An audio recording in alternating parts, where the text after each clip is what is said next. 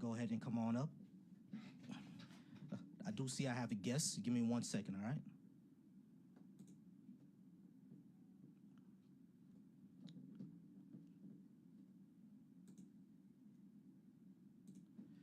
I guess just give me a second.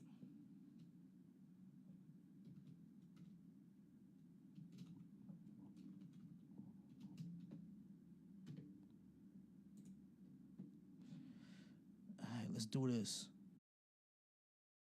Oh, you was a guest yesterday. What's going on, man? You was a guest yesterday, but you didn't tap in by the time I got to you. So what's up, man? Talk to me. We got 25 minutes. Um, so where do you stand? Are you religious or are you an atheist? Or I'm an atheist. oh, okay, I feel like we're on the same side. We're on the same side. No, All right, I but definitely feel religious, and we're putting those all out as like talking points to like kind of like go back to. No, yeah. So I'm just talking to opposition. If anyone is out there, is any type of religion, I just want to go up here and talk to them. If they don't think themselves as to be a part of religion, they just like to they want to believe in God or whatever. That's fine. Yeah, I mean, we'll go ahead and we'll talk about it. yeah, my personal like opinion on it is like I feel like God, like before we had the sciences and everything, it was a good way of like trying to make some sense of like the world we lived in. Hmm. But at the same time, like but by the elites of the days of yesterday, it was basically just used to subjugate like the masses and basically keep them under control of the fear of God because they knew themselves being elites, like they still couldn't control like physically control like the overall power of like humanity itself. So they needed some type of like icon that like stood above man, and God was it for the majority of like society. It basically instilled fear into man. All natural disasters caused by man. It was basically just to subjugate the masses. Yeah, I agree. I agree. That's basically what it was. I mean, the thing is, religion is pretty good to basically like I think it was probably needed in the early times to like kind of control society and have one central culture around a certain god. You know what I mean? And if maybe that helps you build a centralized identity, which is good for society. You know what I mean? Or good for ancient societies at least, if you have one centralized identity. But other than that, what I'm saying? I don't think we need it in this modern age. But I do have another guest coming up. I think it's going to be opposition, but I will see you later. All right, see? All right, take care. Appreciate you. All right. What's up, Anti-Social? Y'all make sure to follow Anti-Social. Go ahead and give her some gifts, some likes, and like all her videos. She does great work. All right, Nat, what's going on with you? Hey, How you doing, man? yeah, what's up? Chilling, chilling. How old are you? Can you hear me? I can hear you. Can you hear me? Yeah, I hear you. What's up, man? Cool, cool. How old are you? 37. Any type of religion? Yeah, I'm Christian. Christian, cool. All right, man. 25 minutes on the clock. Talk to me. What you got? Well, I disagree. Cool. What you disagree with? Uh, all of it, but question and answers. All of it, but question and answers. All right, we can go through the gamut. So yeah, I think there is no good reason to believe in a God. Do you think there is a good reason? Yeah, I think there's a good reason. What's that reason? Because I believe that that the universe came into being through a creator. That there was something in the beginning that created everything. Okay, I mean we can. The thing is, okay, so if you're gonna say that the universe came through beginning through a creator, where did your creator came from? Well, the creator would is God, right? We can agree that I'm talking about God. Yeah, since you're in the Christian tradition, we could agree that you're talking about God. But my question is, if if you're gonna say that the universe came into existence through a creator, that's fine that you can claim that. But number one, how do you prove that? And number two, where did your creator come from? Well, I'll answer the second question first because that was the question you asked first. Got you. I Give me already one had that second. thought. I'm sorry. Give me 1 second. Okay. Navajo, I do see you in the chat. I mean, I do see you as a request. I'm gonna bring you up after I talk to Nat. Okay. So just stay in the box. My bad. Nat, go ahead. Yeah, I think that it's a logical fallacy to ask God to create himself, or to think that a creator of such power Mhm. really needs someone to create himself. I think that's a logical fallacy myself. Okay, so basically, your the God you're talking about is basically eternal and always existed. Yes, he always was. Okay, that's fine. I can say the same thing about the universe. The universe always existed because, as far as we know, energy can't be created or destroyed, so it always was, and it always will be. So what's the difference? So is that what you believe? Do you believe that it always was, or am I talking to just like a concept? Yeah, the universe always was. It's Okay. eternal. Our Um, our presentation currently wasn't always, but the universe in of itself always was. well, see, I think that's a logical fallacy too, because that goes against the theory of practical study. The theory of practical study. What do you mean? Yes. Well, everything that you can practically study in this whatever you want to call it world Mhm. that we live in follows three basic a basic scientific formula called cause, effect, and condition. What came first, the chicken or the egg? Mhm. There was a cause, everything that you could study, and you can't prove this wrong. That's why it's a theory. Uh, Everything that can be studied has a cause, effect, and a condition to it, meaning that you should be pretty self-evident that people understand what cause effect means, Mhm. right? But if you put that in reverse, what caused the universe? The universe, the same thing that caused your God, always was. Can matter. Right. Question: Can Right, matter be but the thing created or is, it's the destroyed? only. But my thing is back. What I'm trying to say is you're saying it always was, but only God has the power of self-sustainableness. How do you prove The that? universe don't have no power. It doesn't. I bet if you go Well, next to the it's, sun right now, it will destroy you. That's a lot of power. well, that's God. God has the power. The universe don't have the power. The universe is an entity. It Is doesn't. the universe alive or something? I'm not saying that the universe is alive. I'm saying some things don't have to be alive for them to have power. Lightning isn't alive, but it has power. Well, how did it cause itself? Lightning happens through charged ions, and that goes through the subatomic level. Like we can research this stuff. 'Cause I'm not a physicist, so I can't tell you. But like all this. Well, only God has that kind of power, man. The universe don't have that kind of power. All right, cool. So can you prove God to be then? Well, you're still trying to figure out that. Okay, everything. Here's the second theory that I'm gonna give you. It's called the theory of means.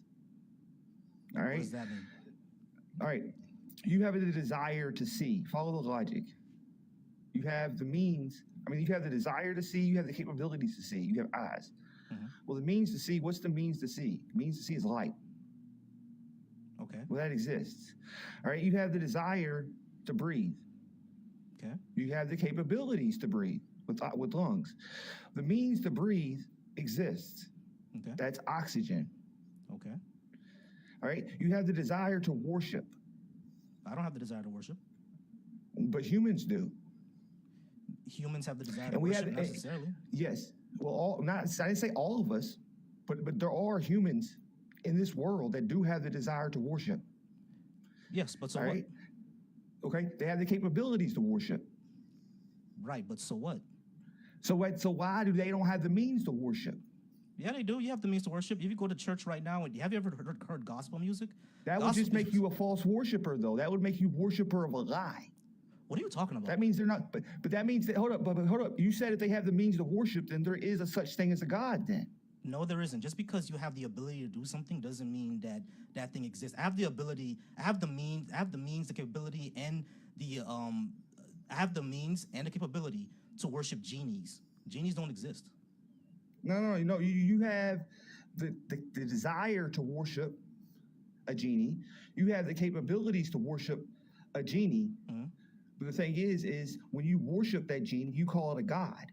You have a god does exist. Okay, what I'm telling you But is there's this. no actual capabilities to worship a genie, though. That's the thing. Yes, there is And capability what to you worship, it's There a are, god. hold on, there are worship capabilities to worship a genie. If I were to You're go out to the calling street, that genie if a I were to god. go out into the street right now and say that I'm giving all praise to Aladdin, you know what I'm saying, and Yeah. his blue genie from the lamp, I'm worshiping a genie. I have the capability Yes. to do that right now because it's out of my mouth, Right. and I'm a person that has consciousness and everything like that. I can do that right now if I wanted to. But hold on, give me a second. How much longer? Okay. That it doesn't give me about 10 more minutes, Navajo. But that doesn't mean that just because I have the capability to worship a genie and I have the means to worship a genie because I'm a human and I have a mouth and ears, that doesn't make genies exist. Just because people worship a certain god, that doesn't make that god exist. I didn't say that.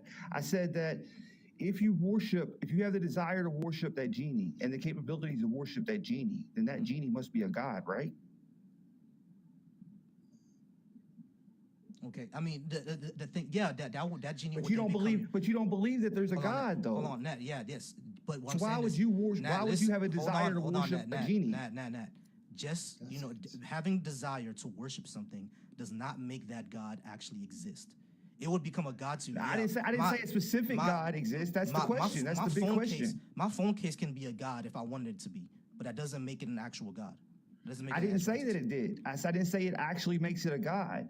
What I'm trying to say is when you worship something, you are calling it a god, right? Yeah, you are. It ain't a real god, but where's the real god at? Because the line of logic is there's light, there's oxygen. Where is the real god at?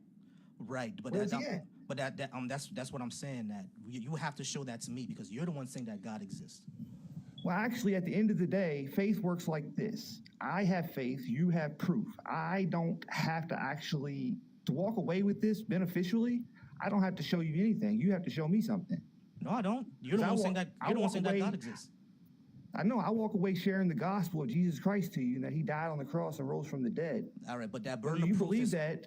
But the burden of proof is on you to actually show that's real. That's why my second thing is faith is not a But what are you password going to to do truth. about it, though? What if I can't show you that it's real? What are you going to actually do about it? Because we Won't have believe freedom it. of religion in the United States. Then you'll end up in hell. That's no skin off my ass. No, wait, but I just won't believe it. Can you show me Then how? there's no skin off my butt. If you don't believe it, it bothers me none. That's your freedom of choice. You have Right. freedom of religion. Right, That's your choice. exactly, right, exactly, Nat. So where are we now? What are we discussing? Because at the end of the day, if you're saying that this God exists and you want me to believe it, you have to show me that it's true. You just can't say, well, you're going to go to hell if I don't. I'll be like, okay, cool. I don't believe in hell. So now what? Well, no, I gave you evidence. If you can't accept the evidence, that's on you. That's You cool. didn't give me evidence. You just said that things exist. So what? I gave you some evidence. I did. I showed you that, first off, you think the universe just comes out of nowhere. I didn't say that. I said the universe always was. Right. So what was its cause? Like it has the power of God or something. It always was. There is no cause. The Right. universe is eternal. Because, I believe it's more reasonable that God is real Nat, than Nat, that universe Nat, is eternal. Question that.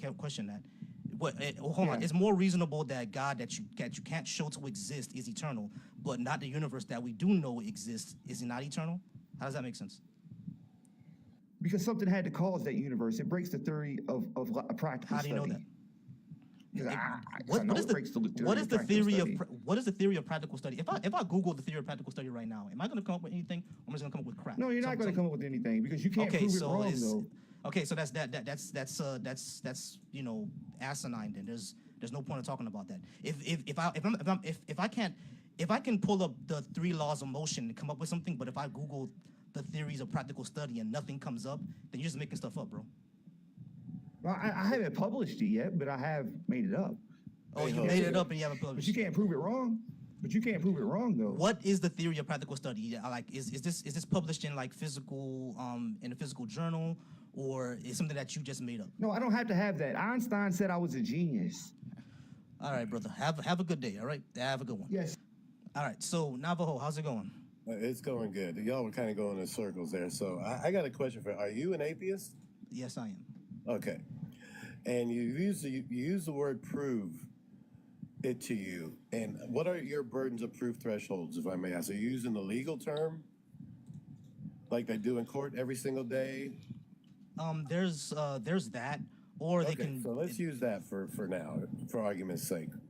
Okay, so Well, the, I mean, there's well, two let levels me of let there's me just two. finish real quick. Let me just finish real quick because that wasn't the only one. There is that the legal way, or there could be like the colloquial way. Like if I told you, hey, I have a white iPhone case, and you say, prove it to me, and I just do this. Here's the white iPhone case.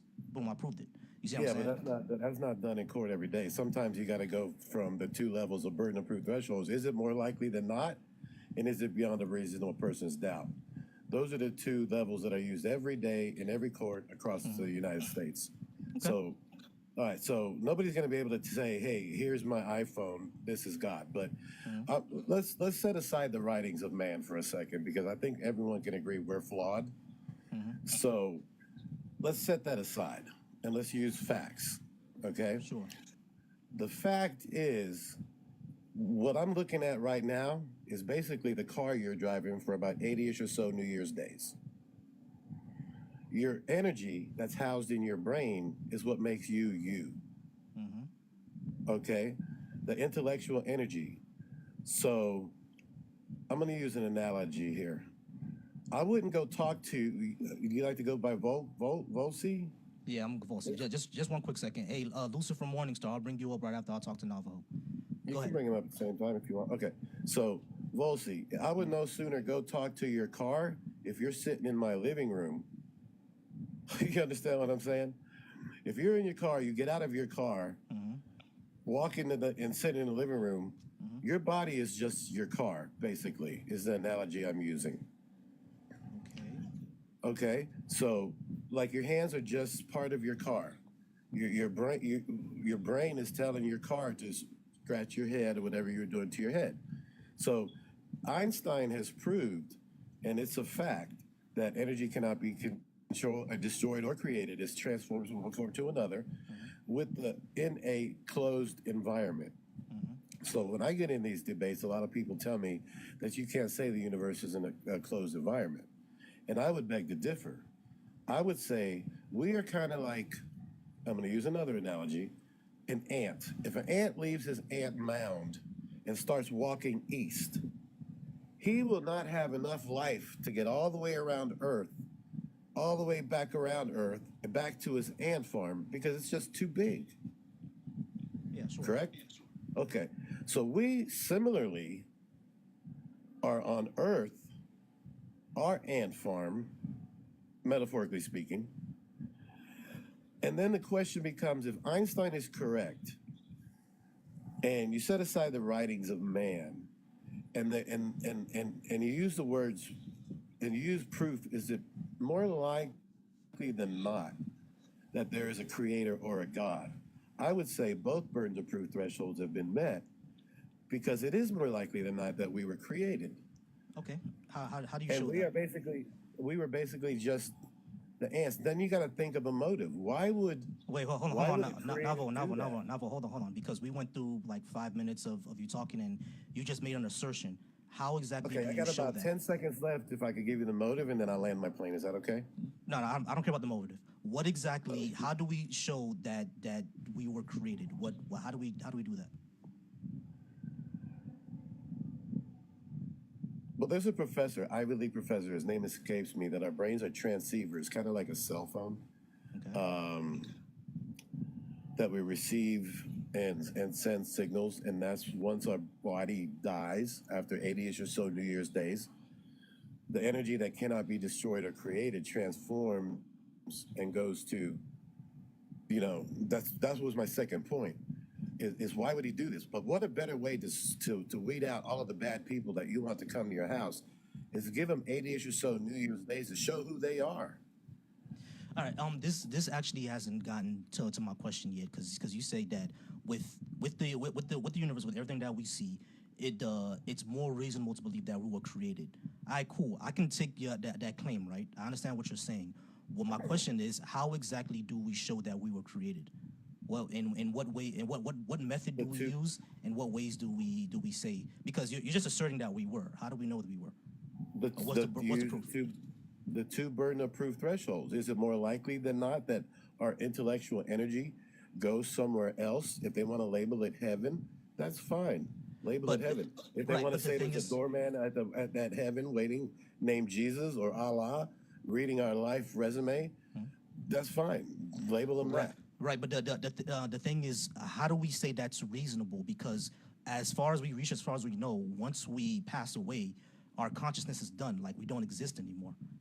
Like we've never seen consciousness after death. So how is it Our reasonable body. to believe that there's consciousness after death?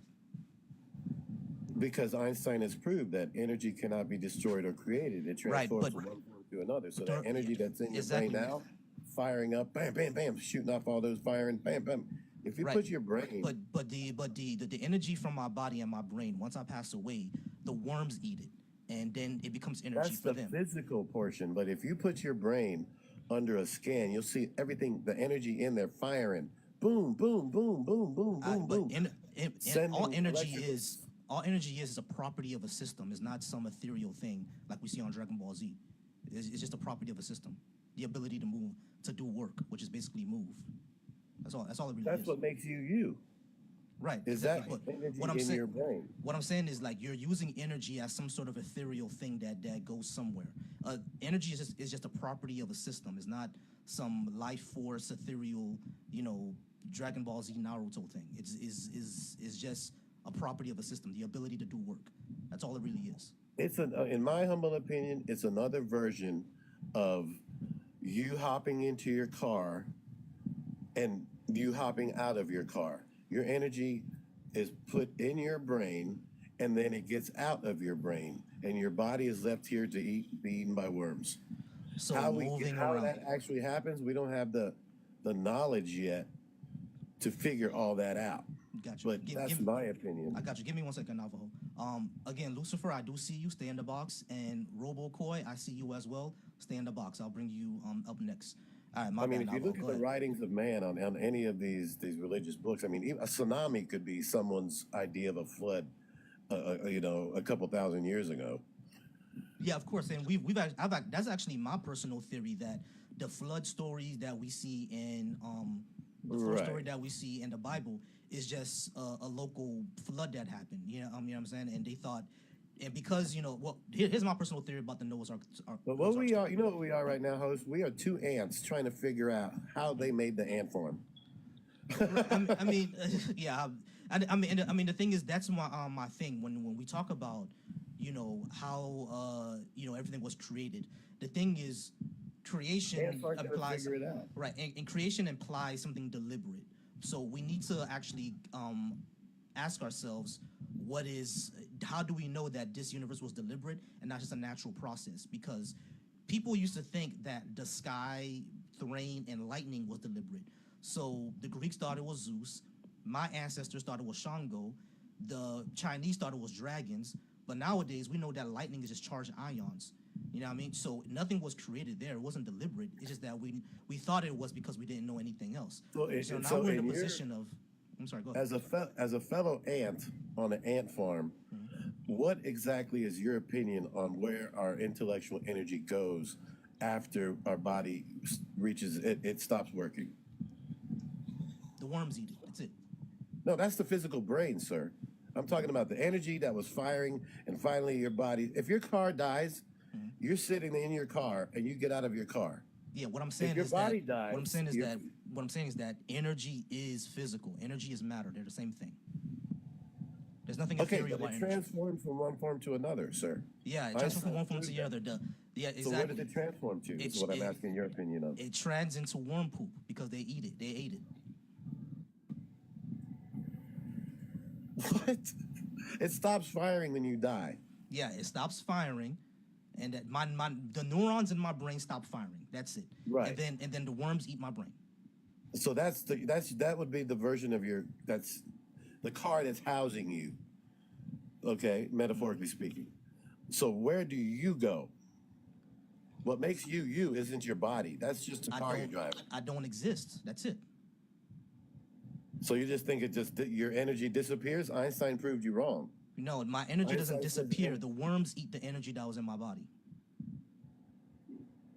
When your brain is dead, there's no longer nothing firing. Right. So it has to go. If Einstein is correct and energy cannot be destroyed or created, it transforms from one form to another. where does it transform to? The energy just stops. It's stored in my brain, and the worms eat it. Worms cannot eat a firing of neutrons. They eat the Right. actual brain. The neurons stop firing, and then the worms eat the neurons. Yeah, but the collective energy that was you goes somewhere. Like my consciousness. Yeah, what makes you you? Well, Yes. consciousness is an emergent property. We don't know if it's an actual energy thing. We The thing is, don't know. the problem, Thank the you. problem, the problem that I'm having is that you're saying that consciousness and energy is just some ethereal thing, and there's no way to show that's true. We don't know if the thing is Of that course, there's we've, no way to we've, show we've it. never We're meant to figure that out. We be God. We're just the Exactly. ants. right is if we were so what the problem that I'm having then is that you're just asserting that energy and consciousness go somewhere else. How do you show that to be true? The two burden of proof threshold. Is it more likely than You not? haven't And met is it, beyond though. a reasonable person's doubt? I It's feel not. I have. But it's not beyond a I'm reason. gonna tell you. It's not beyond a reasonable doubt because you just said we don't know. So how is it beyond a reasonable doubt? No, we don't know where we go, but Einstein's proved that energy cannot be created, Created or or destroyed, exactly. But the thing is, a closed the thing is, system. hold on. What the thing is that you're saying is that you're presenting energy as some ethereal product, and it's not. Einstein didn't say that. Energy and matter are the same thing, according to Einstein. Right, and it cannot be created or Or destroyed. destroyed, exactly. So the matter of my brain gets So eaten, when you're- and it gets converted into bug and worm poop because they ate the matter. Energy and matter is the same thing, my guy. You just can't say the matter is there, but the energy isn't, and energy goes somewhere else. No, energy What and matter cre- is the same thing. Okay, what creates energy is the matter. It's the physical thing. Yeah, exactly. Because energy is just a property of a system. It's not something ethereal. That's like saying to me, anyway, that's like you telling me your car is you. No. Your car is at the mercy of you. Your car is what you tell it to do. Once It you get is- out of your car, when I look at you sitting in your car, I would see a person driving a body that's a car that is driving another body that's a car. So you have to go some. I get what you're saying, but I don't think a worm could eat actual energy. What makes you you? What I'm saying is that consciousness is an emergent property of the energy in our body, right? Consciousness is an emergent property. If you're saying, like, for example, fire is an emergent property, right? When I blow into a candlestick and the fire goes out, where does the fire go? Yeah, but we can't compare an element. To Yes, we us. can, because they're both emergent properties. You see what I'm saying? Because what I'm saying is when we blow out the fire of the candle, the fire just doesn't exist anymore. It doesn't go anywhere. It just doesn't exist. So when I pass away, my consciousness just doesn't exist anymore.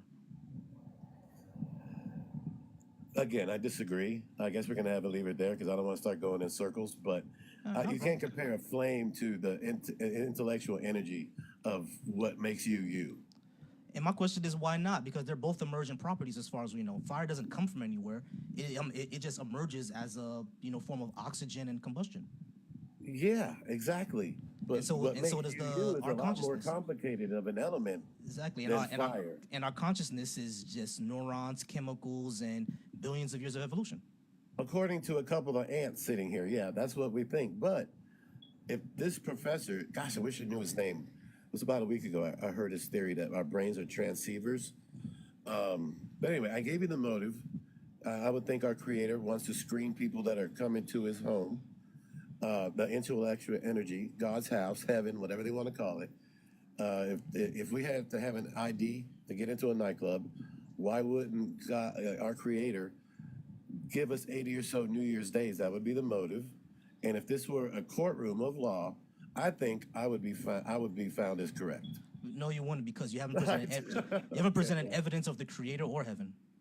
You're just saying that it exists. If I go into a court of law and I say, hey, Navajo committed this homicide on August 11th. No, that's not what you of would two, say. hold on, sir. wait. If I were to say, hey, Navajo committed this homicide on November 11th of 1996, and they were to say, present your evidence of that, and be like, well, Navajo had motive because this guy had $1 million, so why wouldn't he do it? That's not proof of anything. You know what I'm saying? So it's like you actually have to present some That's sort of not how it would evidence. go, Were there eyewitnesses? Was his fingerprints there? Was Navajo even born in 1996? They'll have to look at all of that for me to even say that. Because all you said to me is say, hey, our creator gave us this motive and our creator exists. I'm like, okay, No, show the no, creator. sir. Can you show that? That's not how it would go. It would go that number one, you're claiming that that what makes me me is energy. Okay, that's intellectual energy that makes Volsi Volsi, and what makes me me. Okay, Einstein showed that. Now you would then have to prove how is your energy not just wiped out like a flame on a candle, because Einstein said energy cannot be created or destroyed. It goes from one form to another. Okay, so Okay, now great. quick question. So have we You- even made it to the moon yet? Not moon. Have we made it to Mars yet? No. Yeah, So we have. we don't know what's So, out there. Yeah, we have. So Yeah, we don't. there's several robots on Mars right now. That's how we know there's. I mean, okay. When that- you're talking about a physically made it human to Mars. human landing on Mars? No, not yet. But when because it's harder to do. But when But you'll when we concede say that we have oh, not reached the corners of space yet. no, of course not. It's too big. Okay. But when I say We're Navo, just a when, couple of ants. hold on, Navo, this is what I'm saying. Yeah, sure. When you said that you can't compare it to a flame, fire is energy itself. So when we blow it out, where does that energy go? It gets converted into smoke, doesn't it? Yeah. Yeah, exactly. Back into oxygen. So when we pass away, the intellectual energy or what our consciousness was, it gets converted To back something we don't know. into matter, into that dead matter of our brain, and the worms eat it. That's what's left. But what makes us us?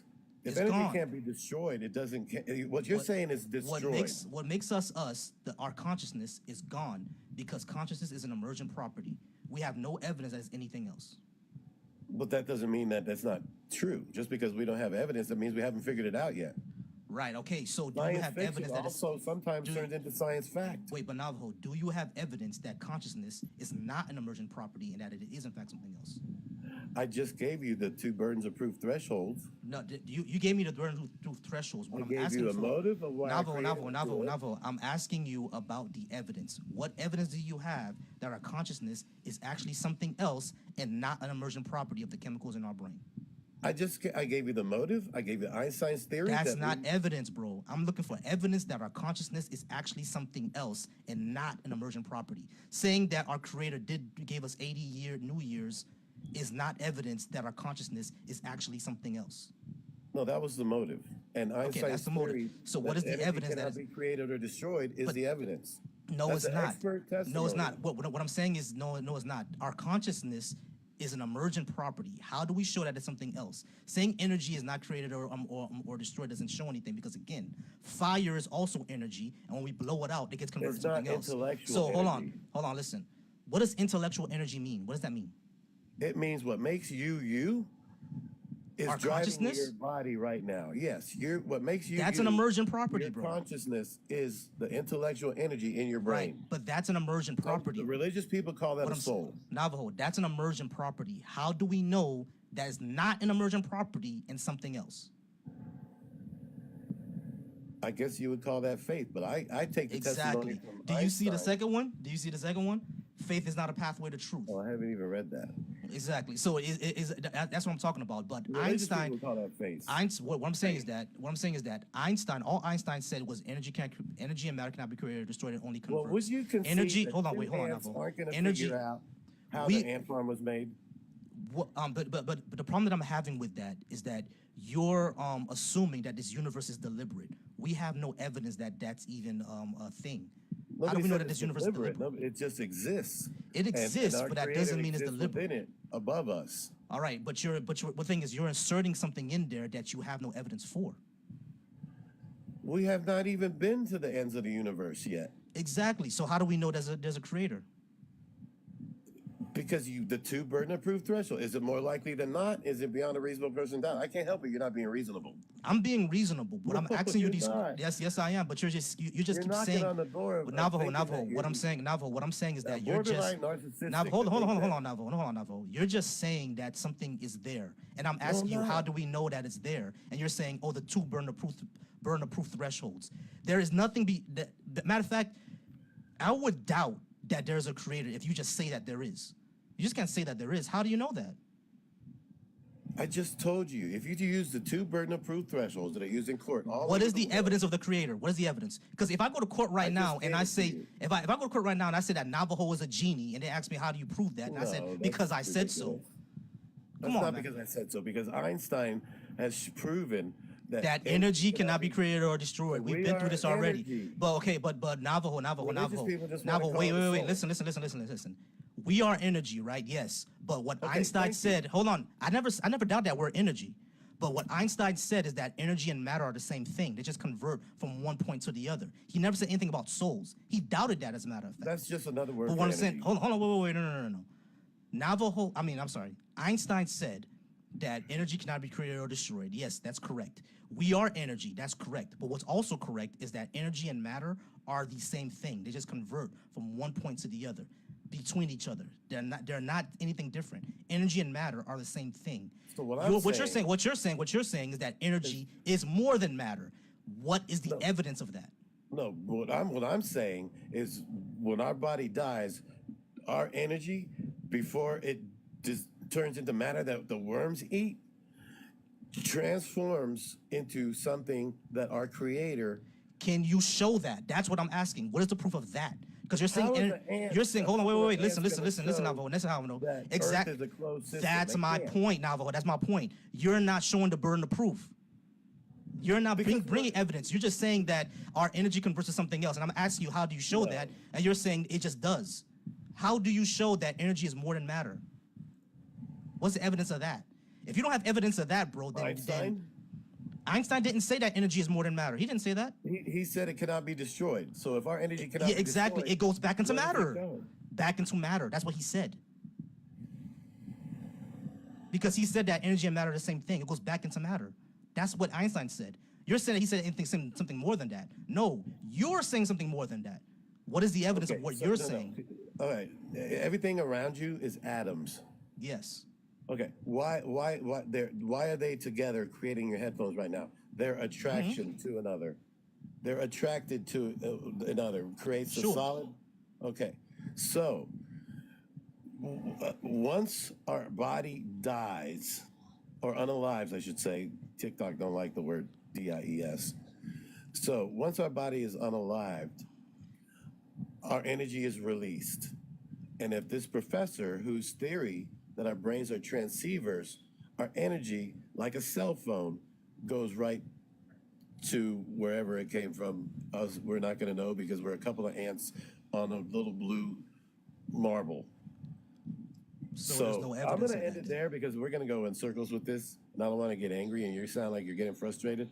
So I'm going to just say I agree to disagree with you, but trust me when I tell you that there is something beyond us, and you can call him God, you can call him whatever you want, but there is something beyond us that we haven't even got to in space yet. But it's been a great debate. You fight vigorously for your belief. All right, cool. All right, Appreciate man. You have a great day. I'm in Florida. We just had Debbie come slam us. So. Yeah, I know. I'm in South Florida, so I know how that go. Oh, are you? Yeah, I hope we get tomorrow I'm off up here because north of Gainesville, so she literally ran us over. yeah. Y'all got whooped up there. We just got rain, so we're all right. Yeah, all right, man. Have a great evening. Yeah, as well. Bye-bye. All right, Morningstar, I'm bringing you up next. KK, do not leave, okay? I do see you in the box, KK. Do not leave. I'm just going to bring Morningstar up first, and then I'll bring you. Hello, my friend. Can you hear me? I can hear you, Morningstar. We got 20 minutes on the clock. What you got? I just want to understand. Listen. For all purposes, I'm the devil, okay? And if I am saying good about God, you should at least pay a little bit of attention to me. Devil never talk good about God, but this devil is talking great about God. So why I'm saying my father is here, I have lots of problems. He sent me to banish me.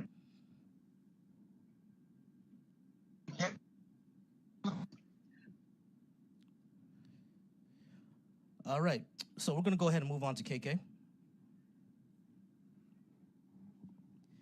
Yeah, I'm not gonna waste my time on that. Like, y'all tripping. We're gonna go ahead and move on to KK. if she loads up, if KK loads up, then we'll move on to her. There she Hey, is. Bossy. How's it going? I don't know if you know who this is. I obviously agree with everything up here. I'm sick. It's Michaela. Michaela, hey, I knew you sounded familiar. Michaela, how's it going, Michaela? Don't mind me. I'm a little sick. Not a problem. And you're actually going in and out, so there you are. How's it going, Michaela? I'm good. Cool. You've been all right. It's been a while. Yes, well, I'm in your Discord group, so whenever I get notifications, I be over there. All right, great. Yeah, man. So it's good to see you again. Everything's been all right. All right, cool. So I've just been doing these. I got Sunday, Mondays, and Tuesdays off now. So I get on the box, and I go ahead and do these discussions and debates. Well, I've been trying. I knew the one time you said that you were going to be having one on a Sunday, and then I did not see one on that Sunday. You had said it in like your Discord group. I'm like, oh, let me join. I didn't end up seeing it. I agree. So I have no idea what that's about. But now I see it in my hallway. FYP. Oh yeah, we just say Whatever hallway term. because of Clubhouse used to say hallway. I'm so used to seeing hallway, but it's FYP. Is when I say Clubhouse is they ruined the Clubhouse. I'll tell you that much. All right, this is what we're gonna do. We're gonna bring up Morningstar up one more time because he was going in and out. Because now I'm interested. I really want to hear this topic because he's talking about he's Lucifer. All right, Lucifer. Okay, so he crazy. He might be. So, all right, Lucifer. Let's hear you out. Yeah, you got disconnected. All right, so let's hear you out. Yeah, listen, my friend, I have only good things to say about my Father in heaven. He banished me to hell. Hell is not a place where lost souls go to be tormented. Hell is a place that tormented souls go to get healed. It makes the earth the real hell. I'm here to heal. That's basically all I do. Can you hear me? What the flying hell are you talking about? Can you hear bro? me, my friends? Oh, we can hear you. Oh, we can hear you. We just have no idea what you're talking about. All that was Oh, we gibberish, can bro. hear you all right. All I can tell you is, why are you here? Have you ever questioned that? Why am I here? Why are you suffering here? Why are you suffering here? I'm not suffering. I have a good job. I have one who loves me. Decided to have sex. Listen. If you think you are suffering, you won't be here. No, I'm actually not suffering. I mean, You when won't someone, be- when one of my family If you're members or my suffering, you friends won't- pass away, yeah, sure, that feels bad, and I'm suffering then. But my life is not all that bad. Like I have a woman who loves me. You know what I mean? We have great sex. Like I'm buying a house. You know what I'm saying? We're gonna get married soon. So yeah, I'm not suffering pretty much. There are people who are out there suffering, which is why I want to defend them very much. You know what I'm saying? Like the LGBTQ community Listen, is suffering from all these suffering laws. is relative. People in Haiti, my parents' country of Haiti are suffering. People in the Congo are suffering. The Palestinians are suffering. Free Congo, free Palestine, free Haiti. Those people are suffering. Me, I'm doing fine. You know what I mean? I'm not doing that bad. But everybody in the world is suffering. God should help those people out. He shouldn't help me out. If God exists, he should help the kids in the Congo. He should help the kids in Gaza. He should help the kids in Haiti. That's who should help out, not me. I'm doing fine. God is not here to help you. God is not here to help anybody, my friend. God is here to guide me, and I'm helping everybody. God is actually doing things on his own. He's doing certain things on his own, and he's doing a lot of things on his own. So a lot of things happening.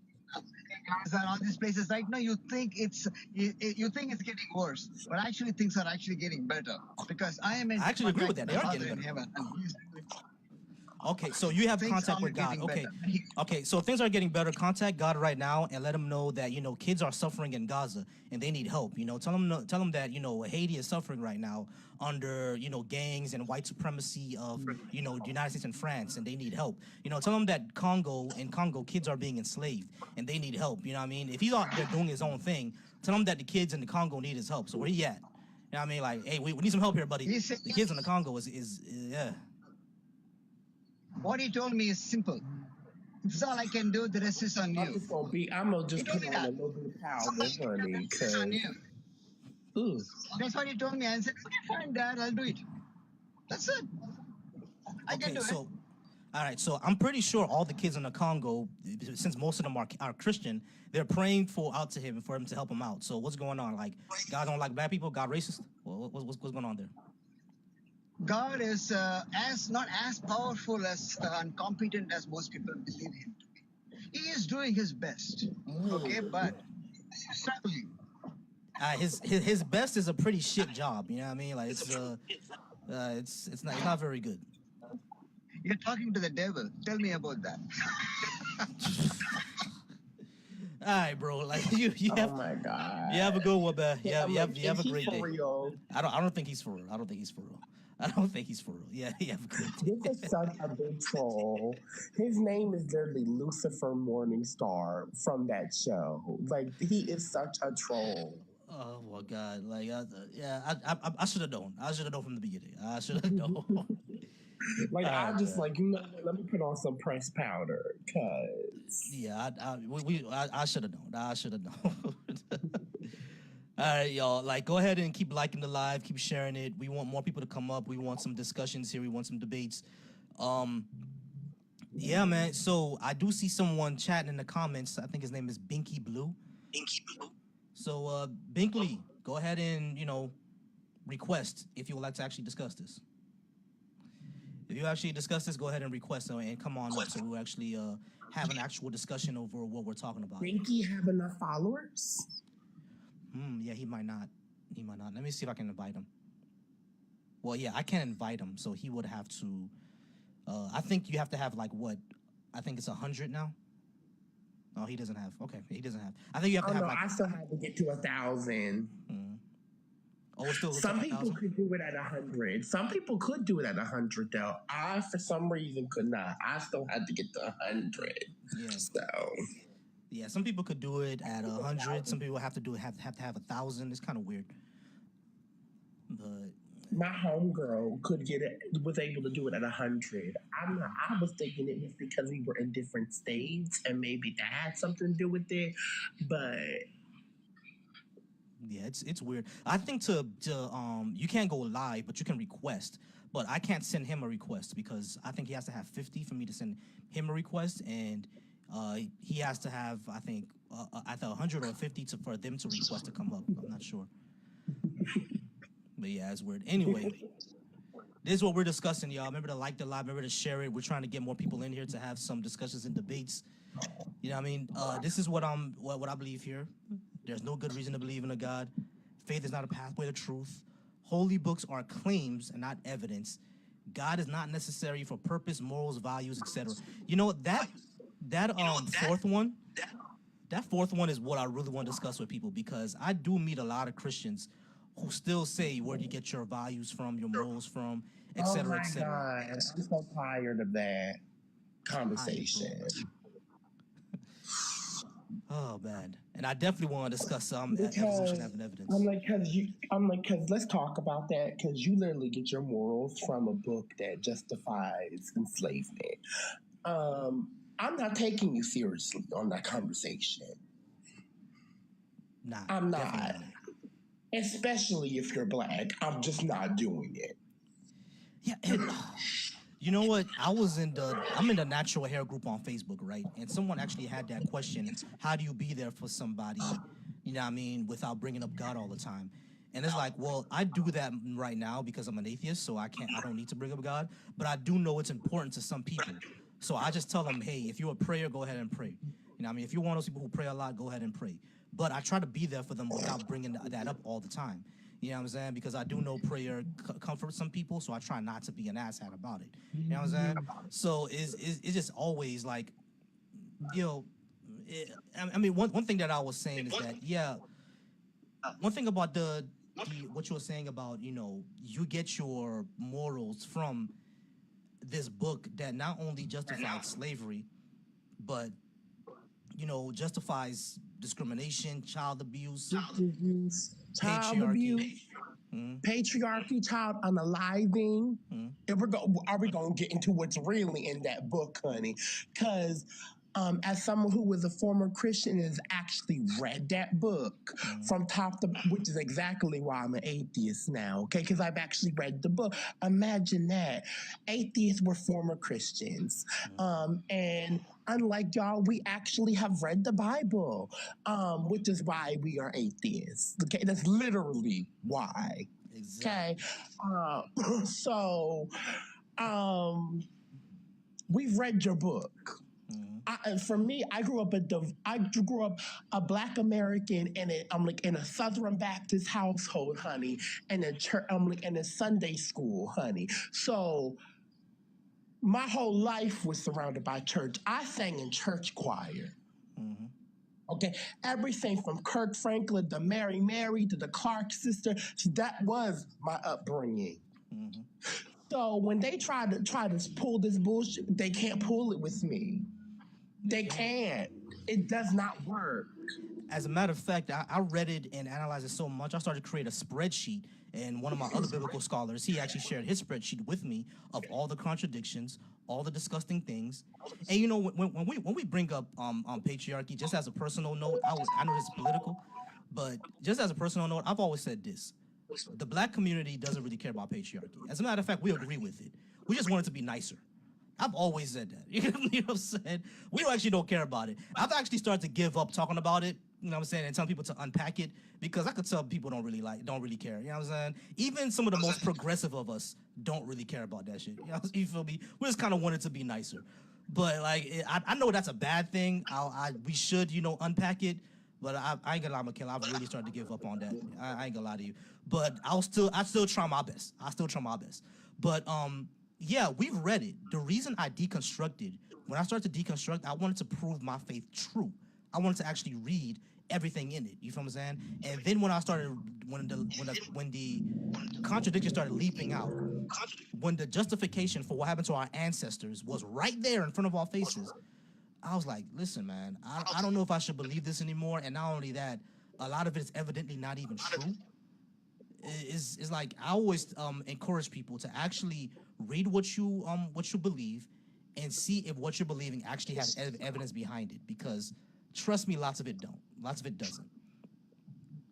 Oh, and girlies, instead of putting my 10% of my earnings into the church, this is what happens when you don't do that. Your edges are full. Thank you. Edges are full. Edges off. Hey, listen, I don't have to worry about that anymore, because once I saw that I was getting to George Jefferson at 25, I said, oh yeah, I gotta go. So I started, everything. I'm like, listen, certain men can get away with that. Certain women can too. I cannot, honey, because you have to be a particular type of beauty to rock a bald head. Solange is that type of beauty, okay? She can do that. Me, I'm like, Beyonce is not. Michaela is not. Okay? So, to you girls that can rock a bald head, if it comes to that, I'm putting on a wig. If I ever get cancer, I am putting on a wig. Because that is not going to work for me. Yeah, man, anyone who can, more power to you. I need at least 19 inches. Oh, man. What happened to all the ops? Did we scare away all the ops, y'all? Y'all keep liking it. We have 5 people in here. Keep liking the live. Keep sharing the live, because we need the ops. We want that energy, especially Black pastors. We want y'all in here. You know, we want to discuss. Oh God. I like talking to Black Christians. I like talking to Black pastors. Yeah, Binky is in here lurking, Oh, but honey, that's you only know they because. get mad.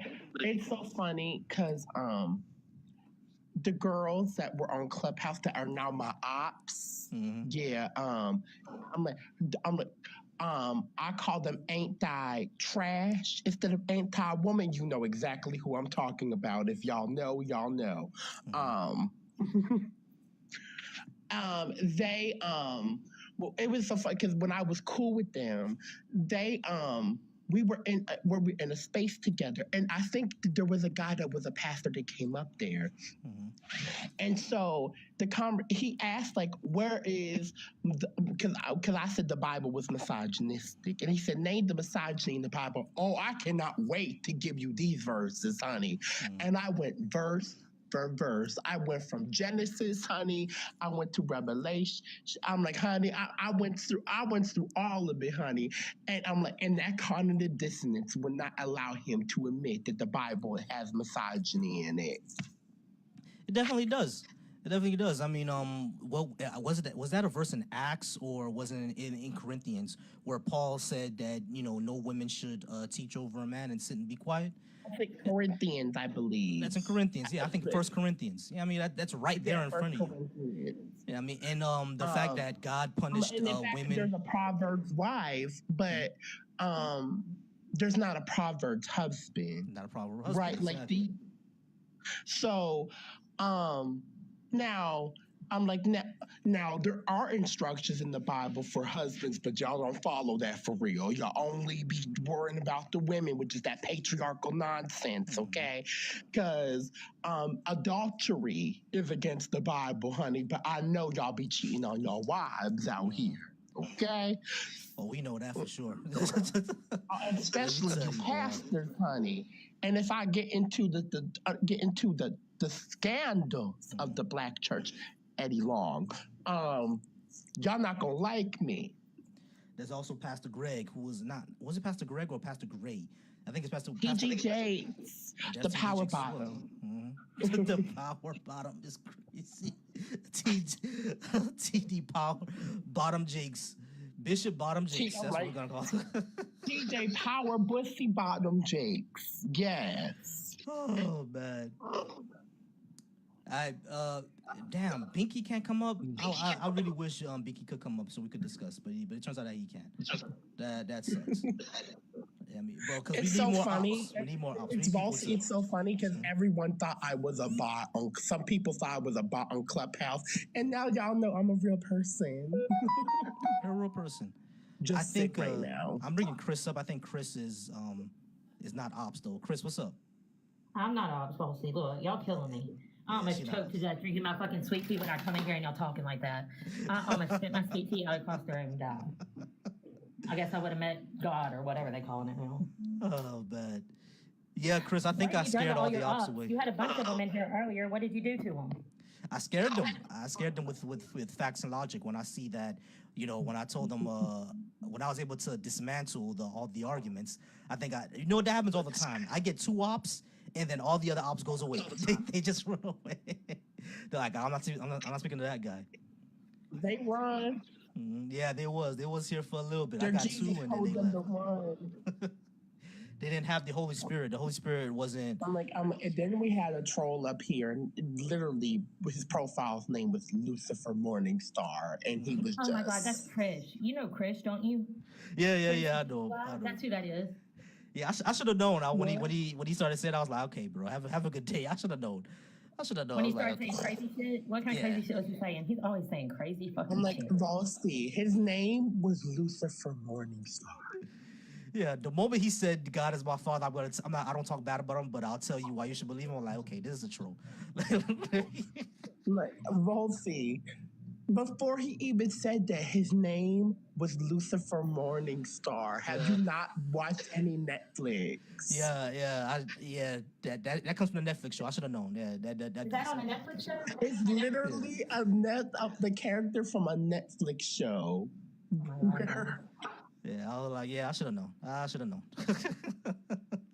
So, Bossy, I have a question. You said that you were trying to read. By the way, don't read me. I don't have my nails together, and Yeah. But So, anyway. Bossy, that you were trying to reaffirm your faith when you deconstructed? Yeah, when I deconstructed, right?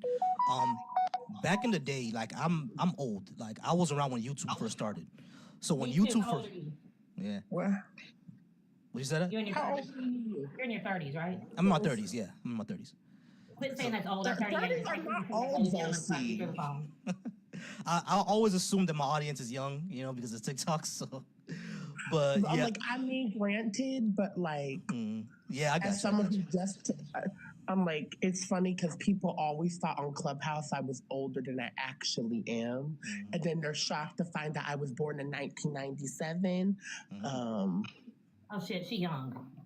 Yeah, yeah. But yeah, I was born 10 years before you. I was born in '87. I was born in 86. You were in '86. Yeah. Okay. Cool. So I we were literally just turned 27 last month. awesome. So- Happy 27th.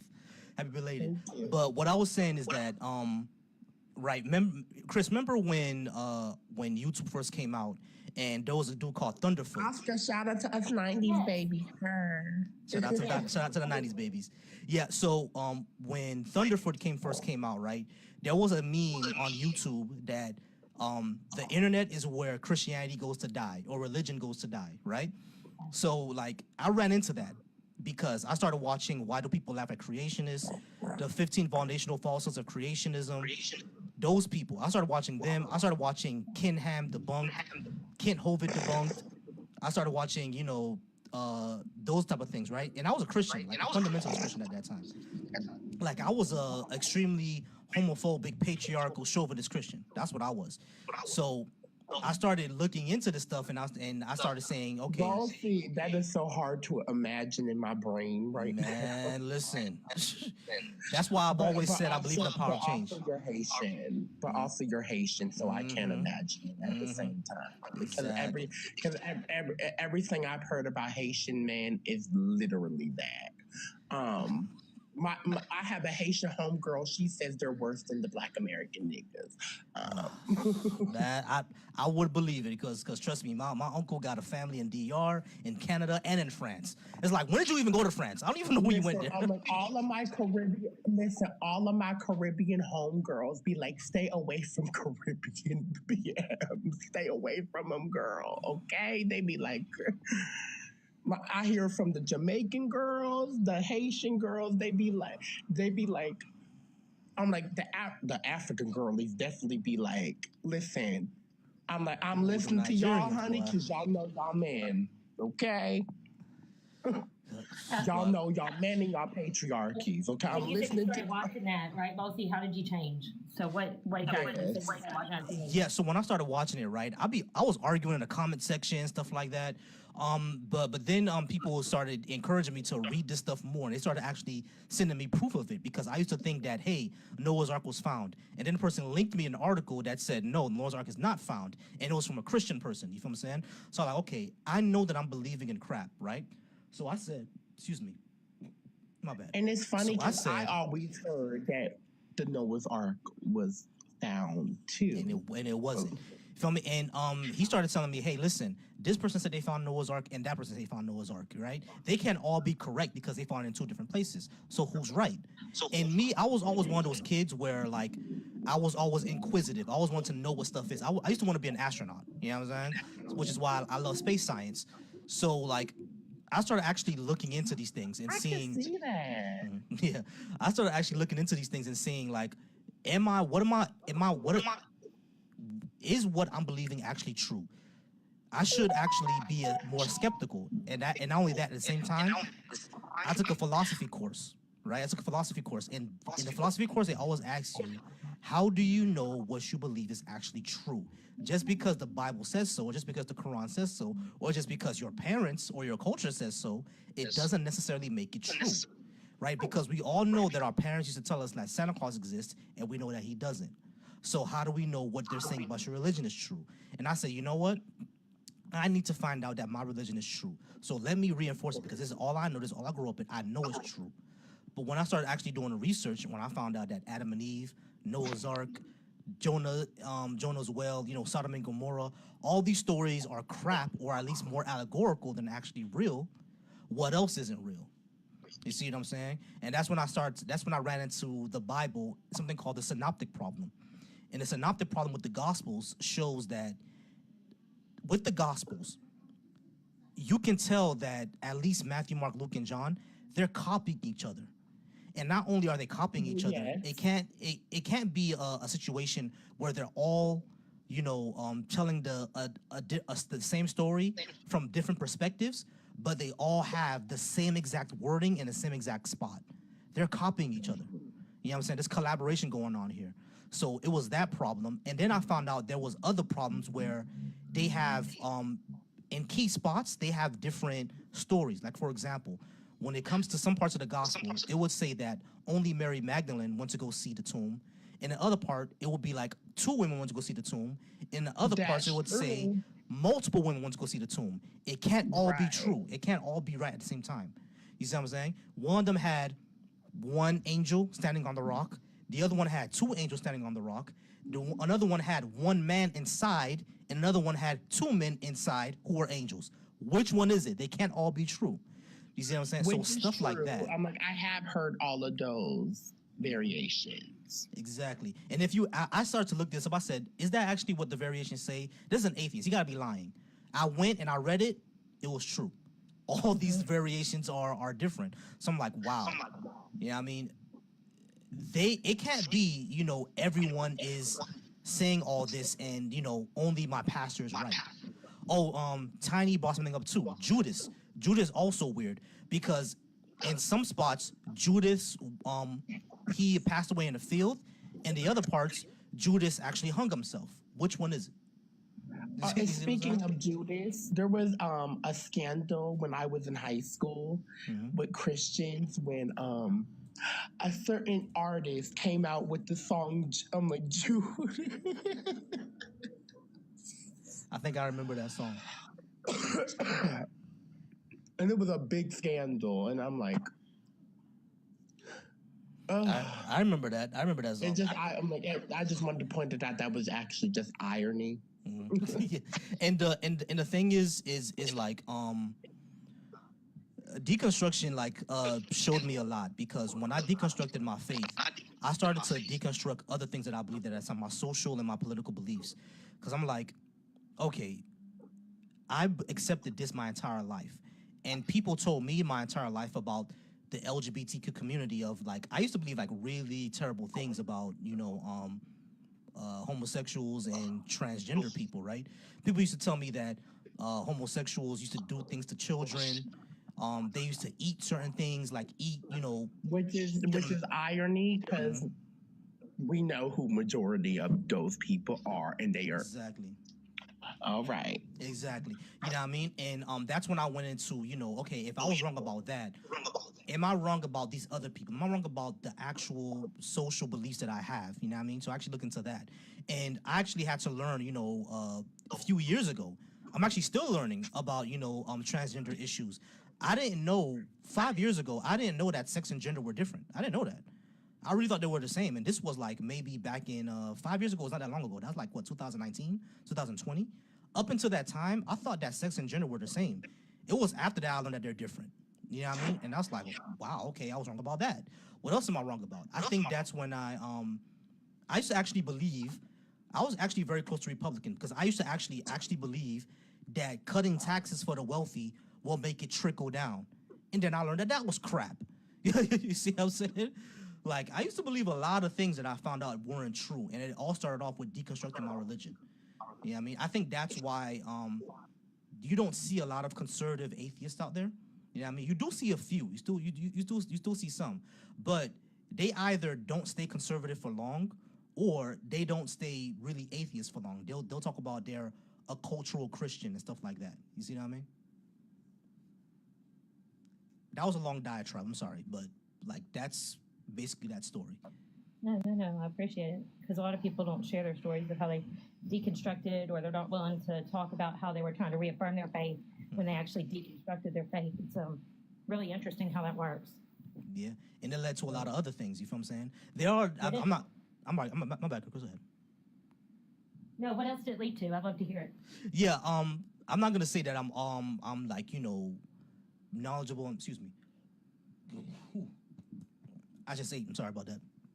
But yeah, I'm not gonna say that like I'm super knowledgeable about LGBT issues. You know what I mean? If it ever comes up to a debate on trans issues, I would say, hey, I'll punt it over to Michaela because she knows way more about that than I would. You feel me? I think it would be a disservice if I tried to debate that because I don't know everything. You know what I mean? So it's like, and I'm not gonna say that I don't still have some chauvinism. Like my fiance would like when she needs to, do her nails or whatever, I'll be like, all right, babe, here's the money to go do your nails. And she'll be like, why are you giving me the money to do it for? I'll be like, that's my job. I'm a man. I'm supposed to do that. You know what I mean? It's just because it was the way that I was raised. You know what I'm saying?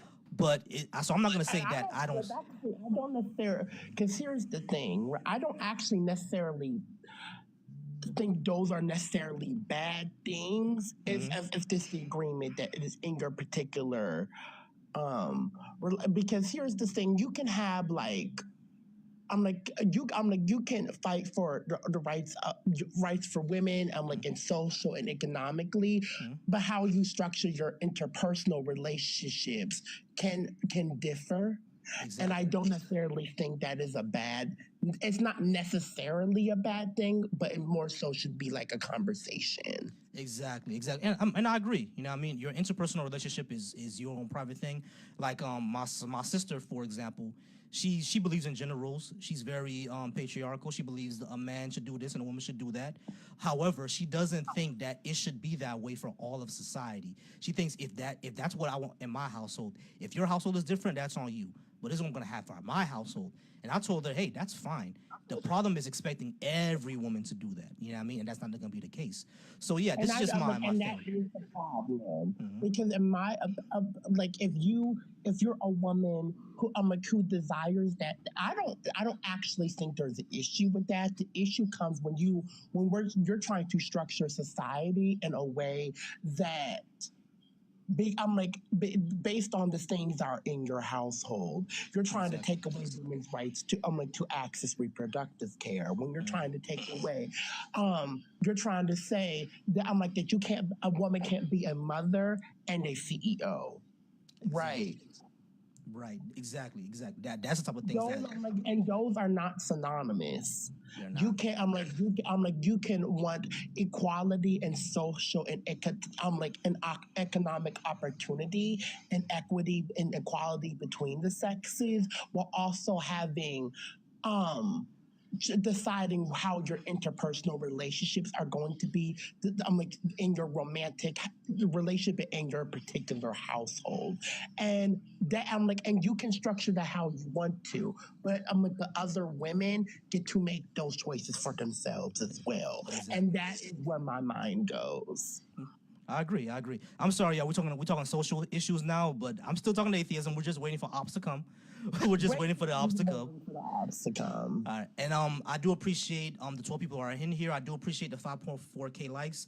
Keep liking it. Keep sharing this live so we can go ahead and get up there. I'm also sorry, y'all. I'm sick. My voice keeps on going in and out. No, not a problem. Yeah, so keep liking the live, keep sharing it, y'all. That's why I thought you didn't recognize me at first, because my voice is sounds different right now because I'm sick. Yeah, exactly. I didn't recognize it at first, but I appreciate you being here. All right, y'all. We just want more. Michael, let us know if you're a Christian, Muslim, or any type of religion, or believe in God. And if you are, go ahead and come on up, and we'll have more of a discussion.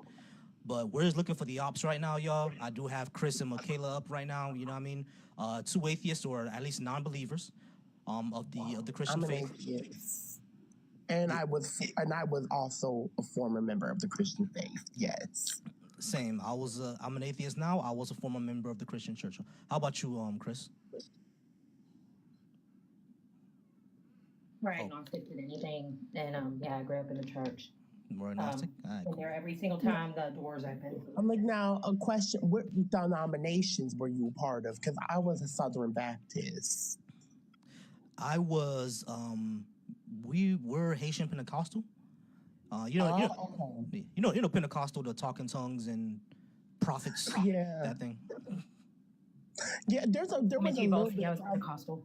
There was a little bit of that in my because mind you, you know, as Black people, like culture and religion will sometimes intertwine with one Definitely. another.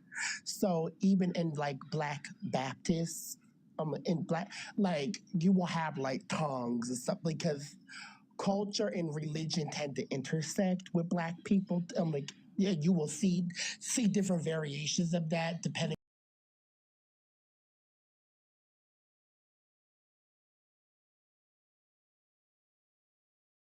um and their culture is definitely represented in that, or like for me, I'm an African American, so um off in my case it was African American heritage, or you Haitian Pentecostal. So like you will notice that when you go to like a predominantly Black church, you will often notice that the culture of that's the majority of that Black population is typically intertwined with the religious environment. It's really hard to explain, but that's really how it is with Black Hey, churches.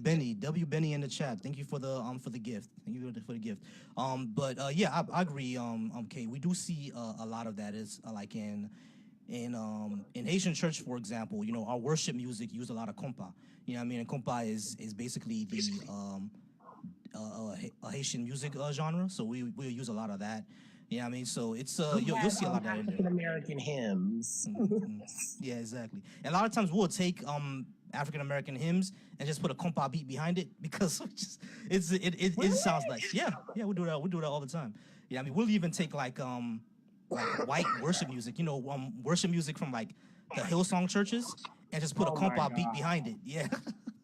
It's put a compa beat. So But the I thing would is, it say, sounds so good though. That's the thing. We spice it up, you know, it sounds fire. I'm like, okay, it has to be spiced up because, listen, I can't listen. Occasionally, sometimes I will still kind of listen to some Christian music, but it's always the one with flavor behind it. I'm sorry, I can't get behind that. Give me some Tamala Man. This is Kirk Franklin. Okay. Bruh, exactly. I need that. I need that. Well, we had someone I think was an op in the audience. I invited him up and he never came up. He never came up. Why don't they ever want to come up? Man, we want the ops. We want actual discussion, y'all. Come on, like we're actually looking for debates. We're actually looking for discussion. Y'all come up. Y'all come up. W Benny, by the way. So, I'm in Elsie, this. I have a question for you then. You Sure. grew up Pentecostal. Mhm. So you grew up, you know, with the church where they had speaking in tongues and what they call slaying in the spirit and all that stuff, right? Mm-hmm. Did you ever have an experience with any of that yourself? Oh yeah, definitely. But I faked it. I definitely faked it. Like you know when the Benny Hinn type people when they lay hands on you and you're supposed to fall out or whatever. You know what I'm saying? Like I remember when I had that experience and I could kind of feel the guy pushing me back, right? I could kind of feel the so-called prophet pushing me back. So I could tell at Right. that point I was supposed to fall over and fake it. But people used to always say, oh, when they felt an overwhelming feeling and they went to heaven and talked to Jesus or whatever. And when he pushed me down, I knew what I was supposed to do. So I just went ahead and fell back. And I could hear everything that's going on. I'm like, I'm not in heaven right now. So at that point, I knew that people was faking it. I was like, yeah, all this is fake. This is for show. You know what I mean? Yeah. All this is for show. It was really weird. Also the talking in tongues is literally gibberish. Yeah, I mean, it's nothing. The whole all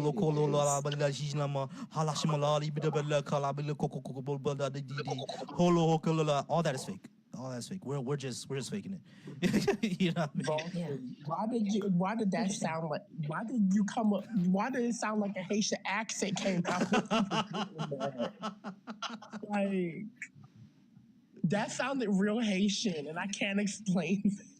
I think we got ops, y'all. I think we got ops finally. All right, cool. I think we finally got ops. He was here the first day. All right, Logan, how's it going? Age, please. Good. 23, by the way. 23. And any religion, Christian, Muslim, or you just believe in God? Christian. Christian. All right, cool. All right, so what you got for us? We got 4 prompts up there. What you got to say? 20 minutes. Well, metaphysics proves God is real. I'm just going to say that. Say that again. Metaphysics proves God is real. Metaphysics proves God is real. Why does metaphysics prove God is real and not just atoms? Hold on, let me turn down my TV. Sure.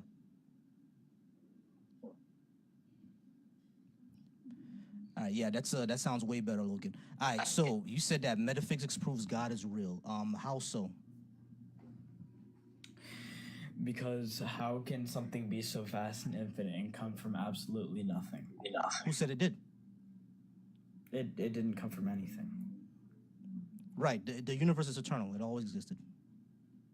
Yeah, but nothing doesn't come from nothing. No one said it did. There is no nothing. Nothing doesn't exist.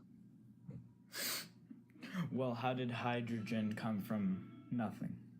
No one said it did. Hydrogen is just a fusion of atoms. Yes, it is, but where did it come from? There's nothing to change it.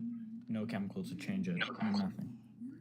Right, but no one said that it did come from nothing. Hydrogen molecules didn't always exist, but we know atoms and protons and all that always existed. Like energy and matter has always existed. It's just our current presentation of the universe is something that is now existing now, but the universe in of itself and everything that contained in it, from quarks to the most elementary particles, those are always a thing. Those always existed. Okay, so hydrogen always existed? Hydrogen in of itself hasn't always existed, but the quarks that make up hydrogen have always existed. Okay, well tell me, where did you get the extra component for hydrogen? I need to know where that came from too. What do you mean the extra component? Extra component that makes it hydrogen. All right, hydrogen is made up of atoms, and atoms are made up of quarks. So they all came from quarks. Yeah, I understand that. A hydrogen is just like it's just an atom, but it's made a little differently. Yes, I understand that. Where did it come from? What do you mean? Maybe I'm not understanding your question. You're asking the atoms that make up hydrogen, where did they come from? Yes. They came from No, elementary not the particles. atoms. No. Yeah, I understand that, but where did it have a change randomly and it just happened? Where did that happen? Talk to Dr. Blitz, bro. Talk to a physicist. I don't know. Oh, but you're an atheist. Yes, I am. That doesn't make me a physicist. Just because I'm an atheist doesn't make me a cardiologist as well. If you ask me how to do heart surgery, I'm not gonna know. Asking how the different elements were formed. Is that what you're asking? The different. Ask me or him? You, Logan. Oh. I think she was talking. Yeah, how were the different Well, elements God- formed, Logan? Is that what you're asking, God created them. Logan? Okay, so God created them. Okay, So- cool. How do you show that? My bad, Chris. Go ahead. My They bad. were formed in different ways, if you want to get technical about it. So only hydrogen, about 13.8 billion years ago, approximately, only hydrogen and helium, along with trace amounts of a couple of other elements, were present. And then cosmic dust, gas, started to cool, stars started to form, nuclear reactions started to happen, and started to create the 86 remaining elements, approximately 86 remaining elements. So it all depended on temperatures and conditions as to what was formed when, but that's how that happened. And yes, I do have a degree in physics before you want to go there. Okay, but where did that change happen? Because nothing. I just doesn't explained it to happen you without completely. anything. It depended on the temperatures at which, at the time, because it was cooling, right? So it depends on the temperature Yes. and exactly where they were, and then the mixes of, the elements as to how the other 86 were formed. But it all depended upon the weight and the conditions and stuff, and that's how they were all created. Hey, Michaela, my bad. I had some YouTube because you had an echo coming through. Go ahead, Chris. But yeah, That's that's fine. how that happened. So it was just depended all about the, environment, the cooling rate, and what was happening in that area and what elements were present. So it's just cooling. So when the Big So, Bang happened, everything- and most of the hydrogen and helium in the universe, it was actually created like seconds after the Big Bang. Oh, So- okay. So if I'm getting this correct here, it was hydrogen and another thing that just kept on compacting. Hydrogen didn't exist yet. She just explained it to you, bro. Yeah, Sorry, hydrogen and then helium what- were created literal seconds after the Big Bang. Okay, then what two? Well, like chemicals. Balsi just explained to you, quarks and stuff like that, they were there. I mean, that's just kind of how it is. Have you ever heard of a supernova? Yeah. So supernovas create elements as well. Yes, So I when a understand supernova that. happens, elements are created during that as well, because of the explosion, the temperature, and everything. All that type of stuff happens. So Logan, let me ask you a question. How does any of this lead to a God? Let's say that Chris wasn't a physicist and I didn't know the answer and none of us knew. How would that lead us to God? Well, God created everything. So let's say he was he is omnipotent. So that means he was always there. He couldn't be created Okay, how do you know that? because that would be illogical. So What do you Logan, mean are you that- what do you saying mean that that would be God could illogical? just have been there, but quarks and stuff couldn't? No, quirks could be there. Okay, Okay, so there's s- more than one answer. No, there's one answer, but it's carried out in different ways. Okay, so you're saying that God is quarks? Yes, basically. Okay, so that makes you a pantheist then, Not necessarily, no. right? Because if you're just saying that God is quarks and God is photons and God is the universe in of itself, that's pantheism. Well, it's omnipotent. Omnipotent. What does that mean? It's more of a it's a spiritual type thing, really. All right, so omnipotent mean that all powerful, right? Yes, Right. Okay. So how do you know that? because it would be logical. It would be logical of what? It'd be logical for there to be a higher creator. Why? Because you can't create, like, tell me, can you create yourself something so vast and infinite? Can you even comprehend it? No. Exactly. So Do how you does think that? any? That's a non sequitur. Just because the universe exists and is expansive doesn't mean that there must have been a God that created it. Well, it would make sense because How do we know that the universe is just not eternal? That it always existed? Because like if let's push it back a step. You said that the universe is expansive, so it must have been created. That means that your creator is also as expansive and also must have been created. So who created your creator? no, not necessarily. He could have been around before it was created too. All right. So doesn't that mean that there should have been a creator that's been around before yours? Yes. Oh, so your creator has a creator. Who's that one? No, he doesn't have a creator. He's just always been created. Let's say that. Ah, okay. So So, the that doesn't universe make has any always sense. existed. My bad, Chris. Go ahead. No, go ahead, go ahead. No, I was gonna say we can apply the same thing to the universe. It just always existed. Yes, it always has existed. Right. So And there when is no did I ever say prior. it didn't exist. Right. What I'm saying is that the universe was no prior. It always was. It always existed. Yes, that's completely correct. Yes. Okay. So you're a pantheist. No. All right. So you're saying that something had to spark the universe to create, correct? Yes. Okay. So that means that the universe was not always eternal. It was created at a certain point, right? Our universe, yes, but the vastness of space has always been there.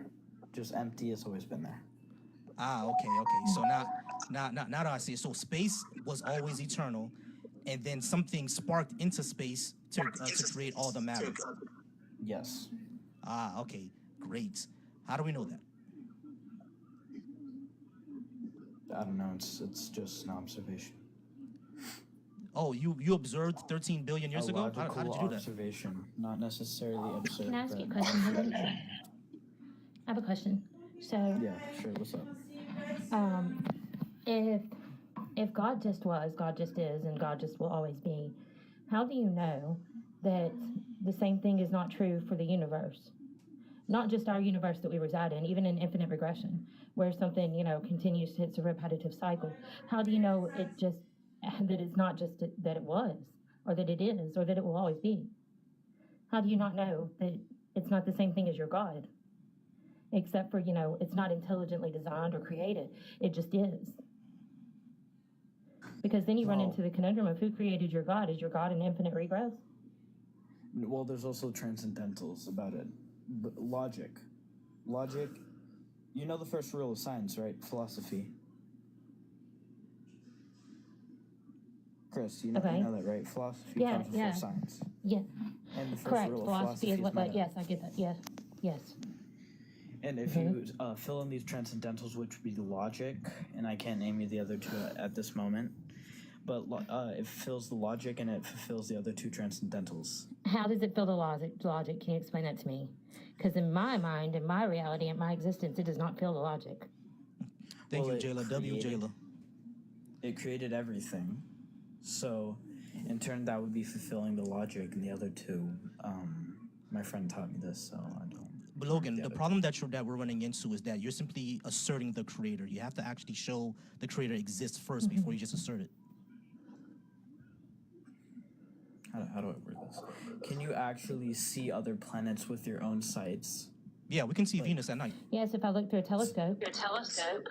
Sorry, like other universes. No, we can't. Exactly.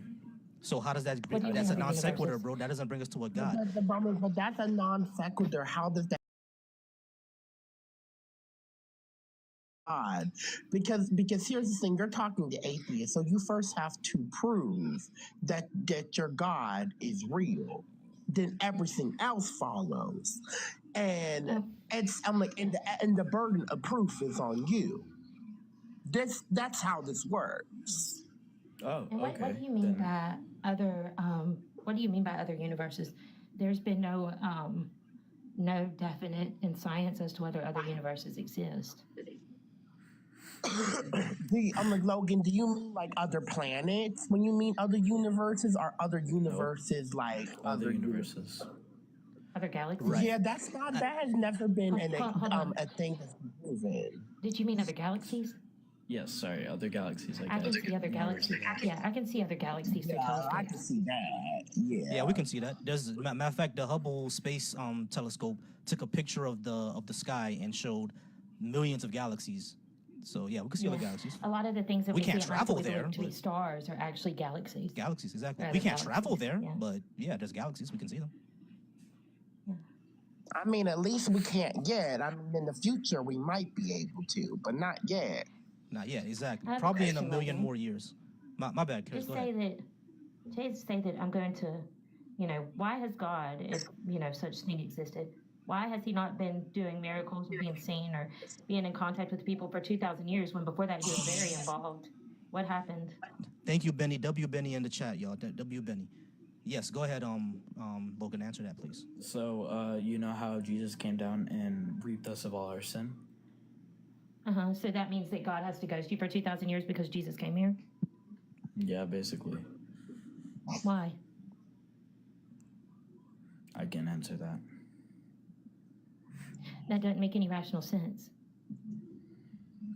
Because if God died for, if Christ died for your sins, as it said, would not God be more involved? Would there not be suffering on this earth was because of the sins of Eve and Adam, correct? If God died, if Christ died for all of those, I'm as it gonna is stated bring- that Christ died for those, My bad, Chris. I'm gonna Then- bring one more person up so Logan doesn't get jumped. Welcome Sandwich to the Yes. stage. I spoke to him yesterday. All right, but Chris, go ahead and finish your statement. I gotta yeah. get my phone charger. Those, so if Christ died for those things, then why has God ghosted? Why is there still so much hurt, so much pain, even so widespread? Why if Christ died for those things, has there not been an end to suffering? So, actually, when Jesus Christ died for our sins, there was actually more free will. So God's not in control of us, and He can't do evil things. Well, what you'd qualify as evil things anymore. He Hold on, but lets Christ everybody. died for the sins. Remember, there was supposed to be no pain, no suffering, because the only reason there was pain and suffering, even like cancer, natural stuff, natural, evils is what they would call those. Christ died to wash those away, correct? No, He only died for our sins, so we can even reach redemption. That's all He died for. He never said that we're gonna get a So then, playhouse. therefore, nobody goes to hell, correct? No, people are going to hell. Why? If Christ died for your sins and to wash them away, then that would mean He died in vain, would it not? Not necessarily. No, He died so you could wash away your. What do you sin mean? more Hold on, of. I don't understand that. Not necessarily, because if it says that Christ died for your sins and to wash them away, then it would mean that He died in vain. If even one person goes to hell, that would make sense, correct? If even one person goes to hell, then Christ died in vain. Well, it's like a job application. You have to meet certain requirements to get the job. Am I correct? Ah. Here? here's my question. What requirements then do you have to meet? Can you explain to me why there are requirements? Because if Christ died for your sins, then therefore anyone going to hell would mean that Christ died in vain. Shouldn't Because that he be the only died for requirement? all of your sins. Can y'all still hear me? Yeah, I hear you now. Yeah, we can hear you. All right, great. So here's my question. Why did Christ even have to pass away? How come he just couldn't forgive us without it, without shedding blood? Why does he need blood magic? So I can't tell you that because I'm not the creator and I don't think like him. Ah, okay, cool. So we know that he sent someone to get sacrificed, but we don't know why. So Yes. we're looking at one story that can apply to all. We can assume that it's not literal, right? We can assume that it can apply to everybody. So it's not going to be exactly literal, but it's going to be an accurate representation of what he sacrificed. So we all know, the relationship with the father and son. So that level of sacrifice is what he did. And how do we know that's true? It's in the book. It's in the book, and this religion is behind every civilization. That's So federal court, you say put your hand on the Bible. It's at the tippy top. This is the king's outline of why you're suffering and what to do and how to do it. And when you do it, there's so many testimonies of miracles happening in real time. so you're saying that just because it's in a book, that makes it true? So you can try to say it's just a book, but it's actually the entire structure of the biggest creations on earth. So it's behind the biggest civilizations, behind the biggest atrocities and accomplishments. So you can say it's just a book, but it lines up and there's testimonies. If you follow a scientific approach, take a scientific experiment and just walk in his word for 30 days and just I know it's going to be so difficult, but just try it and just see what happens. There's so many testimonies. No, it won't be difficult. Like I was a Christian for 25, close to 30 years. So I've already walked in it. I already walked into faith, and I used to go ahead and preach and everything like that. We have a new goal, by the way. Let's go ahead and smash that goal. We have a new goal. But anyway, like I was a Christian for years and years and decades. Like, what's going to be different about my life then than what it is now? Well, it's going to be different for everybody. Many people come to him when, they're faced with adversity that they can't handle themselves, and they plead out to him and he answers. So if everything is going smooth sailing for you and you never feel the need to call upon a higher power that's listening to you at all times, who's right there with you during all of this, if you never need to go to him, then God bless you, man. That's a very fortunate life. But many people who say, I can't handle this, I need something, I need someone, please, and they've heard about this. What about those who call out to him and he never answers them? And they pray out What to about him. those? I didn't hear what you said because I was talking. What about those who cry out to him and he never answers? I'll let you cut me. Go ahead. What about those who cry out to him and he never answers them? Says who? Those who desperately need him, those who are desperately crying out for him, and he ignores their pleas, their cries. What about that?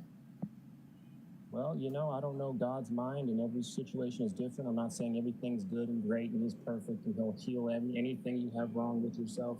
I'm just saying there's testimonies there, and that's a common thing. You try to come at God with saying, oh, well, if he's so good, how come there's bad things happening? Well, it really comes down to this is a place we are temporarily, going somewhere next. And the next places, they want you to do the bad things. They still want to have you there. And he's saying, I know you.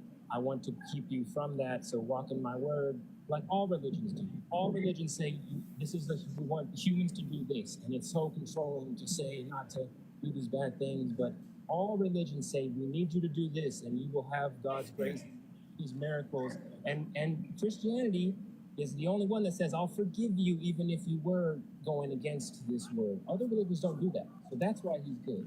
Wait, which religions have you researched to know that that's true?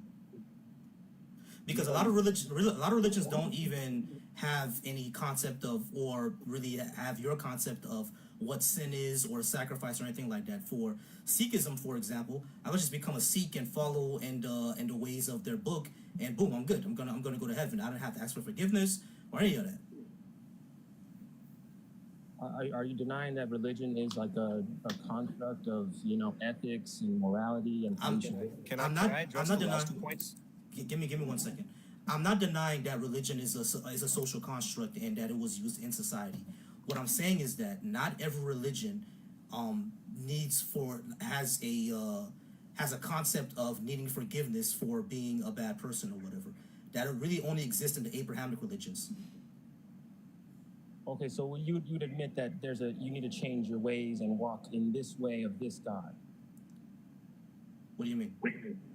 If you converted to Islam, you would say, okay, now I'm living my life in that way, right? So you're changing your way to walk in the words of that God. Yeah, I will have to walk in those words. What I'm denying is that, number one, those gods have not met their burden of proof, and number two, why is it necessary that I believe in this stuff anyway? You know what I'm saying? And number three, testimony, as I think I've said it up here somewhere, testimony is, holy books and testimony are not really evidence for those gods being true, because tons of people in other religions have testimony of how that religion changed them, and it doesn't necessarily make it true. If testimony was good enough, you would either be a Muslim or a Hindu right now.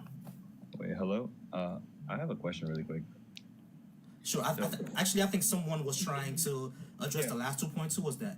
Here, I want to address evolution. Evolution has evidence, creationism doesn't. Sure. And God isn't necessary for purpose, morals, values, etc. Sure. Evolution one, because I think that's easy. I can only make one, like at least not one, but one that's easy to debate. Substantial evidence for creationism, right? So say evolution was real. This actually doesn't debunk creation at all, actually. Say this, can you prove to me, can you show me anything in existence, any proof that something can be created from nothing? No one says it does, bro. Right, so that right there is evidence of creation, right there. No, it's not. Things existing doesn't mean that there's evidence of whatever creator God you're talking about. Well, evidence doesn't include proof. Evidence is evidence. So that would be evidence to creation. No, it would not be. Just because things exist does not mean it was deliberately created. Okay. No one says that. Okay. That's a non sequitur. Because that's a complete non sequitur. You just can't say just because things exist, therefore it was deliberately made by something else. That's not. It actually does. I'm not claiming. Listen, I'm not claiming that something else cannot be true. But I'm saying it is evidence that can be used towards creationism, because there is actually no answer at all as to how our world came to be. There's only evidence. But what I'm saying is this. When you say creation, what exactly do you mean by that? Do you mean just existence? Yeah, the creation of the universe by an intelligent designer. But okay, that right there is a non sequitur. That has no proof. Just because things exist does not mean that it had to be created by. I didn't claim proof. I said evidence. That's not evidence. How is it not evidence? It's not evidence because you're just asserting something. Evidence actually has to have verifiable something verifiable, right? How do you verify a creator? How do you verify that? Okay, can you verify that it isn't created? No. Answer my question first, But Blake. we're not verifying if it isn't created. We're verifying if it is created, and the burden of proof is on you. Wait, listen. No, the burden of proof is not on me. Yes, it is. Your hold on, statement Blake. Hold on, slow down. Listen to what we're saying, right? You're saying that this universe was an intelligent design from a creator. No, I didn't claim that. I didn't claim that. No, yes, you did. You said this universe is evidence for. Did he not say that this universe? Right. What I'm saying. Oh, wait, everybody, slow down, bro. Slow down. Listen. Stop interrupting. You're saying that this universe is quote unquote evidence for a creator of intelligent design. It can be, yes. No. But what we're saying that it's not, because you actually have to show how that is. Prove it. You can't prove it's not because I can't prove my claim. You can't say that it's not the case. Okay, so if you can't prove your claim, then that's the point. You can't prove your claim. Wait, listen. Exactly. That if you can't prove your claim, the point of the lie. Exactly. If you can't prove your claim, hold on, Clay. Because have you ever heard the saying, anything that can be claimed without evidence can be dismissed without evidence? Okay. All right. So if your creator, if you cannot actually have evidence of the creator, then we can dismiss it. Wait, listen. Can I answer now? I can flip that right back on you. I can say you have no evidence that this world wasn't created by an intelligent designer. I can literally just flip it on you. That's why I'm saying that point is pointless to make. I mean, you could, but here's the thing. We're not making that point. You could prove that if you can show me something in reality that can create something out of nothing, and you can't. But no one says that, Blake. No one says that. You can prove that there is something that could create something out of nothing. No, I didn't. I didn't say, hold on, no play. Don't put words in my mouth. I never said that this universe or this world was created from nothing. I never said that. As a matter of fact, it's the Bible that says that. Wait, no, science says that. No, it doesn't. No, it doesn't. The Bible doesn't say that. What is the? I said science says that. Give me the Science paper. doesn't have an answer. Plague. Give me the paper that says that this universe was created from nothing. Give me the paper. Whoa. Can you wait? Can you prove to me that's existence? No, wait. Plague. You said science says that. Give me the paper that actually says that. Go You ahead. wanna know give why it I to said me. science says that? No, it doesn't, because it doesn't, Plague. Wait, Give listen, me the you wanna know why I paper. said that? Get Plague. Is there a paper that says that? No. Right? I don't need a paper. Plague. What is the paper that says that? I don't need a paper. I can use logic. Is there any evidence? So science doesn't say that. Wait, listen. Are all the methods, or not methods, are all the explanations as to why existence came to be not theory? Are they not theory? All of them. Do you know what scientific theory means, Plague? Yep, it's theory. Plague. Answer my question. Plague, answer. Hold on, Sandwich. Hold on. Wait. Sandwich, hold on. Sandwich, be quiet. Be quiet for a second, Sandwich. Plague, what is the definition of a scientific theory? I don't know the definition specifically of The scientific theory, the question of the definition of a scientific theory is a body of facts and verifiable facts. So when you say it's just a theory, that's not how it's used in science. That's how it's used colloquially, which is to guess. But in science, you need evidence of the of what you're saying. For something for something to graduate to a theory, there needs to be something verifiable. You have to actually show that what you're saying is actually true. That's what a theory is. That's how we have the theory of relativity. And because we have the theory of relativity, guess what? We're speaking right now because GPS uses the theory of relativity. That's what a theory means in science. Something that's verifiable. So when you say, great. Hold on. So let me finish with one more thing. Nowhere in science, in any theory, in any books, says that the universe came from nothing. As a matter of fact, most of them said that the universe is eternal. It always existed. No one says it came from nothing. So science doesn't say what you said. You're making that up. That's not proven. I'm not making that up. Let me answer now. Scientific theory, right? You want to know what's called a scientific theory? It says scientific, right? I just told you why. It's using scientific facts to make a claim, a theoretical claim. It's using scientific facts to make a theoretical claim. So you understand what that means? Wait, listen. If the facts gave you an actual conclusion, an actual objective answer, then it wouldn't be a theory. That's what a theory means. Theory. No. Plague. Again, you're saying you're using theory the way we colloquially use it, and that's wrong. No, I'm saying the way. Hold on. Wait.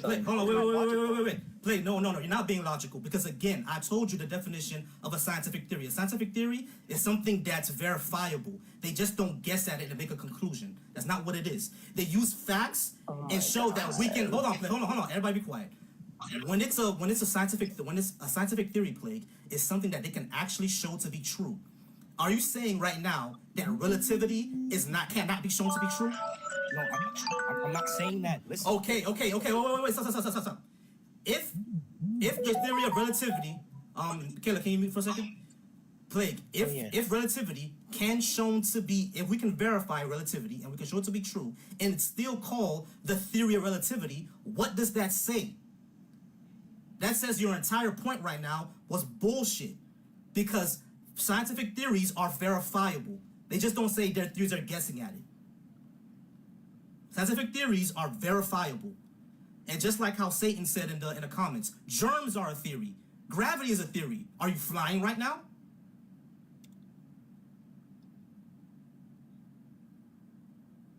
All right, next time. All right, Rogue wants to swipe away from the app.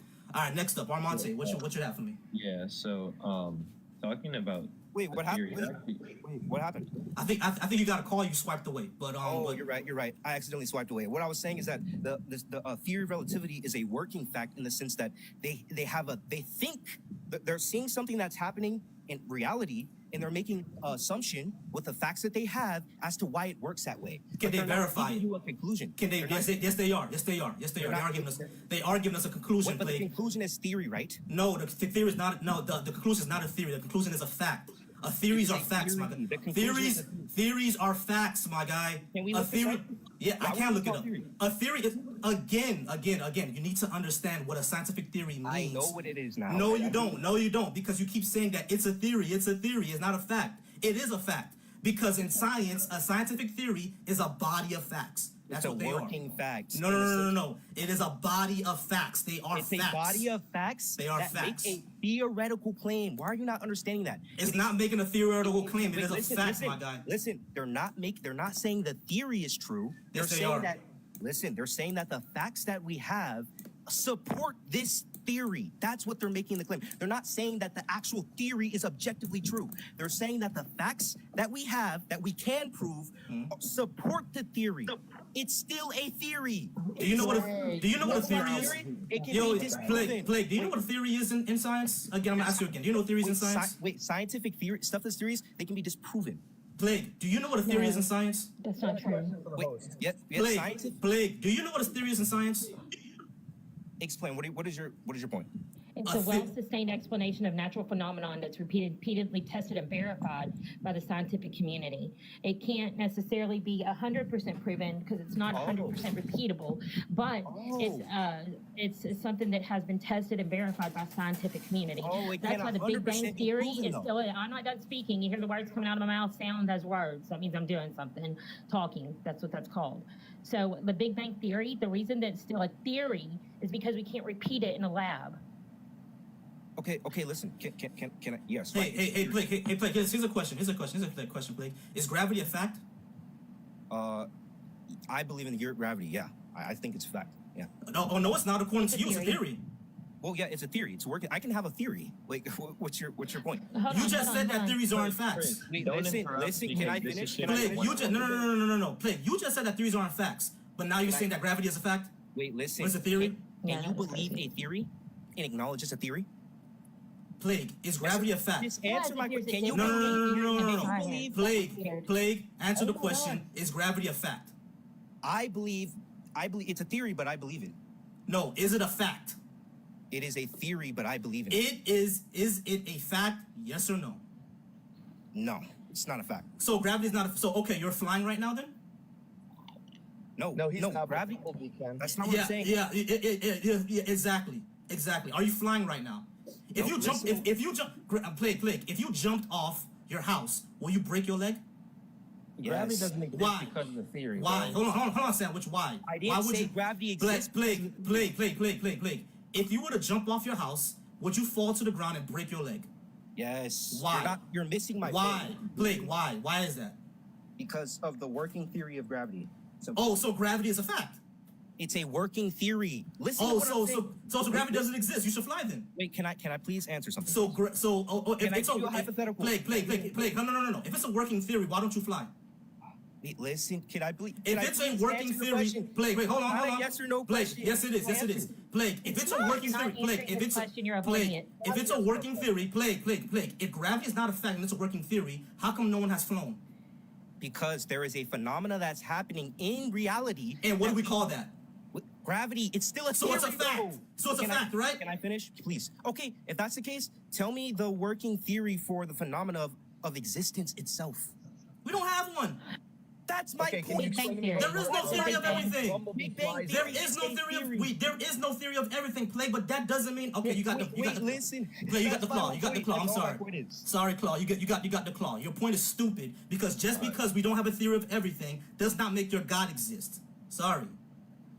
All right, I'm sorry. Let's go with our came into existence, which is why they call it the Big Bang Theory. That's the theory of how our universe was created, which is the best explanation we have right now. So I'm sorry about all that. I'm gonna bring Satan up first, and then Quessy, I'm gonna bring you up next after someone else drops off. It was supposed to be Armonte. I think he had a question for me. Or was that Michael? No. That was Armonte. Armonte first, and then I'll go with you, Michael, right after Armonte. Armonte, go ahead. So I do have my stance on this, but I did see you guys brought up some points, you and Chris, about theories. When the beginning when I joined wasn't too long ago, you guys said that there was really no theories to prove that there was that the universe came from nothing, but there actually was in the 1980s. The cosmic inflation theory suggests that the universe may have come from nothing, and this theory was developed by cosmologists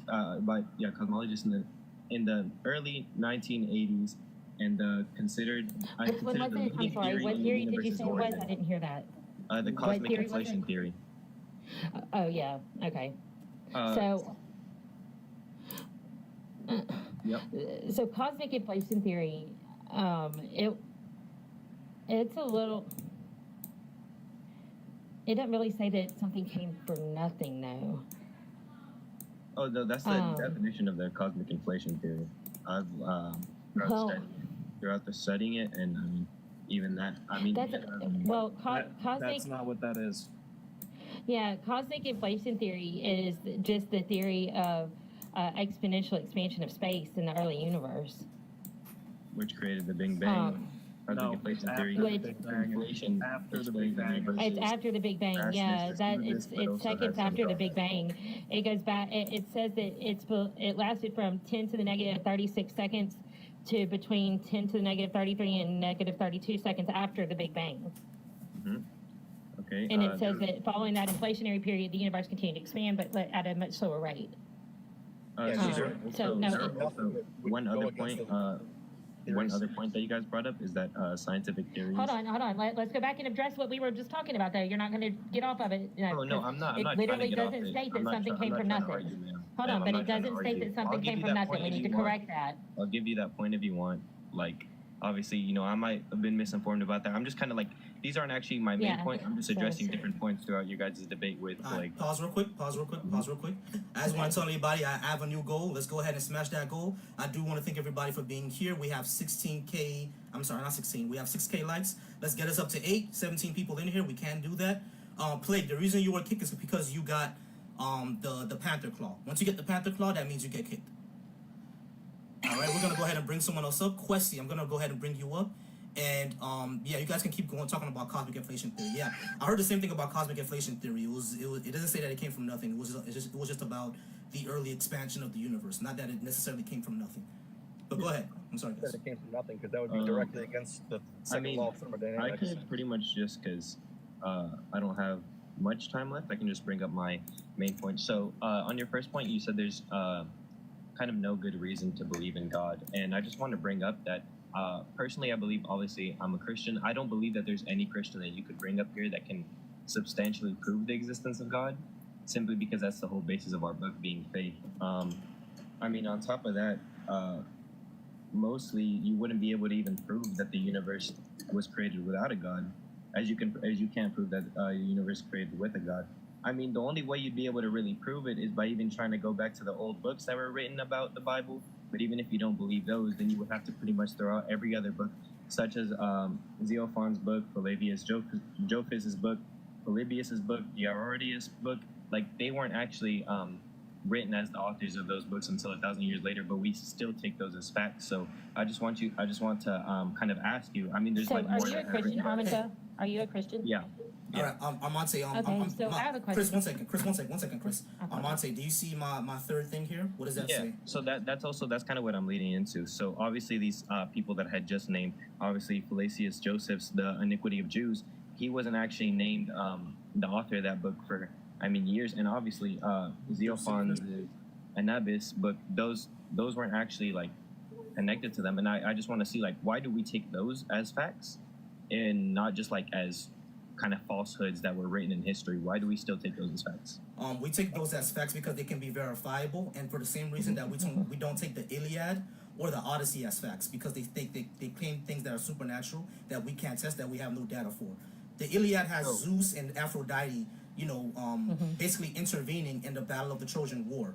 We know the Trojan War happened, but we know that Zeus is not a real entity or real character. Well, some people believe that he is. So you understand the Trojan War happened. So the books written about the Trojan War, we don't actually know if those are. We don't actually know. I mean, the war might have happened. We don't know if the events written in those books are actually like what actually happened during the war. I just want you to know, like, you're never going to be able to 100% prove the fact of anything in history. There's no way to be able to. I mean, you can retest the things that they say in the book, and things might happen, but the problem is it might have not actually happened in that order. If you kind of get what I mean. Yeah. I mean, there are going to be some things. Yeah. I'm sorry, Michael. I just one more thing. Yeah.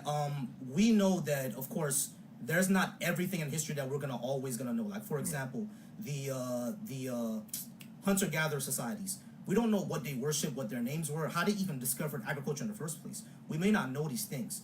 However, there are ways to study history and know how do we study the past. Like, for example, there has to be relics left. There has to be something left behind. And not only that, like, if something is supernatural and there's no way we can gather data for that, there's no reason why we should believe that it's true in the first place, because there's no way to test it.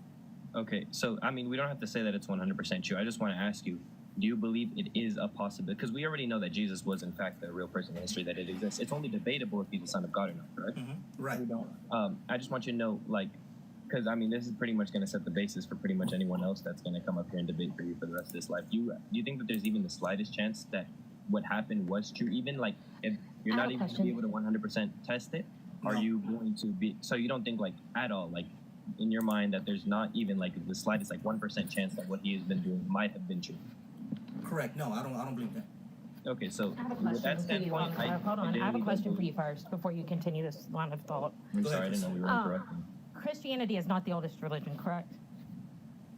No, I mean Christianity was only made after, obviously Jesus' death. Before that, it was the Jewish religion. Before that, Abrahamic religion. I mean, the religions come back, but they all. Hold on. What do you mean Abrahamic religion before that? What came before Judaism? Abrahamic religion, obviously, before Jesus was named the King of the Jews, people weren't actually named Christians until Christ died because they were the That's not. followers. Hold on. No. I didn't ask you about that. I said, what are you talking about, Abrahamic religion? Because before it was Judaism, it was actually called Yahwehism. In which case, Yahwehism was a polytheistic religion where they had more than one god. Can you give me the definition or your source of that?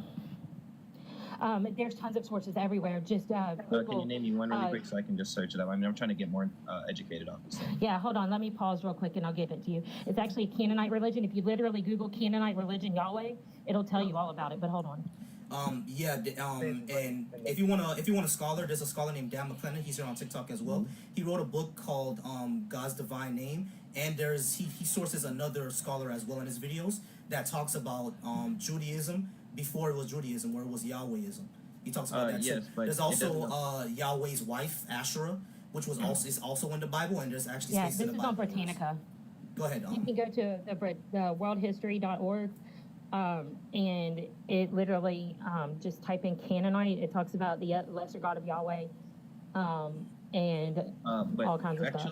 actually, the religious and ethical teachings of Judaism was based on the Torah. What you're talking about, the Canaanite This religion, came before that. was, This came before that. This came before polytheistic and that. some, but just because it came before doesn't clearly mean Hold that on. Yeah, was it based evolved off. into that, which is how they got Yahweh. Yahweh was actually a god in the Canaanite religion, which was Just polytheistic. because You there's, can literally look it up. I mean, Jesus to the And they Buddhas was actually the Buddha. reference it in the book of Deuteronomy. Sorry, ma'am, I'm not gonna let you like keep talking over me, and you're allowed to interrupt me whenever I'm talking. I understand that obviously you have your morals, but I really don't like. I mean, even to Plague, you were talking over him and interrupting him multiple times, which I Yeah, really you're don't sitting here appreciate. telling me I'm wrong though, and you're not even In a looking debate. at it. I'm And not if you are telling you looking you're at it, wrong. then I'm not telling you you're wrong. can you We're give here your source? talking. All right, You're having- everybody pause. Everybody pause. Let's try to keep it calm and not get snippy. All right, Armante. Chris, let go ahead and Armante finish what he was trying to say, and then we can go ahead and respond. Armante, what were you trying to say? Go ahead. The Canaanite religion, just because I mean, obviously it had that God in it. I mean, Buddhists believe that Jesus was a Buddha, which obviously most people don't believe that nowadays. But even the Canaanite religion was influenced by neighboring cultures, particularly in the ancient Egyptian and Mesopotamian religious practices, which doesn't clearly state that it was based off the God of the Old Testament or the God of the Torah. Even though it might have had some similarities, doesn't mean that it exactly copies. But either way, my main point, because I have just a couple of minutes here left, obviously just mean, I was just going to say that I don't believe, I mean, no matter how many days you're on here, no matter how many weeks you're on here, I don't believe that anyone will be able to change your stance or any of your views on this topic just because your views are 100% so solid. Obviously, philosophers and everyone that even scientists, they're never 100% sure because they always know that their theories can be disproven, such as scientificamerican.com states that scientific theories are never 100% correct and they can likely be disproven. So scientists always have to live in a sort of maybe type of even philosophers have to live in a maybe. Like maybe this isn't right. Even I live in a like this might not be right. If it gets proven that another religion's right or that no religion okay, but so far no one has ever been able to prove. But I do think that there's a likely chance that there is even a 1% chance that it might have not happened, that none of this might have happened, that Jesus might have not been the Son of God. But throughout, I mean, obviously people died for him. Obviously there was multiple sources claiming that Jesus existed. There was multiple books written about him. Okay, here I want to. Here's our thing. Here's our thing, right? Number one, the thing that would get me to change my mind is evidence. You know what I'm saying? Okay. And if God would resolve divine hiddenness, if he would just show up, if he were to give, this is what I would say. This is what, in my opinion, would be the best evidence of the Christian God. Give everybody on earth at the same time, in their language, the road to Damascus experience. Because how did Paul become Christian? He was on the road to Damascus, and Jesus showed up to him in the sky. If Jesus or God were to do that to every single 8 billion people on earth at the same time in their language, even if there were people who would say maybe it was just a mass hallucination going on, maybe it was aliens, there would at least be something to the theory. Because why did that particular God show up and not all the others? You see what I'm saying? So it would at least be something. But so far, none of that has happened before. I mean, hold on, Marcy. What would convince me? What I'm trying to bring up is what will convince me is evidence. That's what will convince me. I can change my mind if there's evidence, but there hasn't been any presented. But the second thing I would say is that yes, we understand that there were books written. We understand that Jesus could have been a real person. What's in dispute is his magical powers. There's no way to verify that, and not only that, several people before and after him have claimed to have magical powers. None of them reached the burden of proof. So why shouldn't I be a Hindu, or why shouldn't I follow my grandmother's religion? She was a Haitian Vodou practitioner. Why shouldn't I follow Shango over Jesus? I would argue. Well, and really quickly, Bolsey, even further than that, these stories of a virgin birth and stuff like that are shared between religions that came far, far beyond and before Christianity, Judaism, or any of that. You can go back to Hinduism, which is the oldest religion, and they have stories of Krishna, a virgin births, and also the Book of Revelation, which they have all of these stories in them, which is very interesting. But the more damning thing is that the Canaanites and Yahweh, and then those were the early Israelites and how it evolved like that. But a lot of Christians are not willing to admit that. Gotcha. Chris, I'm sorry, Scotty. I'm promising to get to you. Michael, I do apologize. I'm promising to get to you. Okay. And Questy, I apologize. I'm promising to get to you. I just gotta say one last thing. Blinky, yes, many atheists have been hurt by the church, but that's not the reason many of us become atheists. If you heard my testimony before, I became atheist because I went through the studying and the deconstruction of it, not because I was hurt. All right, so please let's not have that assumption that people become atheists just because they're hurt. Chris, one last thing, and then I got to get to Michael because I didn't get to him yet. I do apologize. Go ahead, Chris, and then Michael, you can go, and then Scotty, I'm gonna get to you. Go ahead, Chris. No, I just find it funny that a lot of Christians deny that these stories came before the Bible, the Torah, or any of those. Back to the Gita. And, that multiple religions share stories of a virgin birth or someone who was crucified to save man, and et cetera, et cetera. It's just amazing the denial at which and the lengths of which they'll go to deny those things. It's crazy. Gotcha. All right. Michael, I do apologize that we haven't let you speak yet. Go ahead, please. That's perfectly fine. No, I agree with Chris wholeheartedly. The direct contradictions of the Christian faith are just appalling. For one, if we have free will, then how could our faith be set in stone? And if Jesus died on the cross, then why do we have to be saved? And the list goes on. And whenever you ask a Christian those, they come up with some, well, what about this? Instead of answering the question. If you could answer the question, then you probably wouldn't be Christian in the first place. Correct. Yeah. I mean, obviously, well, I wasn't really bringing up those points as I'm not really trying to prove or disprove Christianity. I'm just really trying to kind of get my point across that it can either be proven or disproven. I'm not speaking just for Christianity. I'm speaking for pretty much all religions. As you say, you're not able to prove Islam. You're not able to prove Judaism. You're not able to prove Hindu. Right. So, as a critical thinker, sorry, go ahead. I don't want to talk over you. Oh, but I'm just saying that. I mean, there's even more things you can prove. Like, are you able to prove that I even have a logical and free-willing mind, or am I just programmed? I mean, you're never going to be able to prove that. You're never going to be able to go into my head and test that scientific theory is if I'm not just programmed to act like I have a free will. Right. So, with that critical thinking in mind, if you couldn't prove any of them, how could you say that yours was better than the rest? I'm not saying that. Obviously, I'm just saying because obviously I'm not going to say any testimony on here because obviously, I know people in life don't really like testimonies or talking about testimonies. But in my personal experience, it has led me to Christ, and I have obviously seen and heard, but I know most people have not, and obviously that's just personal to me. Obviously, no other person has to believe it because it did happen to me. I'm not expecting anyone else to believe it.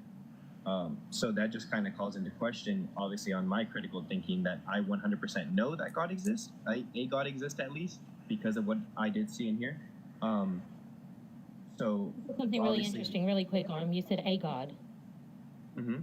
No, I'm just saying because I'm obviously not trying to, like, this whole debate isn't, obviously, he said he never mentioned really Christianity on the topics and stuff. I'm just saying a God about, like, claiming his topics, because obviously in the first So are place, you open to a God other than the Christian God? if he were to show himself to me and if he were to prove to me that what I saw years ago was obviously less than what I saw and what I'd be saying. Interesting. Amante, here's the question, because I understand you're saying that of what you saw years ago, but I have, I've known of Hindu and Sikh people who also saw, the deities of their religion. So why? So would those deities also be true? Obviously, we're never going to be able to prove that too. Like, obviously, the point I'm trying to get across to you is that these debates, and I've seen obviously when I've talked to multiple atheists on these type of debates, that these type of debates are pretty much useless, I guess, in the sense that you're never going to be able to make either stance budge. I'm not sure. I'm not sure if you've ever made a Christian or a Muslim budge from, or a Jew budge from their faith, personally. But I think that the most likely answer to that is you've never made any of them budge. That's why I'm saying that most of these debates right here, they're pretty much useless. It's pretty much, if you're trying to debate a different topic, like prove that like Jesus was real and all this stuff, you could try to do that, but the stance that you're taking right now is impossible to make either side budge. Okay, my question will be, I'm sorry, Scotty, one last thing and then I'm gonna let you go. All right, so here's my thing. I do a lot of these as pretty much intellectual exercise and to learn from others. Yeah. I feel that we can learn from anywhere. You know what I'm saying? Absolutely. I've learned from Shintoism. I've learned from my parents' religion. I've learned from my grandmother's religion. You know what I mean? So you can learn from anywhere. You can discuss anything, right? But I do these more of an intellectual exercise. If you can show me evidence that God exists, I want to know it, because you know why?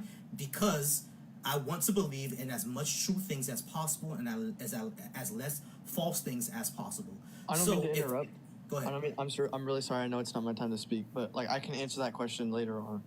Sure. All right. So yeah, just as Jayla said in the comments, it's thought provoking, and I like to do these discussions. And these are something that I'm interested in. And not only that, one of the reasons personally why I discuss this is because my community is extremely religious, and I think it causes a lot of damage because of that. Because they use their religious beliefs to either to affect society, either be bigots or to believe in other false claims that they may not know is true. So if I can spread skepticism just a little bit, it doesn't have to necessarily be your religion, but if I can just educate a little bit on things like evolution, on things on why people are skeptic, on normalizing myself because I'm not normal in this community. You know what I'm saying? For Haitians, for black people, being a non-believer is not normal. And you'd be surprised how many people would say that, I either have no morals, or I'm a bad person, or I was influenced by white people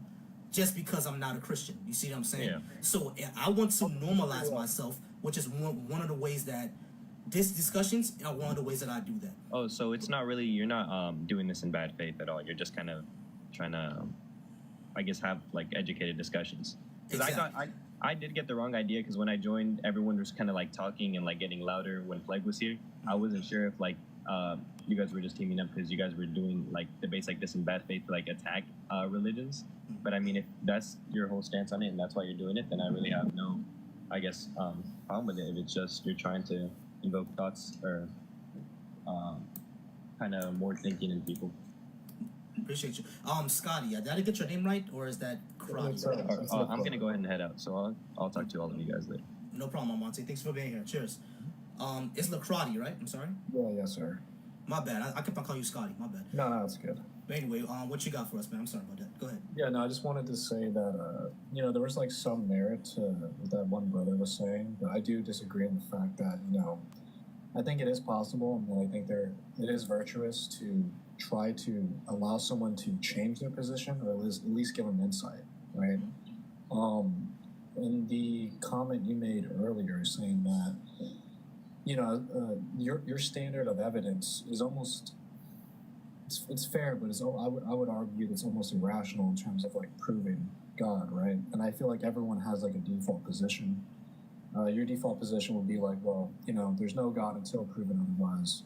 And I believe that brother who's the Christian, he had like a personal experience, and I guess that outweighed more than maybe logic itself, right? So it's like, well, his default position would be Christianity, but I would have to.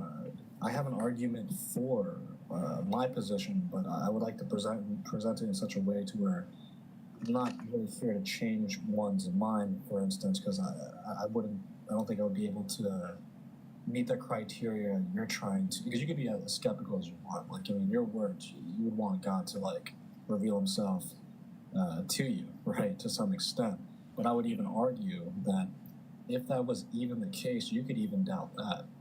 It's very possible to even doubt that. You could say that, maybe I was like hallucinating. Maybe this was a demon. Maybe this, so I feel like that would be not even evidence that you would even to deem as valid evidence. So I would never make it an argument out of abduction. I would try to use like maybe a deductive argument to propose that there is a God, more or less.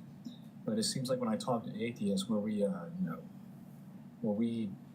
kind of divide is whether or not the universe itself would be a necessary existence versus something outside of the universe being like a necessary existence. Yeah, I just want to hear your thoughts about that. So pretty much I divide existence into 3 different types of existences. I would say that you have contingent existences, you have necessary existences or necessary existence, and you have impossible existences. Yeah. So obviously impossible existences really don't exist. Squared circles, married bachelors, this, that, and the other. But in terms of contingent existences, what I mean by contingent is anything that is made up of parts that are dependent on those parts that can be rearranged and can be in and out of existence, and existence will still continue.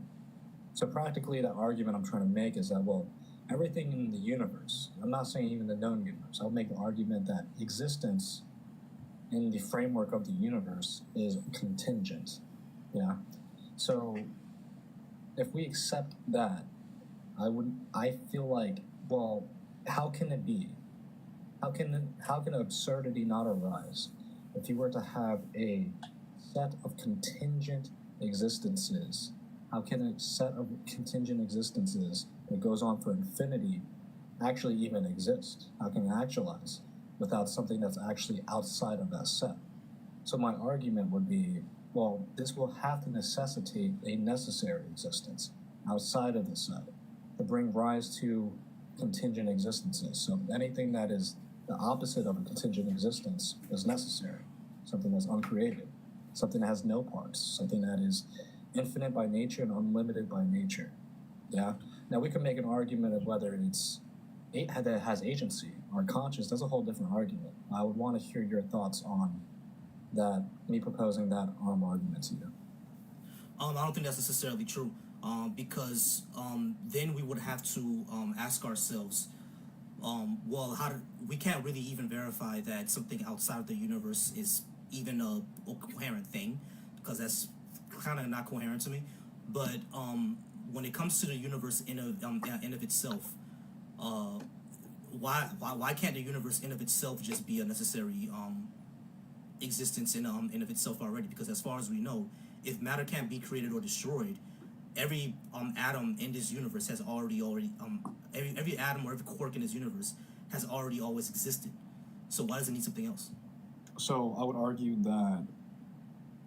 that energy itself is almost, you could argue that energy can be divided into necessary and contingent. So you're saying that within the set, right, it could be a brute contingency, more or less. Like it could be, let's say, self-sufficient. It could go on, it could be eternal. But I would argue that if anything that has parts, or that's susceptible to addition or subtraction, yeah, that just contradicts anything. That contradicts infinity in itself, yeah. So I wouldn't make up the definition of necessary out of just making it out of thin air. I would say it's an absurdity will arise. There's something that wouldn't have to be contingent to allow contingency to rise. It's like me saying, But why though? well, I would argue because an absurdity would arise. I would argue that Because it just doesn't make sense, basically. yeah, as in like there would have to be an explanation, but I guess you could argue there wouldn't have to be an explanation. I would just think it's absurd. Sure, I mean, I could agree that there would have to be an explanation, but the explanation could be something like or physics or mathematics that we just don't understand yet. Like for example, thousands of years ago, right? People really didn't know what gravity was before Isaac Newton. They knew there was a phenomenon that was pulling us to Earth, but before that, like thousands of years before that, they didn't even think about that phenomenon. So if they would say, they used to say like it was demons pulling you down to Earth, basically. You know what I mean? Because that was the explanation. They didn't know anything else. You know what I'm saying? So just because we don't know like what made this universe do what it did, you know what I'm saying? Why is energy and matter not being able to be created or destroyed, or where exactly did it come from, does not necessarily, lead to something outside of that having to create it. It just could be something we don't understand yet. I'd love to jump into that, Lacrati, if I think I could, if you would allow me to, host. Thank you so much. I appreciate the conversation. I would, Lacrati, and if you don't mind me asking, it doesn't matter. I'm a theist. I'm a Christian. Are you a theist or no? Are you just presenting the argument? I'm presenting an argument. I'm a theist, yeah. I am as well. I'm a Christian and theist. So I would say that the host is, no matter what scientific discovery is made, you're kind of presenting kind of an Aristotelian argument that whatever it is, it can't be composite. It must be necessary, and it can't be contingent. And we can't explain a set of contingent things by other contingent things, because all we've done is back up the problem by one step. So there must be a necessary cause that's the explanation for all contingent things. Yeah, to be honest. Secondarily, scientific evidence does seem to point to, if we just for simplicity's sake, t = 0 the first moment in time, that the universe did have a time, space, and matter where the points of singularity, they all depended upon one another and came into existence at a finite moment in time. So the question for the necessary being is this: if it's just a necessitarian cause that's not an agent endowed with free will, how do we get an effect with the beginning from a cause that is permanent? How do we get an effect with the beginning from a cause that is permanent? If the cause for the universe is sufficient for all of eternity, its effect ought to be felt for all of eternity, yet its effect is felt a finite time ago. So the best explanation for that would be a causal agent endowed with free will. And we can explain it by, we could causal circles, that other contingent things in this causal circle, but those are metaphysically impossible. But the thing is though, sports. The thing is though, like when it comes to the universe, when we say like t = 0, like time, that's only how we understand time. Yeah, you feel what I'm saying? So sure. Sure. At that point, that's how what we understand about time came into existence. So before that doesn't make any sense with the physics. Yeah. Exactly. Yeah. However, but that doesn't. What I'm saying is that doesn't mean that because there are, there was a physicist here before, and she could have explained it, but I can't explain it as well. But there are models of physics that says that the universe was always eternal; it always existed. I don't think that there were any models that say that contingent matter has always existed. I don't think there are any. So if we're pointing to like physics where we have this quantum indeterminacy, if that's what we're pointing to, then I think the Copenhagen interpretation is the only one that seems to allude to quantum indeterminacy. Thank you so much, and I apologize for taking so long. Thank you. No, you're fine. I was just going to say that, you see, I wasn't really actually making a cosmological argument, because I'm not making a reference to time, because I can see how that could be problematic with time, right? I'm making a contingency argument. So we're talking about parts and size, right? So I'm speaking ontologically here. We can conceive it ontologically, that if it is the case that all things are contingent, yeah, how can it be the case that all dependent things could exist on its own without something outside of the set? So I'm just talking about in terms of contingency. I'm not making the Kalam argument, which I'm sure you're aware of. And host, I did not. I did unnecessarily conflate a contingency argument with a cosmological argument, the Kalam specifically. But I would say as well that any contingency argument is not going to be. There's no scientific data that's going to refute that. There's got to be an explanation for all set of contingent things. Yeah, there's got to be an explanation, but the explanation doesn't necessarily have to lead to a creative being. It would have to be something that's outside of the set. That's what I'm trying to propose, right? I can't say that inside the set it could, if it moves, right, there was a will. That's what we entail. Right, So but I would say- that's not necessary either, because as far as we know about the universe, it was always eternal. So things existed already within it. Yeah, but I'm not making the cosmological argument. Yeah, I'm saying that I'm making a contingency argument. So I'm not making a claim. I'm Yeah, giving- something outside of the universe had to spark the universe. Is that what you're trying to say? Yeah, I'm saying Something that's not all contingent things. Something has to bring rise to all contingent things. That's what I'm saying. Right, and how we know that contingent things weren't just always eternal? Well, I would say that an absurdity would arise, and it will contradict the definitions of this infinity, right? Anything that is that you can add or subtract to. I would probably I would posit the impossibility of the actual infinite is what I would would say posit. it couldn't be infinite. Infinity couldn't be. Why couldn't not? have it be eternal. Well, so Leibniz get a beautiful metaphor. Leibniz presented it this way. He said, imagine you have a book in your hands. I think he used Euclid's Elements, a math book. And he said, and we say, how did we get this contingent thing in our hands? And we say, well, I copied it from a book previous. And we say, well, how did I get this copy? And he said, well, I copied it from a book previous. So we can't have an actual infinite set of things. Now, there's difference between the potential. Well, because it's metaphysically impossible. It can't be instantiated in the world of the real. I mean, it might be metaphysically impossible. That doesn't make that doesn't mean that it's not physically impossible. The universe. Can I could give you always something be that's analogous, like a thought experiment? So, for an example, it's you and I were a sniper in the military. Yeah. I take the shot. Before I take the shot, I need to seek permission from a superior officer. Let's say you're my superior officer. Yeah. Now I ask you, I'm like, hey, can I take the shot? You're like, hold up, Lakrati. Let me ask my superior officer. That has to ask his superior officer. You see where this is going, right? I see where this is going. Yeah. So the things that we're talking about is that it should be impossible, or at least because we're linear beings, an infinite past seems to be absurd or ridiculous. I do understand that. What I'm saying is that it seems like absurd to us because we're linear beings. We don't understand. We understand like something starts and then something stops. That's how we understand it. But when it comes to the vastness of the universe, it doesn't matter how we understand it. It could just be that way. And some models of physics does say that, yeah, the universe was always eternal. It always existed. It's just our current presentation has a start and a stop. Our current presentation of having a start and a stop doesn't mean that the universe in of itself has a start and a stop. Would you argue that the laws of logic on 2 + 2 = 4 would always be the case no matter where you're at in the universe? Probably, unless our laws of physics change. Yeah, so I would argue that, we couldn't go off of that type of framework because I would argue that would be almost like disingenuous, right? Because it's like what we know to be true, I could say, is we have to stay consistent with it because we're talking about within the frames of the universe. I would argue the fact that, something, we both agree that something would have to be eternal, right? Something is eternal. Now, you're making the argument that, well, inside the universe is eternal. I'm saying, well, I think that contradicts linguistically, right? In terms of what we know as contingent and what we know as necessary. Now, you can make the argument that not everything in the universe is contingent, right? You could propose that, and I would say that's illogical. I would say it's irrational. But you could take skepticism as far as that, and then honestly, we have nothing to where we could agree. We can't really move forward, right?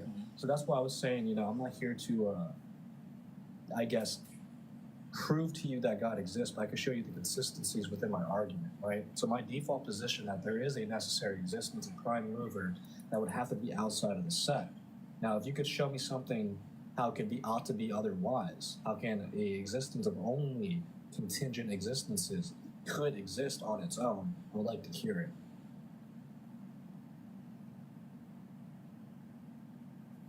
What you got, Betty? Why is it got to be contingent?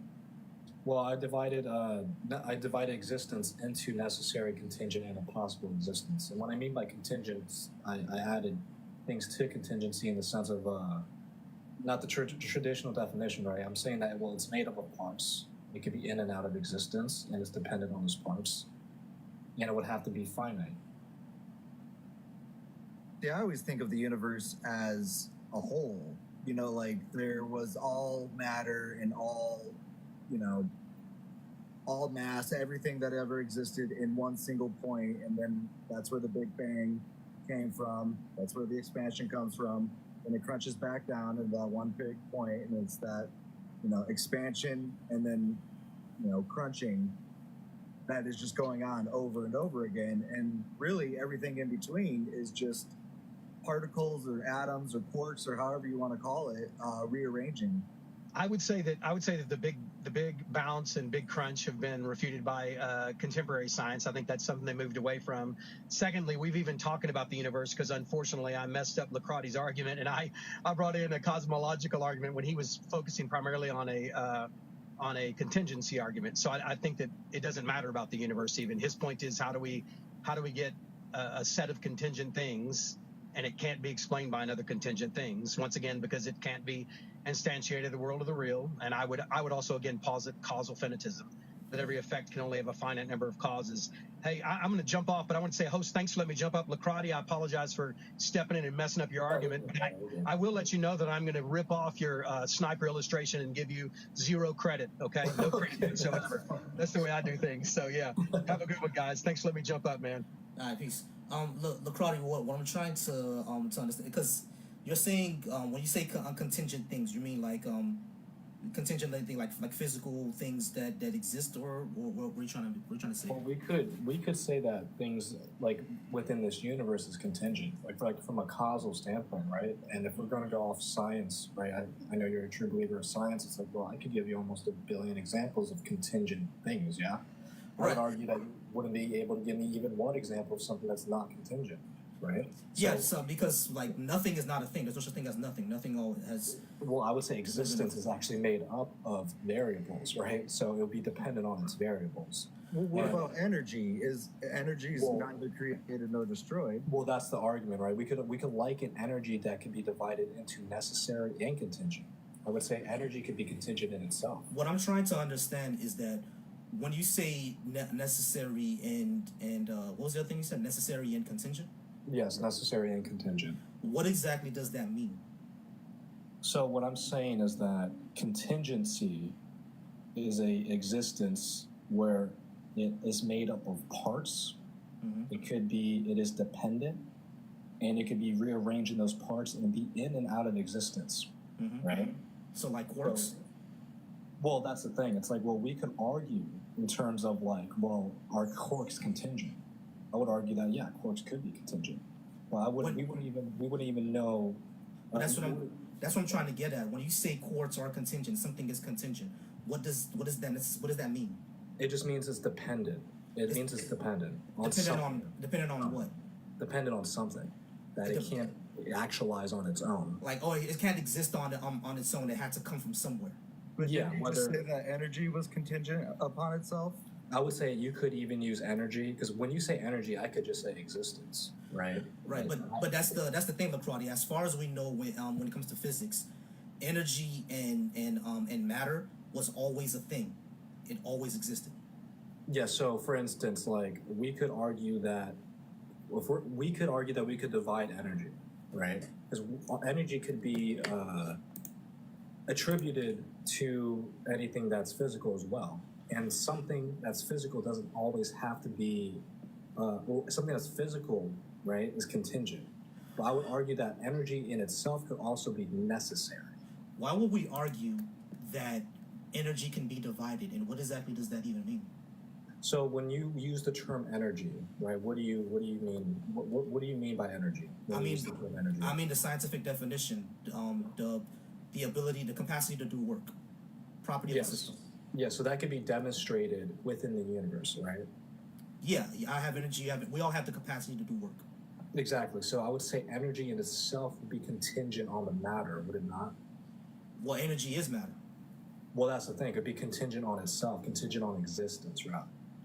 So you would have to have matter to have energy, and you have to have energy to have matter. They're Yes, the same thing, just in different forms.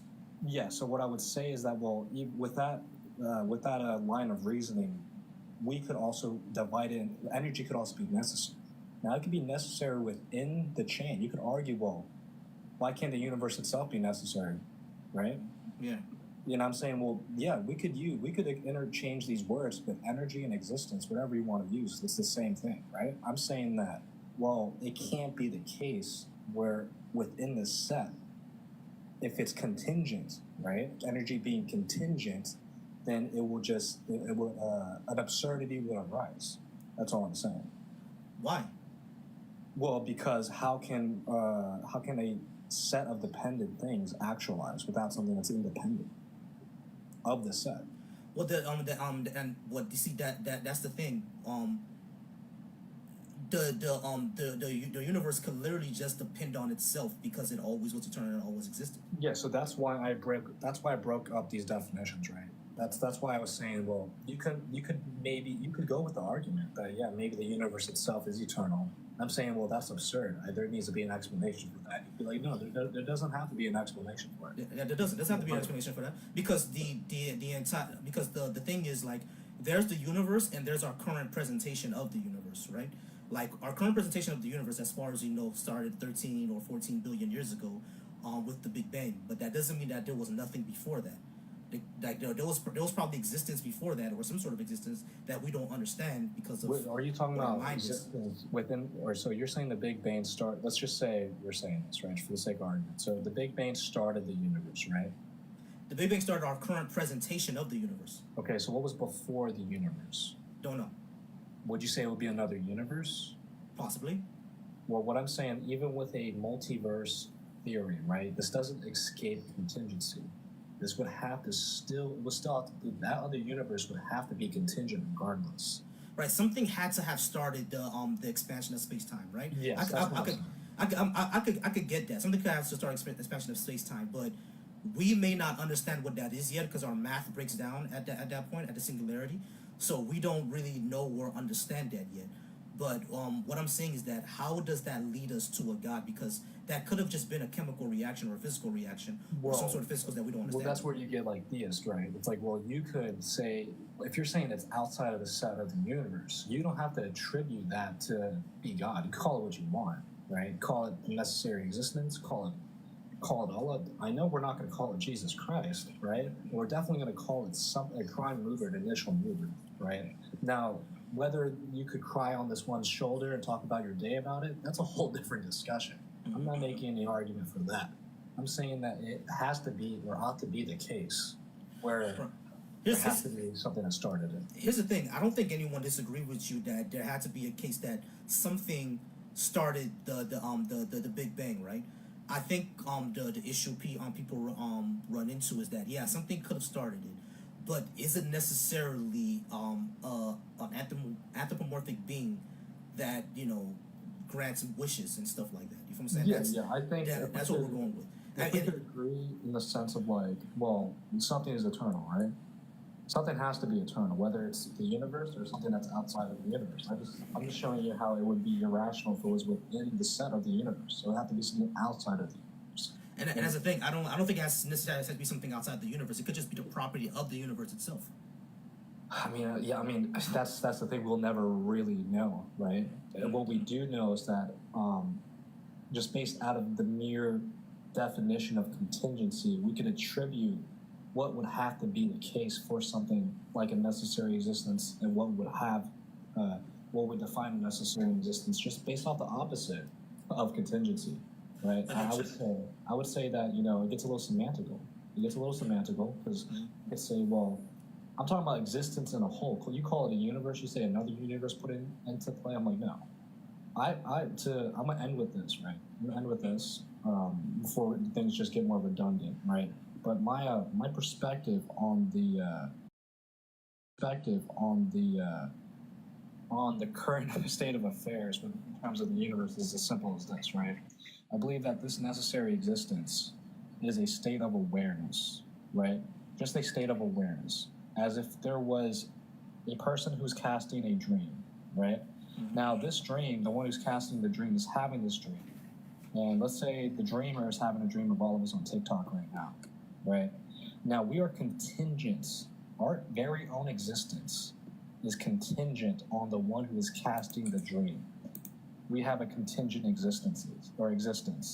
Now, I'm just saying, how can you have this dream actualized without something casting the dream? Because we're all dependent on that necessary existence, which is the one who's casting the dream. That's what all I have to say. And I would say that this necessary existence is actually more or less we're a reflection of that necessary existence. We actually don't even exist to that.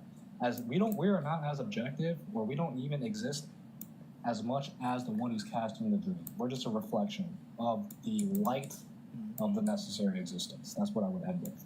I would ask though, why couldn't the universe be contingent upon other natural processes in this outside universe that is being, hypothetically discussed? Well, I'm talking about, when you say universe, I'm talking about anything that's within the set. Now, if you're going to bring another universe inside, if you're bringing up another universe or a natural process, are we talking about it being within the set? No, it would be outside of the set. Well, if it's outside of the set, then we're agreeing. That's what I believe in. Something outside of the set would have to bring the set to actualize. So really, like, the difference is just you're saying it's a conscious thing with free will. I believe that would be the case, but I wouldn't make the argument for that. I think there's other evidences for will. Well, I would say it has to have a will, but I wouldn't say to the point where you could just pray to it and cry on its shoulder, because it entails movement, right? So by movement, you'll show that it has a will. Yeah, and I think what most people would say is that those who don't really believe that, they would say it could just have been something else that was natural. Maybe I have seen some outlandish hypotheses that maybe our universe crashed into another universe and that's what created. You know what I'm saying? Like maybe universes crash into each other all the time and that's what creates it. Like it's stuff like that. You know what I mean? So what would say is that it doesn't necessarily have to be something that has free will. It could just be a natural process of these universes or omniverses, or for example, how we have black holes. And people can say that black holes could lead to other universes. You know what I mean? When a star collapses, it creates a gravity well so thick and so attractive that it expands space-time into another universe. And as far as we know, space-time, the Big Bang was an expansion of space-time. And we do know that black holes crunch in space-time. You know what I'm saying? So who knows? Maybe it crunches in so much that it bounces back. We just got to be very particular on how we use the terms. That's what I would say. Because when I mean universe, I just mean that we're going off the proposition that it's existence in itself. Right? I get the entirety of existence. So I'm saying, well, something outside of this set would have to allow this set to actualize if this existence is full of dependent things. That's all I'm saying. Now, if you call it another universe, if it's contingent, I get what you're saying. Yeah, that's all I'm saying. I would agree with you then. I would actually say that if it came down to the contingency argument, that's probably the best answer I've heard. As far as just something existing outside of the set that we consider as the universe. Yeah, I could agree with that. Okay, CN Guy has been waiting for at least an hour, and I do apologize, Guy. You can go ahead now. He's at the bottom of my screen. So, Guy, whatever you got, go ahead and let us know. Thank you. So I'm an African. Mm-hmm. Most people would say I'm an atheist. I don't consider myself as such. I think I am a free thinker. Most of the time when I and excuse the fact that I might not get a lot of big English language terms being used. I speak 3 languages, so my head is filled with all kinds of words and stuff. But I don't like when the I big terms either myself, honestly. got you. But you know, when I speak to most people who live in the Western world, and I live in the Western world, I lived in Africa for over 20 years. I live in Texas. When I ask people, hey, where do you think, what group of people in this world, what countries or what continent do you think we can find the most religious people? Most people in the West they don't know that Africa is the place. Yeah. Yes, I think yes. it's like Ethiopia. You have like a 95% chance of being born into Christianity and becoming the religion. So what I was meaning was in general, you know what I'm saying? Just in general. Oh, just in general, The like most, spirit, yeah, Africa. the most religious people come from Africa. But what we are seeing in today's Africa is that Africans are walking away from Christianity and Islam because these two main religions are not Afrocentric. Now, if I meet a European who says, yeah, I believe in Jesus, and then I quote them a passage like Exodus 21:20-21, and they can defend that or try to make sense out of that, then that makes sense to me because that's part of their culture. Now, when it comes to a black man or an African, which I do believe that it doesn't matter where you're born or where you're from, as long as you're black, you're African, you have an African heritage, right? But that's just my belief. Not every black person believes that. But it becomes troubling when I hear a black man trying to justify, for example, slavery, incest, you know, using the Bible. We as Africans, I usually have I'm usually at, you know, most of the time I'm on an African Live where we're trying to unlearn what we've been taught from birth. And what we've been taught from birth is somebody else had to unalive for our sins, even though we weren't even born, which makes absolute no sense. No sense at all. Hey, Guy, I'm sorry. Can you pause real quick? I need to address two things. Yes, sir. First, for what's his name? First, for chasing the truth, no, that wouldn't be evidence. And next, for Blinky, Christianity was not in Ethiopia before it was in Europe. It was actually in Europe before it got to Ethiopia. There were Christian churches in Great Britain around, I think, 4 AD. And it didn't get to Ethiopia until around 200 or 300 AD, which is like 100 years after. But my bad, Key, go ahead. I read that Chasing Truth's guy, or like what he wrote, I read that as Earth, Wind, and Fire. And I was like, wait, like the band? And host, you're very correct. Ethiopia was colonized differently, and that's how Christianity got into Ethiopia. A lot of people don't know this history, but please speak to an African about that. That to learn some more, or a black person, or whoever has the knowledge. But no, there's no power in the name of Jesus. There's no power in the name of God. And you can see this in Africa. All you have to do is just jump on a plane, fly over there. The most prayers come out of Africa. And Africa is still at the bottom of the pot. I can only help but be original and truthful. We need to try something different.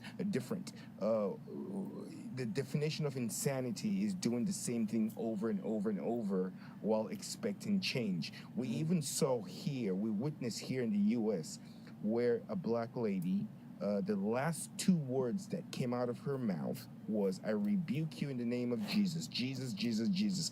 Guess what? She got pew-pewed in the face. If that does not tell you that there is no power in the name of Jesus, I don't know what can. I don't know what will. In 2024, we are done. We don't live in an era anymore of believing.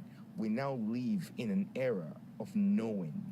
If you don't know, there's nothing wrong with you saying, "I don't know." How did we as human beings come to this earth? I don't know, and I don't care. What I care about is here, is now. is humanity, is the goodness in man's heart. That the one mistake my ancestors made as an African was their kindness. These people were so kind. They opened their arms up to anybody who would walk through. Host, I want to ask you a question. Sure. Have you heard of the letter King Leopold of Belgium wrote to the missionaries in Congo? I think so, but remind me. Okay. Yeah, Yes, brother. I hear you doing some clicking. Is there any way you can maybe Google this stuff? Because it doesn't do it justice if I tell you about it, but if you read the actual letter coming from King Leopold of Belgium to the missionaries in Congo, that is a good reason for you to walk away from Christianity or Islam today. Yeah, I'm looking it up right now. Yes, Oh, don't okay, wait. yeah. Don't wait till February 5th, tomorrow. 1885, Belgian King Leopold II. Yeah, give me 1 second, guys. Nunya, the person that's in the chat right now, if you want to come up and discuss, go ahead and come up and discuss. You just, chatting and you're just in the box chatting. Why don't you just come up and discuss it with us? Yeah, CNC, I think that's like one of the best arguments like for the non-existence of at least the Christian God because of location. Like, why is it that people born in Thailand have a much more probability to be atheist or Buddhist? You know, if God's plan was to be having relations with everybody possible for them to find him. Hey, Benny, pause one more time for me, all right? I'm going to mute you, Nunya, because at the end of the day, hold on. Actually, Nunya, let me ask you this question, Nunya. Isn't it a sin to lie? Because you just said I'm fatherless, right? But you don't know me. So how can you accuse me of being fatherless? The only way you can do that is for you to make shit up, which is a lie. So interesting. Did Jesus come here for you to lie? Did Jesus tell you to come here to lie, Nunya? Because you just lied right now by calling me fatherless. Can I say something to that, host, please? Go ahead, I'm sorry. Nanya, you're worried about people who are selling each other to other people, but you're not even worried about the people who even thought about buying other people. Like, that makes no sense. You're blaming people for selling each other to other people, but you're not worried about the people who actually thought it was cool to actually buy another person. Guys, look, the world in which we live in today, and host, like I said, I think the other guy, Benny, might have found that letter. Host, it would do a lot of justice to a lot of people who are listening in the comment section if they heard someone read that letter out loud. We read that letter to most Europeans who come on our live, and I hope that you can follow me back, and maybe hopefully when you see me online, you can join our lives.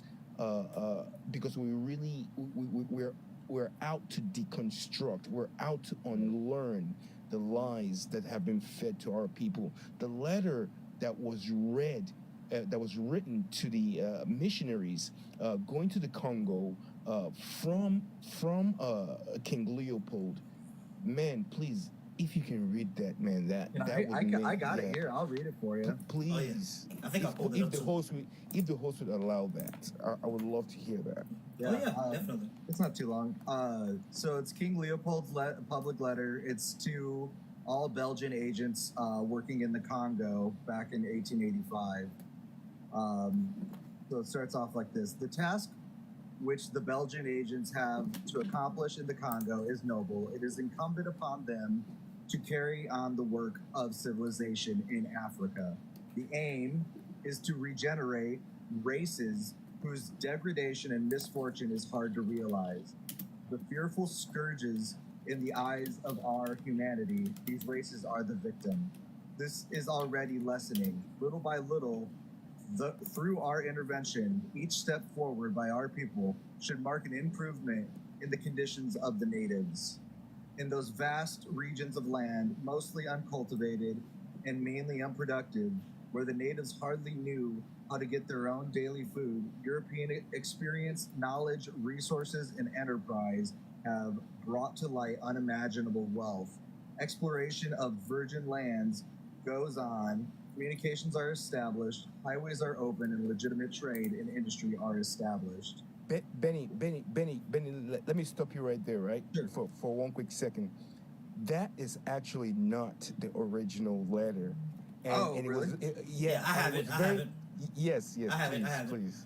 It I might have says- been reading a different one then. No problem. Yes. It says letter from King Leopold II of Belgium to colonial missionaries, 1883.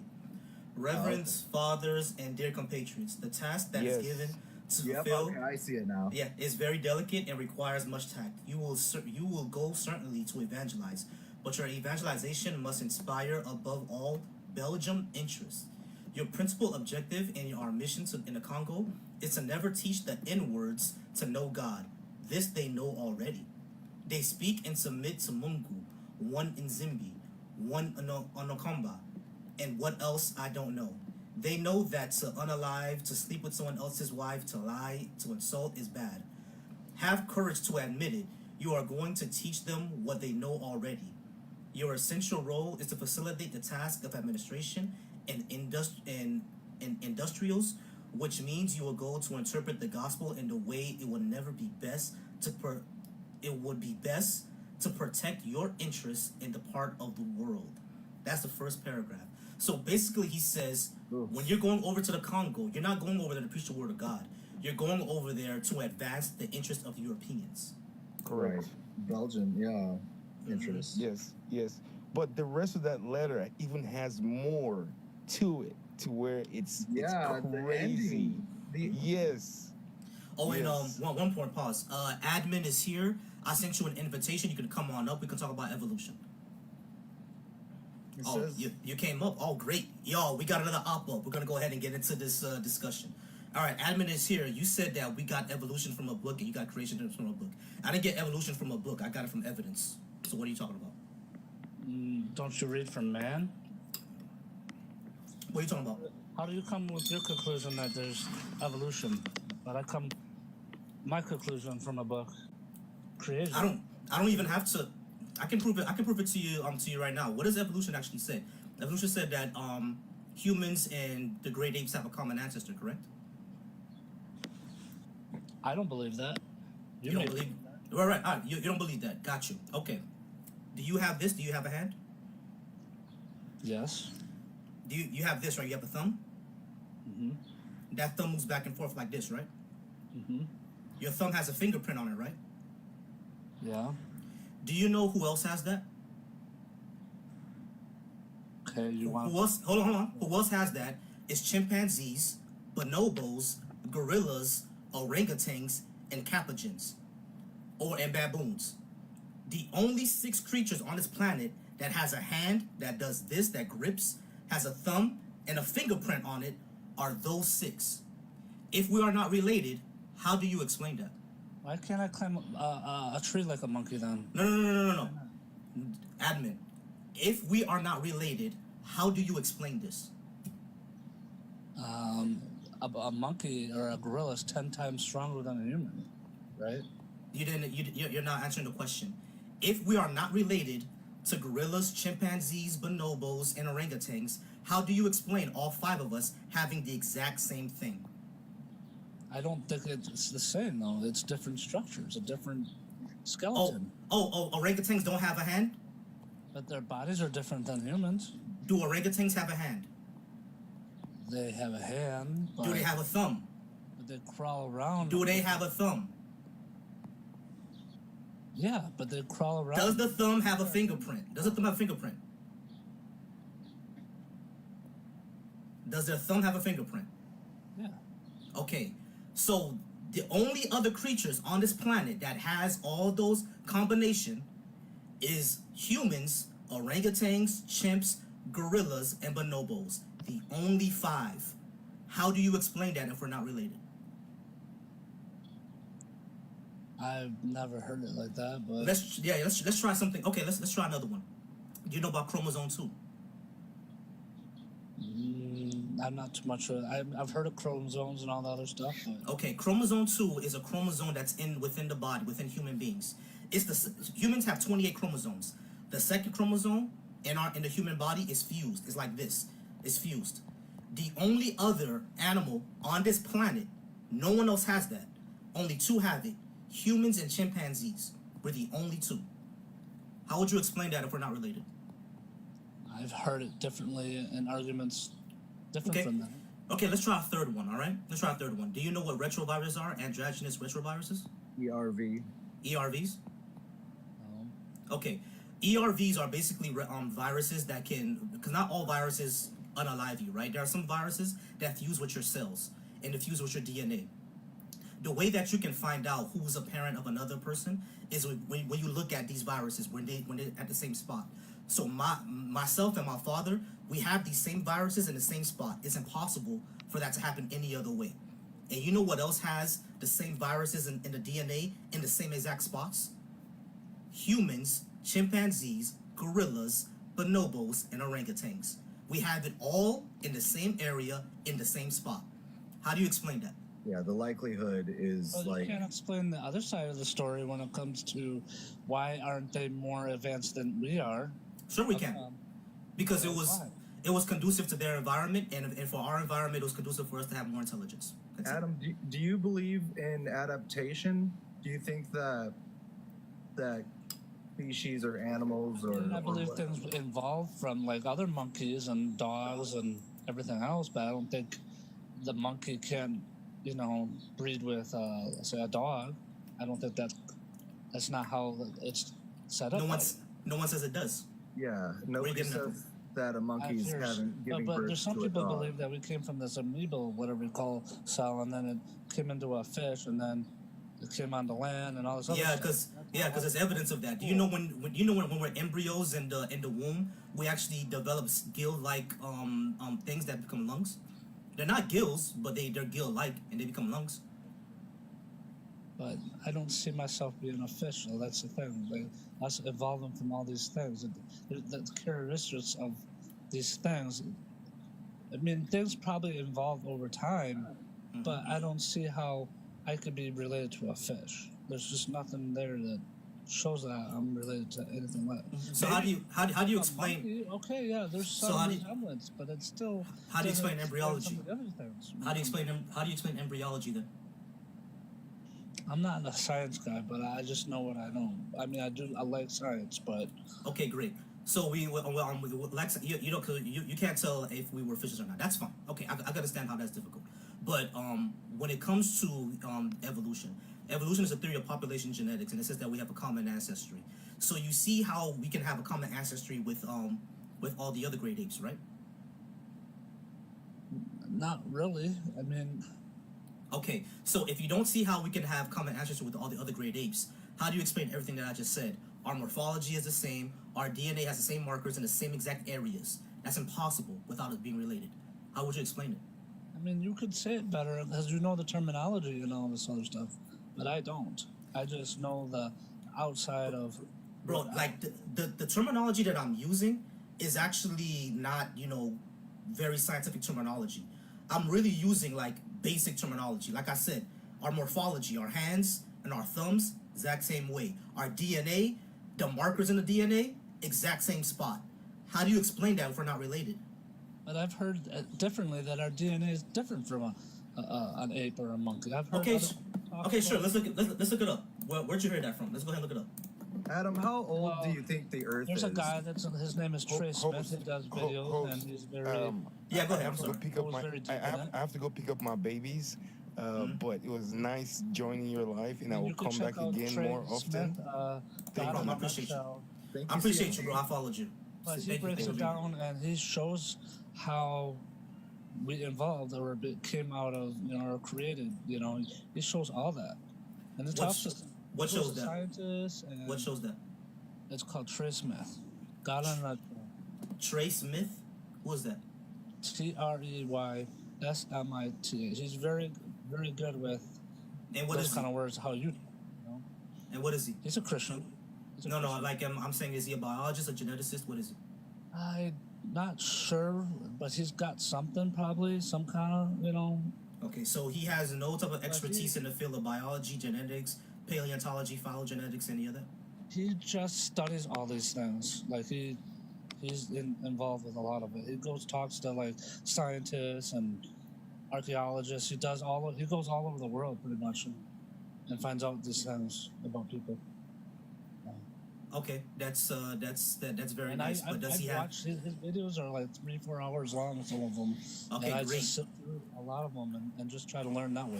Great, that's wonderful. Have you actually spoken to biologists, geneticists, paleontologists, physicists, chemists, people who actually can explain this way better than I can?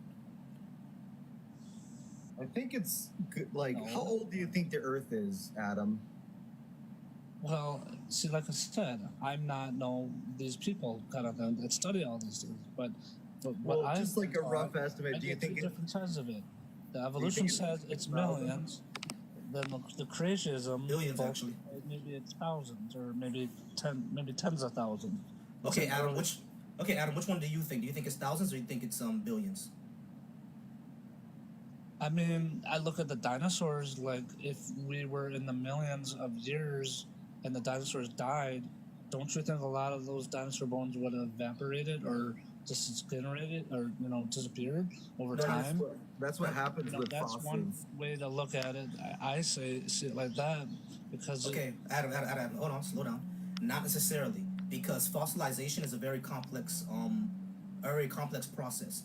So when bodies fossilize or when things fossilize, it has to go through a lot of things like pressure, mud. A lot of things happen for things to fossilize. But that doesn't mean that just because we have fossil evidence and fossil bones means that all of a sudden the Earth is thousands of years old. Because you actually have to go into the ground and measure the actual date of those things.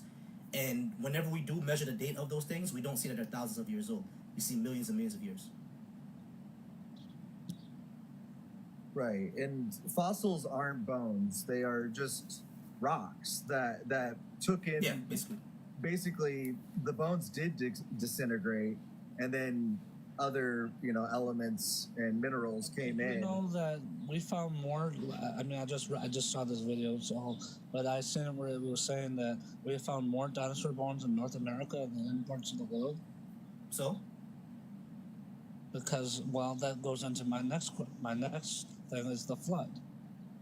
What about it? About like many people don't believe that the flood happened. It didn't. A global flood? It's not possible because of you look at all the water, the bodies of water. Yeah. There's not enough water on this planet to cover the entire Earth. Not even in vapor form. But we're covered with like 80% of water or something like that. I mean, Yes, 75% of this planet is water. Yes. What would cause that? Because if it was just dry land back in the beginning. If you want to answer, I'll give you an answer. Yes, 75% of the globe is water, but there's not enough water on this entire planet, even in vapor form, in order to cover the entire planet. That's number one.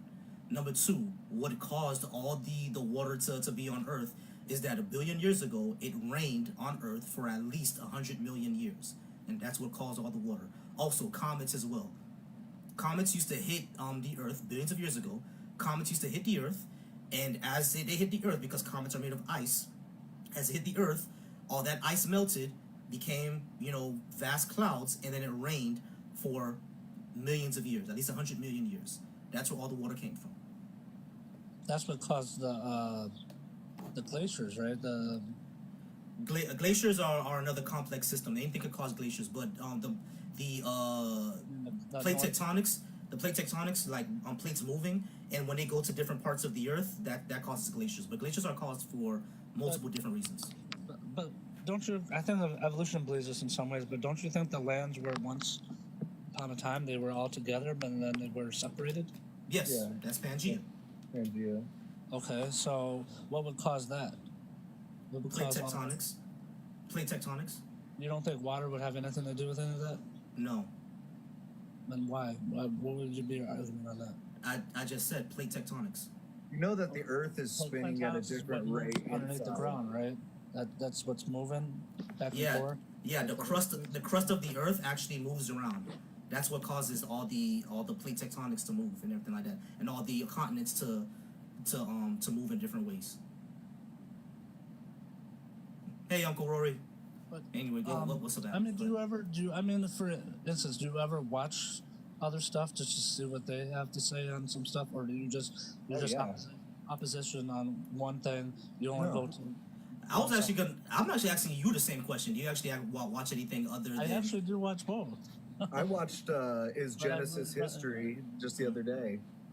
Yeah, exactly. And the thing is, Adam, if you watch both, how did you not know what I said about evolution or about plate tectonics? Because I learned that part of that in school, but not just that. I do like to go on to the National Geographic and some of this other stuff and just Right, watch. of course. Great. So you know about all that. So why would you ask me about the flood happening when geology clearly shows the flood was not possible to happen? But there's been arguments against that, though. There's arguments against geology, like what? No, there's arguments against that there was a flood. There's argument. I think like a localized flood, not like a global flood. Yeah, a localized flood. Yeah, sure. But So that's you- not. It's not possible if it caused the continents to break apart, though. But it didn't cause the continents to break apart. Plate tectonics cause the continents to break apart. But you don't think erosion from the land and caused all these tsunamis and all these other things around the world, and No. then filled up all these trenches and all these other things that. No, all that happens all this because stuff of that was happening. all that happens because the plates of the Earth move.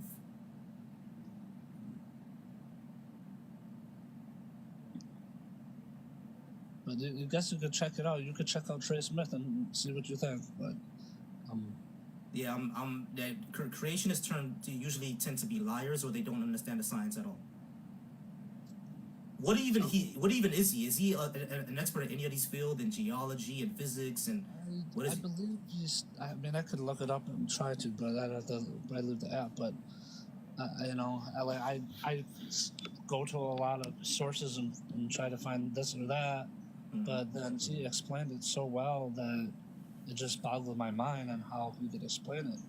And he could explain like Okay, what happened in the beginning. with a How did lot he of- how did he explain it? Why don't you tell me, how did he explain it? He could explain it to the DNA cells, the chromosomes. He could explain it to how things came together in the universe. Like Okay, he just so- broke it all down. So how does he explain the relation between humans and all the other great apes? How do you explain that? He said that. I mean, if you want to go into clips, if there's any clips and stuff like that, but he said that our DNA is different from human. There's no DNA that matches that human because. Okay, so he's just lying. No, he's not lying. Yeah, he is, because that's completely incorrect. That's wrong. Our DNA and chimp DNA is 99% similar. But I could never So go he's just mate lying. with a. But I can't never go mate with a monkey and make another monkey though. That don't make sense, right? Right, we can't. Exactly, because we're different species. Right. It's called speciation. So how do I relate to a monkey then if they came from me? If they came from monkey, if I came from a monkey, then I should be able to breed like a No, monkey. not necessarily. No. Let me ask you a question. Hold on, Adam. Let me ask you a question. Is an ostrich, right? An ostrich is a bird, correct? I believe so, yeah. A penguin is a bird, correct? A pink one? Yeah, they're a bird, right? Like a flamingo? I didn't say a flamingo. Okay, an ostrich is a bird, right? What about pigeons? Are pigeons birds? Can an Yes. ostrich and a pigeon interbreed? No, because Why?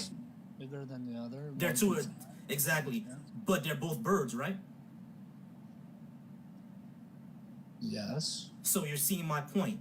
Humans and chimpanzees are both primates, but we can't interbreed, can we? So a bird would be a different species though. Or Exactly, because chimpanzees are a different species. Just like ostriches and parrots are different species of bird, but they're both birds. Humans and chimpanzees are different species of primates, but we're both primates. Just because we're in the same category does not make us in the same species, does not mean we can interbreed with each other.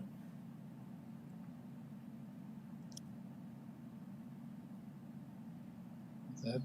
That'd be some weird stuff if we could. Yeah, I'll be afraid. I mean, All right, yeah. So evolution has evidence. What's the evidence for creationism? Because all creationism does is that God came out of here and poofed the dirt, and that's how we were made. you guys read from a man and what they have data on what they have studied, whatever. Just like we study the Bible and we read it, and we go out and not just probably just read it, but we actually see it. We see it in The difference between what I'm saying and what you're saying, Adam, is that I actually have evidence. So my book is a theory, but your book is fact. Is that what you're saying? It's a claim. Your book is a claim. So is your evolution books all claims too? No, it's not a claim. It's all data. No, it's not a claim because I actually have the data to back it up. What do you have to back up creation? A book that's older than your books. So because it's older, that means that makes it true. Well, there's got to be something to it. Don't you think?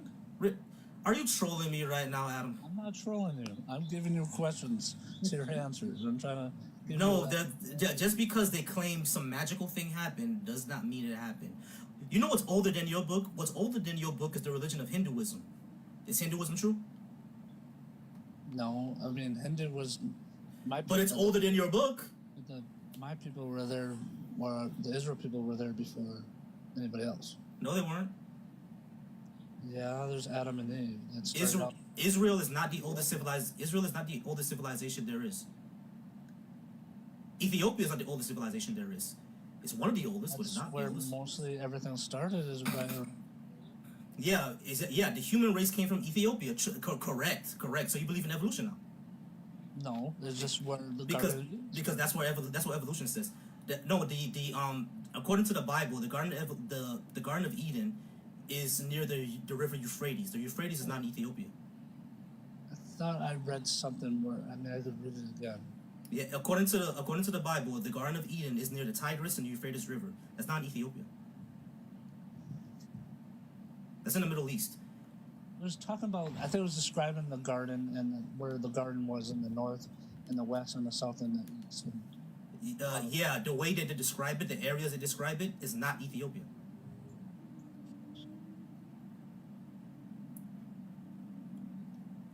Okay. Okay, so Hinduism is older than Christianity. So shouldn't that mean that there's something to Hinduism just because it's older? But that's a different religion. It's a different. They believe it, and they're what they believe. Right. But you said right. But the thing is right. But the thing is, you said that your book is older than the science books that we have. So there has to be something to it. Hinduism, that book, is older than Christianity. Confucianism is older than Christianity. So Zoroastrianism is older than Christianity. So does that mean that there's something to those religions? You know that the Indians and the China or Chinese or the Asians and I think the Egyptians all mentioned something in their writings about a flood. There's talks about it. Yes, because every civilization that lived near a body of water has a flood story. But guess what? They call it a worldwide flood, though. Of course they did because they thought they were the only people on the planet at the time. Yeah, to them it probably did seem like it was covering the whole world. Yeah, because they thought they were the only. Yeah, exactly. How Benny said, because they thought they were the only people on the world. You don't think people traveled? You don't think they traveled and went to places? Of course, people traveled. What I'm saying is that when these flood stories came out, they didn't know about other civilizations yet.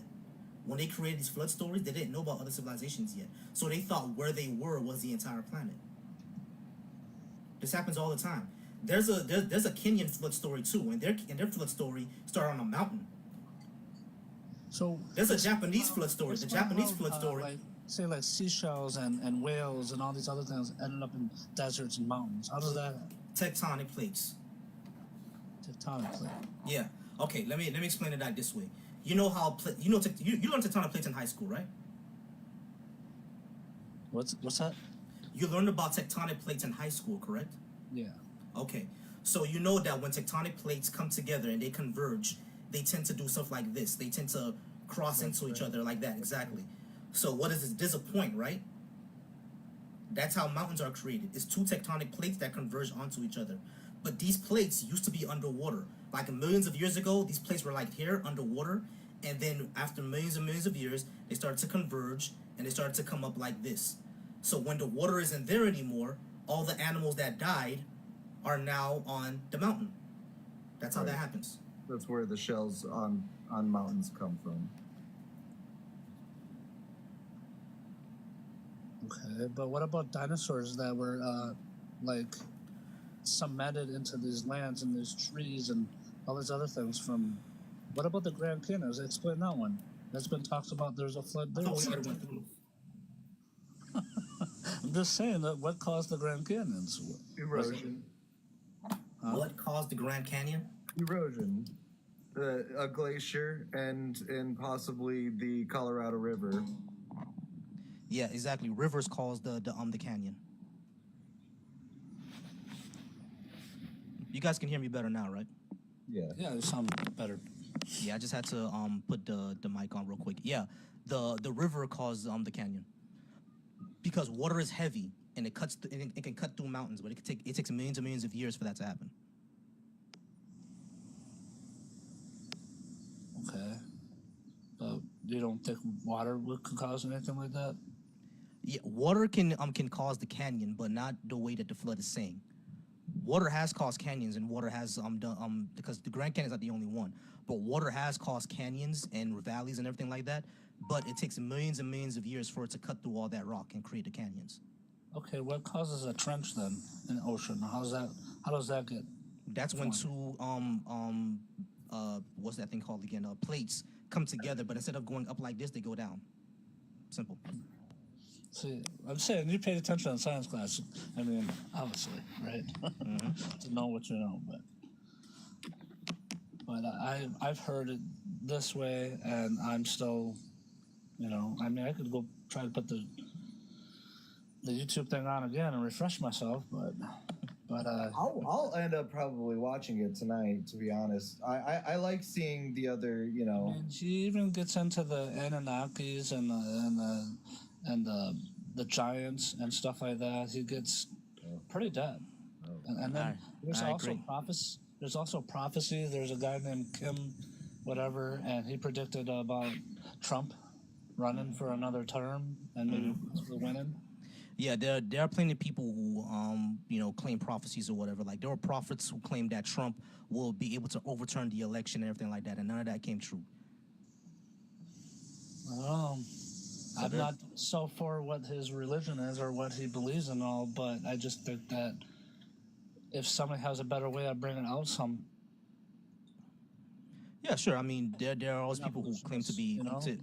There are always people who claim to be prophets. All right, but when it comes to evolution, let's go ahead and get off of that. Is there anything else you disagree with up here?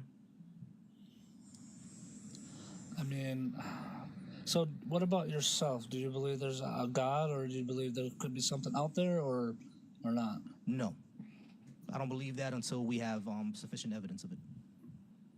So you have to be able to see it under a telescope or a magnifying glass to be able to believe that there's a God. Not necessarily. You just have to have sufficient evidence. Some sort of sufficient evidence. Something tangible, repeatable, observable. Do you believe there's life outside of just Earth and out in the universe? That there could be more than just us? I mean, like, if you do the math, I mean, it's like pretty much likely, but you also have to like take into account that we're kind of like a raft lost in the ocean, and other life is comparable to like being on the other side of the earth, and they'll never reach us. I definitely think it's possible that there's life out there. You know what I'm saying? It's definitely possible because life exists now. So under correct conditions, obviously life can arise because we're here, right? We just have no proof that it's out there yet. But I do definitely think that yeah, it's possible. The reason why I don't give this to the God character is because there's a lot more basically claims there, such as a God having these awesome magic powers to split the seas and cause global floods and whatever things like that. We have no proof of. But if God created these things, then wouldn't He know what, let's say, the Earth is capable of doing and what not doing? All right. Say that one more time. I said that if, say, God created everything, right, and He created the Earth, wouldn't He know how to create it where it's capable of doing certain things and, not destroying it completely, but just enough where, say, that if there was a flood and it caused all these things on the planet, but it wasn't.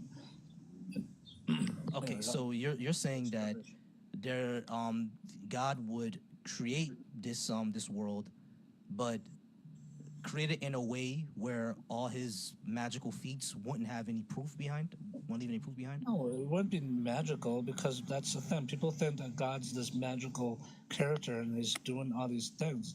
Obviously, He's doing things naturally to create things. Okay, so what evidence do we have that that's the case then? Like, it goes back to the beginning, like how things were created, how the world existed, how did all these things come about before? I'm not even sure what you mean by that. Like, who is the creator of the universe? Who created? Why do you assume that there is a creator? Because I don't think there's no such thing as coincidence. I think everything happens for a reason. Sure, everything could happen for a reason, but that doesn't make design and order, not by chaos. Everything could happen for a reason, but that doesn't mean that a creator God is the reason. That's number one. And number two, we see chaos become order all the time. Entropy always decreases. What's the chances of bringing life, though? Like, it's like, if I want to make the chances of it being life is 100% because we're here. But how? Because if I experiment on something, I want to create something. The reason that we're here cannot be proven 100%. The reason that we're here doesn't prove anything on either side. Let's agree on that. Nobody in this room right now can confirm that the reason why we're here proves anything, right? We're looking at a puzzle. It's got a lot of puzzle pieces, and each puzzle piece has a date on it. This puzzle piece says it was from 9 million years ago. This puzzle piece says it was 1,000 years ago. This puzzle piece said it just started recently. But none of us can prove those things. So let's just look at what we can observe with our own eyes, right? Let's start from there, and we can slowly, help each other understand that there is a creator with intelligent design that brought us here, right? And just like how we said last time, Sandwich, how exactly do you show that? You just can't say, because you can say, yeah, I see a creator and it made us with intelligent design. Okay, cool, that's your claim, right? I can also say I see all this, and it was because of the blue unicorn that exists outside of space and time who has autism, and that's what created the universe. What's the difference between my claim and your claim?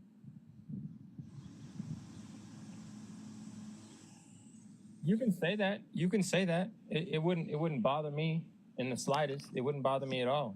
You know what I mean? Right. Okay. But you can say anything you want. But all I'm going to do is say, hey, man, from your observation of your own eye, when the sun and the moon line up perfectly, and then you have all of these scientists who you trust more than your closest sibling, right? You trust them more than yourself. You swear they're telling the truth because you think they spent hours in the laboratory. You can say all that, but at the same time, it's like, hey, man, like if we're going off what we're seeing, your explanation of things is much wilder than ours. Not really. How was my explanation of things that, first you brought up what we can see with our own eyes, right? We can see with our own eyes that the moon is receding from us 2 centimeters every single year, which means we can calculate how close it was, and we can calculate how far it was millions of years ago and how far it's going to be millions of years in the future. Because we know every single year, as we measure the distance from the Earth to the moon, it moves away from us 2 centimeters every year. We're seeing this with our own eyes, which means that the perfection that you're seeing right now is only happenstance. All right, my friend. So you think that the measurements from yourself to the moon are accurate? So that's your first mistake, right? So How is you it? can't Okay. prove that, but Wait, you're wait. trusting. You're trusting. Wait. How do we know? How do we? You're Wait. trusting No. so intently that. Say, No, tell me the how's that a mistake. measurement Tell me, that you sandwich. Tell me how can't that's a mistake. measure, Sandwich. right? Tell me It's how's a a mistake. measurement Sandwich. that you can't Sandwich. prove. Tell me You how can't is it a mistake. measure. You How can't can we not measure it, prove it? right? You're Tell me how we can't prove it. Tell me how we can't prove it. Tell me how.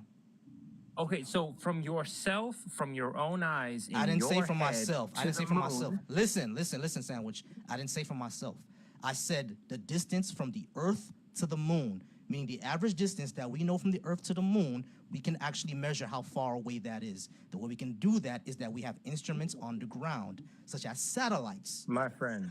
That hold on, wait. My Such friend. as satellite. Listen, sandwich. Question: can satellites measure distance? My friend. Can satellites measure distance? Yes or no? You are not a satellite. I didn't say I was. Can satellites, those instruments that we have, can they measure distance? Yes or no? So you're trusting satellites above your own experience. Wait. You're trusting satellites as well. Do you know how I know how? My Are we on? friend, Hold on. Sandwich. No. All right. Hold on. Wait. Stop. You're All right. trusting satellites right now. Can you want me to prove how? I am trusting radio waves for me to communicate with you. You're trusting satellites. Where do those radio waves come? think- Where no, do you those think radio the waves come from? origin of Where do the those radio radio waves waves come? for Where do those communicating on Where are do those radio satellites? waves I come from? understand that, but Where do those my radio waves friend- come from? Who's emanating those radio My- waves? What are they being emanated friend. from? Sandwich. Where are those radio waves being emanated from? Where are they coming from? Is it not satellites? Don't say my friend again. It's a yes or no. The radio waves that we're using to communicate with each other right now They're over the coming internet, from- they're coming- are they can't coming prove- from? No. Are they coming from satellites or not? Because there's satellites on the ground, there's satellites in the sky. So the Wi-Fi and the radio waves that we're using to emanate our voices over the internet, where are they coming from? They're not magic. They're coming from somewhere. What instruments do we use to emanate My those radio waves? friend. Sandwich, just answer the question, please. What instrument do we use to emanate radio waves between each other? Are they not satellites?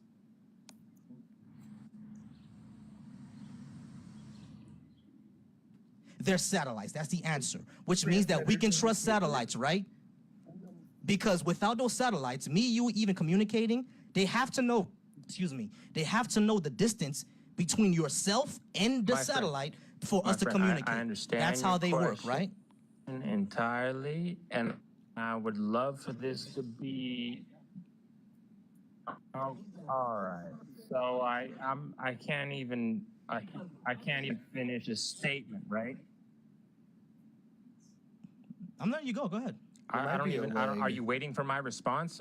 Can I have a response? You let me know. If I can respond.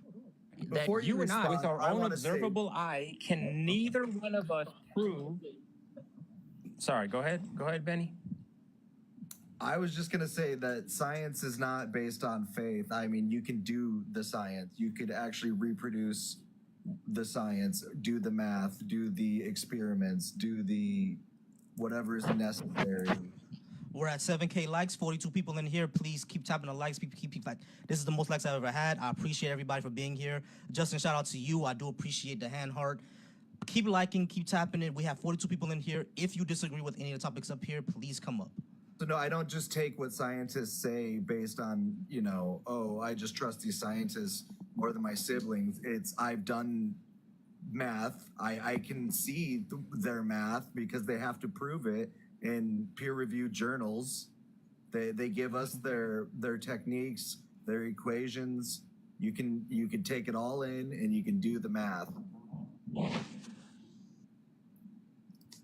You know what I love about equations? It's a measurement of the shadow of what's actually happened, and then you claim that the measurements are why it's happening.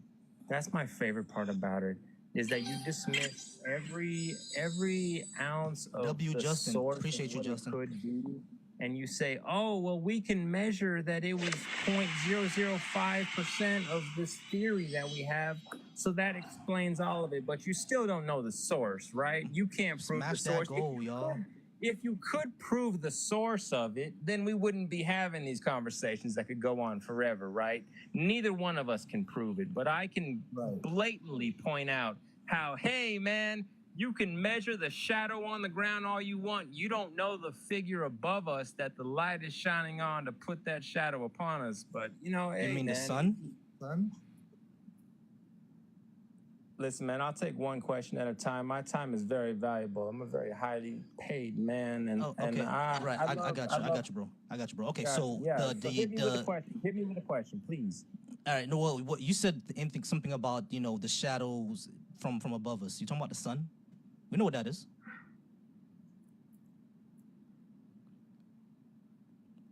And thanks y'all I'm for making talking. me smash I'm that talking goal. I about appreciate science. y'all. So science W says, Justin, hey, W all the giftsters. look at I these. love y'all. I'm talking about this. I'm talking about science right here. So I'm talking about science. I'm saying, hey, science measured out what we can calculate right here on our plane of existence. So that means that we completely understand where it's coming from. Right, the You know, opposite. let me give you an example. You think that there's DNA that relates us to other beings that are here, so we must be related to them, and they must have evolved, and then we came about, right? So, we share thumbs with these other beings around us. So, that must mean that we came from them. But at the same time, remember what I said? I said there's a puzzle that we are all present in, and we're looking at the puzzle pieces, and all the puzzle pieces have a little time dot Okay, on them, and they sandwich. say I have this a puzzle piece sandwich. is 100 years old. Wait. This Okay. puzzle Sandwich. piece is 1,000 years Sandwich. old. Mute This real quick. 100. This Sandwich. puzzle Mute real piece quick. is Sandwich. Mute real quick. Sandwich. no, Mute no, real no, no, quick. no. Let me Sandwich. finish. Let me Mute real finish. Let quick. me No. Mute real quick. I have a question. I actually do have a question. You asked us to ask you a question. I actually do have a serious question. Are you trolling us right now, bro? Seriously, are you trolling us right now? Because you're really just rambling, man. I don't do the yapping. If you're trolling us, I'm gonna have to drop you. Thank you for being here, and it's hilarious. Thank you for trolling me. All good and well. But if you're trolling us right now, I'm gonna drop you, bro, because you're rambling. Brother, I am answering every question as accurately as I can. I Okay, assure you. okay, great. So let's go ahead and go to evolution, because Adam was talking about that as well. Let's go to evolution. What do you think evolution actually says? We're at 10K All right. likes, y'all. 10K likes. Keep liking it. This is the most likes I ever had. I do appreciate all y'all being here. Shout out to Justin. Shout out to Benny for being here. Shout out to Antisocial Butterfly for being here. Keep smashing the likes. I'm gonna go ahead and bring up a new goal so we can go ahead and smash that goal. 45 people in here. Remember, if you disagree with me, if you're a Christian, Muslim, or just believe in God or anything like that, go ahead and discuss it with me. I would love to have this conversation. So, Sandwich, go ahead and keep going. What is the issue that you had with evolution? Because we already spoke to Adam about that. So what is the issue that you have with it? Let me know. Thank you, brother. Thank you, brother. W likes. Love seeing the support in these conversations that are very, they're deep. They're very deep. These are intelligent people who are attracted to these type of conversations, and I love that. Whichever side you have, I respect it because you're thinking deeply, honestly. So if we want to get on evolution, right? So we want to say that, if we can currently observe that another being, another organism, another animal, another wild animal here has related new goal, my friends. DNA, related, functions of the thumb. If you want to go there, we can go there. So like I said, I'm gonna draw it back to the same thing I said earlier. We're presently, as you are a living being going through these moments in time, we are acknowledging We that there are many smashed that puzzle goal, y'all. pieces We here, smashed and there that goal. are W time chat. dates that W's are in the written chat. on a puzzle piece. My bad, Sandwich. I'm just shouting out the chat because we hit the goal. W chat. W chat, we hit the goal, y'all. Love it. Nah, W chat. love that. I'm gonna make more of another these goal lives. because this is I want crazy. more Yeah. of these lives. I'll make another goal. I gotta make this goal I want harder more of because these wow. lives. I appreciate y'all. I do No, appreciate nothing y'all. I but do love it. respect. Appreciate it. Nothing but respect, bro. Nothing but respect for Volsi, bro. Like he's coming straight forward and asking the real questions, and I love that. And honestly, I'm going to say, we're all here experiencing moment by moment experiences through time. So when we see these puzzle pieces, we see that, oh, scientists said this puzzle piece came from this long ago. And scientists say that this puzzle piece came from this long ago. But for some reason, we can see the puzzle pieces that they said existed in the past. So how are those puzzle pieces present? So we're looking at another organism that has a thumb and we're saying, oh, they're related to us. They're similar to us. So that means we must have come from them. That's drawing a whole line of time that has got nothing to do with the present. If they're present right now, if any organism came from the same evolution as we did, they should be speaking their own language right now. They should be speaking their own language. We should be speaking with pandas. We should be speaking with reptiles. We should be speaking with all these different things right now. But for some reason, we can fly jets through the air, and they're still sticking sticks in trees and picking out bugs from it. So it's just interesting, man. Chat for question that go. Appreciate it. All right, Sandwich. Okay, Sandwich. Let's go ahead and all right, Sandwich. Let's go ahead and discuss that. Let's play a little game of which is more likely. Yeah, go ahead. How about let's play this little game of which is more likely. Which is more likely that small changes over millions of years have caused diversity in animals that resulted in such things as chimpanzees, fish, birds, humans, primates. There's all of the animals on the earth, or a magical being snapped his fingers and just poofed it. Which is more likely? Well, Benny, we're both, I appreciate your point of view. You're acknowledging that we're both looking at the same puzzle, and you're saying, how did this puzzle piece come about, right? You're saying, did it come about in this way or that way? Well, either way, there was a creator that gave you the puzzle piece. So it's up to you if you want to think that, hey, we gave you a puzzle piece who looks kind of like you, so that means that's where you evolved from 100,000 years ago that you can't prove. Or you can just kind of be aware that, hey, man, there's an intelligent designer right above you who's creating everything around you. But Sandwich, the problem is that we can prove that. But I'm gonna let Benny go ahead and finish. Go ahead, Benny. I'm sorry. Yeah, like with such things as we've mentioned it before, but like endogenous retroviruses, that's probably the best evidence that we have, which is appreciate the subscription. Viruses that animals have caught millions of years ago, generations and generations ago, changed their DNA in certain areas, very specific areas. We see that this endogenous retrovirus can actually put a marker on the DNA, which is then able to be traced from generation to generation. They pass it on to their children. Then you also see these same endogenous retroviruses in the same spots between different species, such as chimpanzees, bonobos, and humans. The chances of them being at those same spots are astronomical if it were just a random event. Right, and thank you, Benny. By the way, my point about morphology, Sandwich, is that the fact that we share these things in common is astronomically small. You see what I'm saying? We see no fishes that have opposable thumbs. We see no cats that have opposable thumbs. We share 100% of the morphology, and not only that.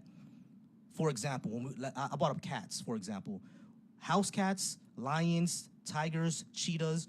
No one would doubt that those things existed and probably had a common ancestor at one point. But when it comes to primates, humans, when we have the same exact morphology as the other primates, all of a sudden it's a big problem that we have the common ancestor. And I'm asking, why exactly do you believe? Why exactly is that a problem, and not the cats being related as a problem? Yeah, I love that. You say that, so if we are, there's so many wild animals right here in the place that we can observe, but because some of them share similarities that it decides our history is kind of crazy, right? It kind of is based on nothing but someone you think you trust in a lab coat in a lab somewhere who couldn't possibly, discoveries couldn't be, determined by a group of people who is part of the revelations that have been brought up here every time. So if you want to trust that so much, you think that your similarity with another creature on this plane of existence, right, on the stage of the world, right, so you share a couple similarities, so you think you've proved your history? That's kind of funny because you can't go back in time, can you? You can't go back in time. We can't go back in. We both Hold on, have hold on. Thumbs, right? Sandwich, we sandwich. both have Listen to thumbs. You Sandwich. Okay, think pause real your quick. creator Sandwich. Pause. is not the one. All right, go Sandwich. ahead. Yeah, cut me off. What were you saying? Pause. Okay. When you're saying that we can't go back in time, of course we can't go back in time. But let me ask you a question. When a detective wants to prove that someone unalived someone else, what is it that they need to do? They need to investigate, right? That detective can't go back in time. They need to go back. Need to look at the fingerprints of the area. They need to look at everyone who was around them.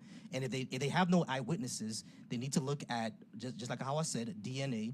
They need to look at fingerprints. They need to look at who the person knew. They don't just say, "Oh, well, this person has a bullet in their heart. Must have been a creator." They don't do that. You see what I'm saying? So what you're doing? Hold on, wait. Let me finish. If a person has a hole in their heart shaped like a bullet, obviously someone took a pew-pew to that person. What you're doing is you're coming out and said it wasn't a pew-pew, it was a tiger. That's what you're doing when you say, oh, it was a creator. What we have in front of us right now, we have the retroviruses, we have our morphology, we have our genetics, we have fossil evidence of primates that existed thousands and thousands of years ago, and their bone structure converged to look more and more human, go from ape-like to look more and more human. As a matter of fact, a lot of creationists would say, if there's a transitional fossils, first they will ask for transitional fossils, which we have plenty. Then they would say, if these are actual transitional fossils, is there a transitional fossils that goes halfway between ape and human? And guess what? That does exist. It's called Lucy. We found it in Ethiopia back in 1974. She exists halfway between an ape and what we would consider a human. You see what I'm saying? Like recently, her feet and her hands. She existed recently, right? She existed recently, at least 100,000 years ago. That's not very recent. Well, recent in the history of the world. How is she here right now? Hold on, wait. Listen. I just said 100,000 years ago. 100,000 years ago is recent. I mean, if we found them just in 1970, then how is she still here? We found the bones. That's interesting. And Sandwich, listen to what I'm saying, please. We found the bones in 1974.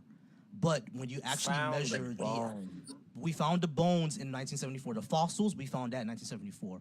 But how actually old those fossils are, it's more than about 100 to 115,000 years old.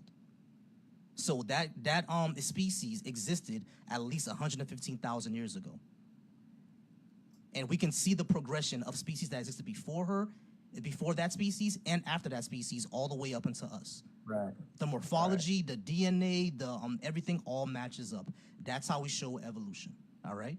It's not just, hey, we look similar to chimpanzees. No, we have to look at the DNA. We have to look at the morphology. We have to look at the phylogenetics. There's nothing on this planet that isn't related to something else somehow, some way. As a matter of fact, 50% of our DNA, we share bananas. So everything on this planet has shared DNA with something else. There's nothing on this planet that has no relation with nothing else. If that were to be the case, if we were to see a creature that has unique genetics, unique DNA, that has no connection with nothing else, it just popped into the fossil record or popped into existence out of nowhere, has no phylogenetics, that would disprove phylogenetics and it will throw evolution on its head because this is a creature that popped up out of nowhere. You see what I'm saying? However, we don't see that. So for creation to be true and for evolution to be false, you would have to do something as specific as that. No one's done that. And I appreciate that. And I just want everyone here to notice that I let him finish. It's all about learning here. It's all about diving deeper into this topic here. Now, I respect this man right here because he is asking the real questions. So when we start, I'm sorry. I'm gonna let you go. I'm gonna let you go. I'm sorry. Pause. Whoa, Pause. whoa, whoa. Wait. Come Hold on. on, man. No. I promise I'm gonna let you. I promise I'm gonna let you go. I promise I'm gonna let you go. Just pause real quick. Blake, thank you for correcting me. Lucy's skeleton is 3.2 million years old. 3.2 million years old. I was incorrect. Thank you, Blake, for correcting me. Also, we're at 15K likes. Let's try to get us to 20K. We have 41 people in here. Keep liking. If you disagree with any of these topics above, go ahead and come up and request. And I promise I'll bring you up once we're done with skeleton. I do appreciate everybody. Let's smash that goal. We only have 3 more till we hit the goal, y'all. I do appreciate y'all. My bad, Sandwich. That was my fault. Go ahead. Nah, good. Let's hit 20K. Let's hit 20K. Honestly, I want more people seeing this stuff right here. So if we're good with proof, so if we think about like who is the organization that decides how old a fossil is, right?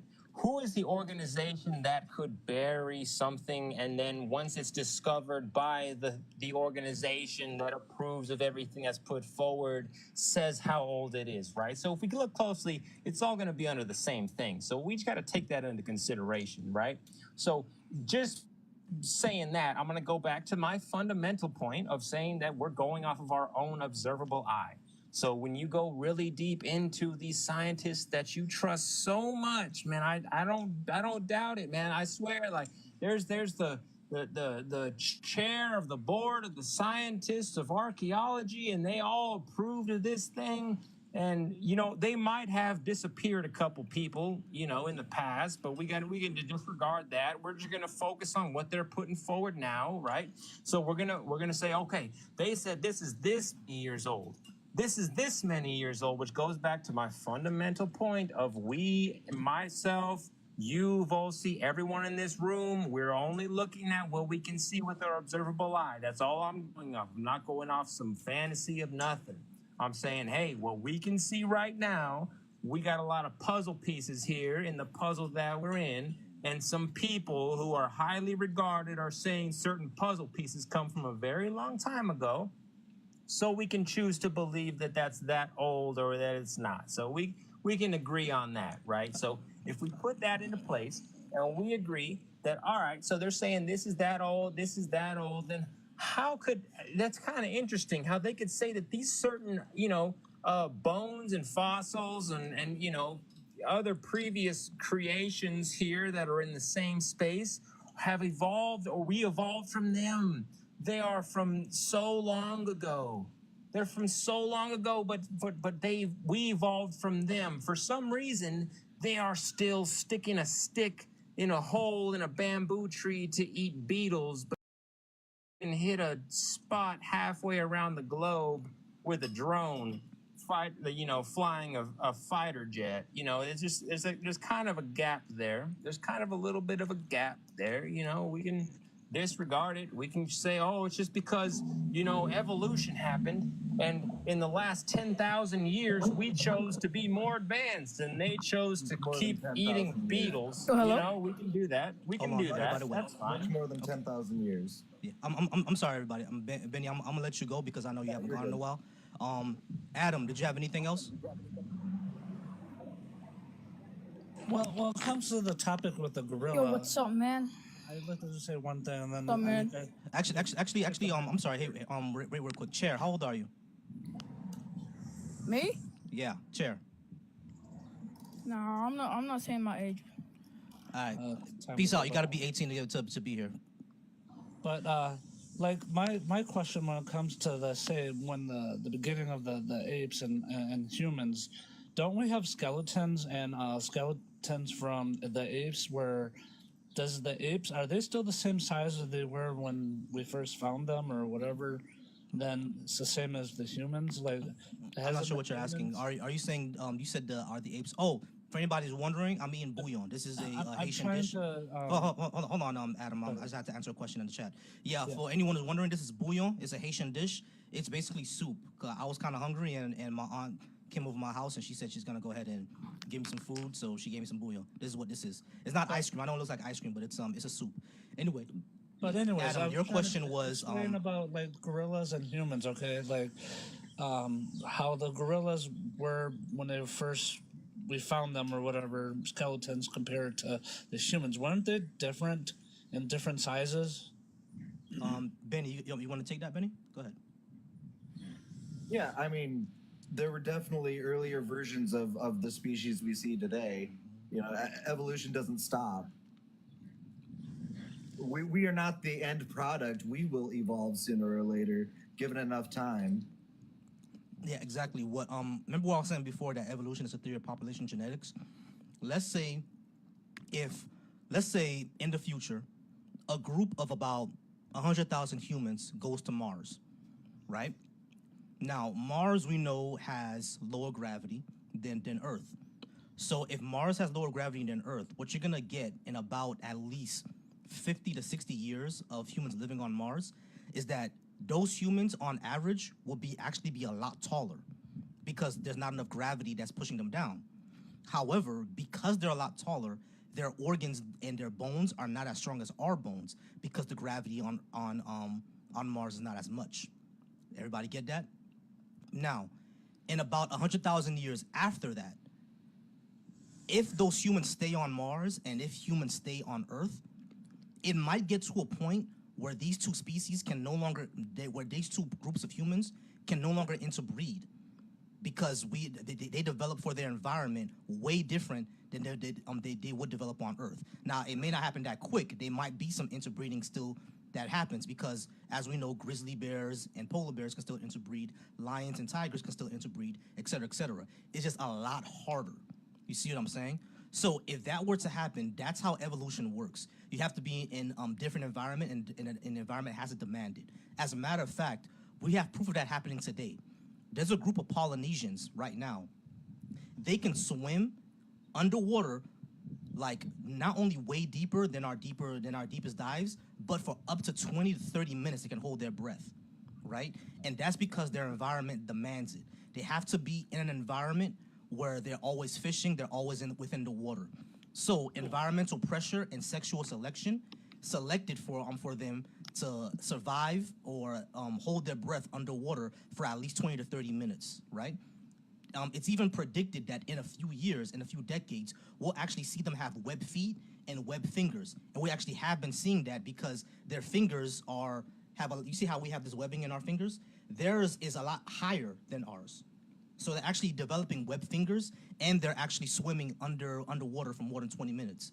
Why? Because of environmental pressure and sexual selection.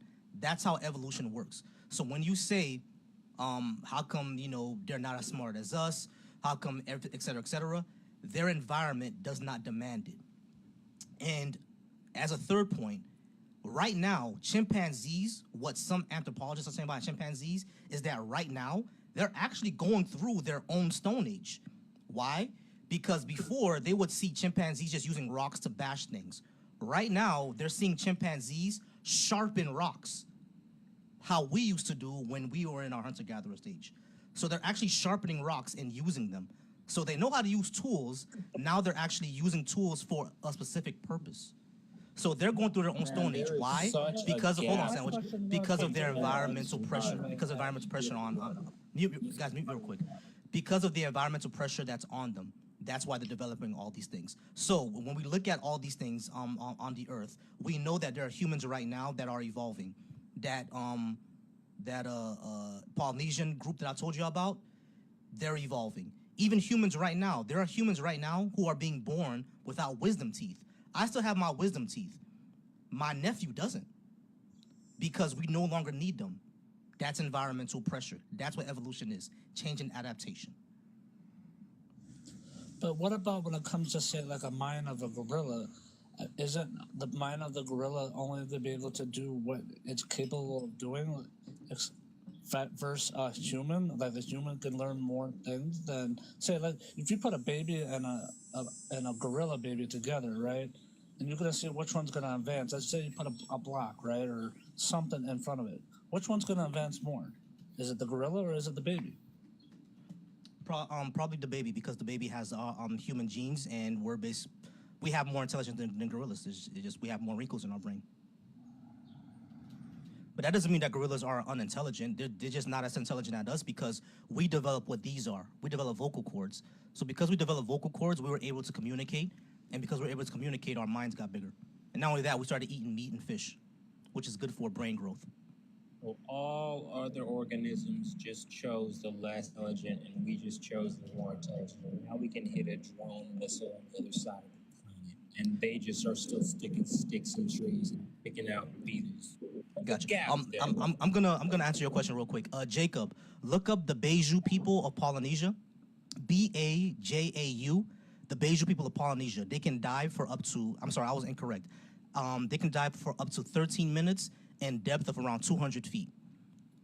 I said 20 minutes. It's actually 13 minutes. They can dive for up to 13 minutes and for depths of up to 200 feet. The Bajau people. Bajau. I know what the hell I'm talking about. So when you're talking about you said that we chose the path of intelligence. Essentially, we did because our environment required it. Excuse me. When we left the trees, and we were in the Sahara, because humans evolved in the Sahara in the Sahara grasslands. Before the Sahara the Sahara became a desert, the Sahara was a grassland. When our group of primates, our ancestor primates, left the trees and went into the Sahara, we had to stand upright. Not only that, we had to know agency. We had to know what was out there because predators can get at you.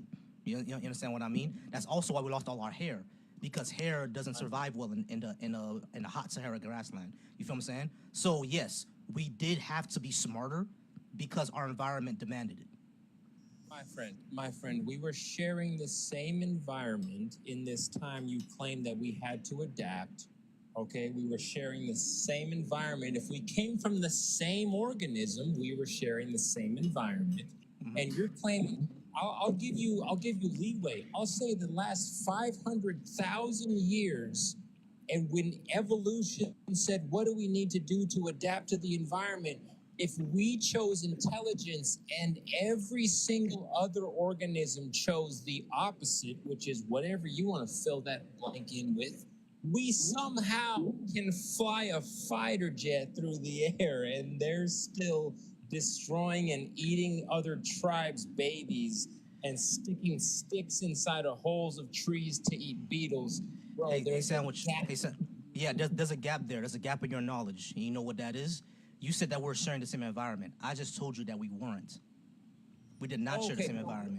The environment that we went into demanded us for us. The environment that we went into demanded us for us to think more. The same organism. We all came from the same one, one organism thing, and then for some reason our environment's totally split, and now because we left the trees. Hold on, Sandwich. Remember when I told you that evolution is a theory of population genetics? Let's say, Sandwich.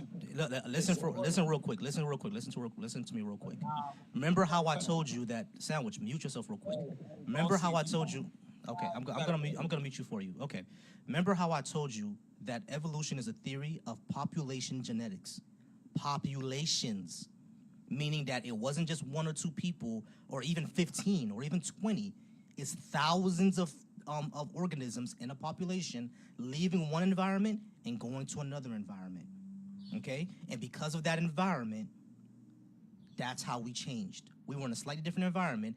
It had different social pressures, and that's how we developed. As a matter of fact, we know that's the case because we've done this before. We did an experiment with ring species. We did it with lizards, and we did it with snakes, where we saw snakes and lizards go around a mountain of California from species A, B, C, D, and change a little bit for their environment to the point where species A and species F could no longer interbreed with each other because they were in two different environments and they had two different social pressures or environmental pressures.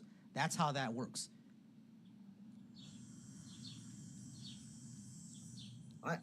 Maybe a better another way to understand it is for instance, some humans have 6 fingers, and that's a mutation, and that's actually a mutation that can be passed down to children. Now, if we ever found it absolutely necessary to where 6 fingers meant you live and 5 fingers meant you're not going to live, your kids are having a higher chance of living and then producing more kids with 6 fingers. So a mutation that gives you an advantage leads to natural selection. Oh, also, Tyler, I invited you up because you said that it's actually a bad premise that I'm going off of. I actually want you to come up here if you're an expert in evolution and you can correct me on anything that I got incorrect. Change the subject. Let's change the subject. Let's talk about free will. Oh, Jesus Christ. All right. Well, what about free will? Because I actually hate that subject. I think none of us even have a good definition of what free will even is. But go ahead.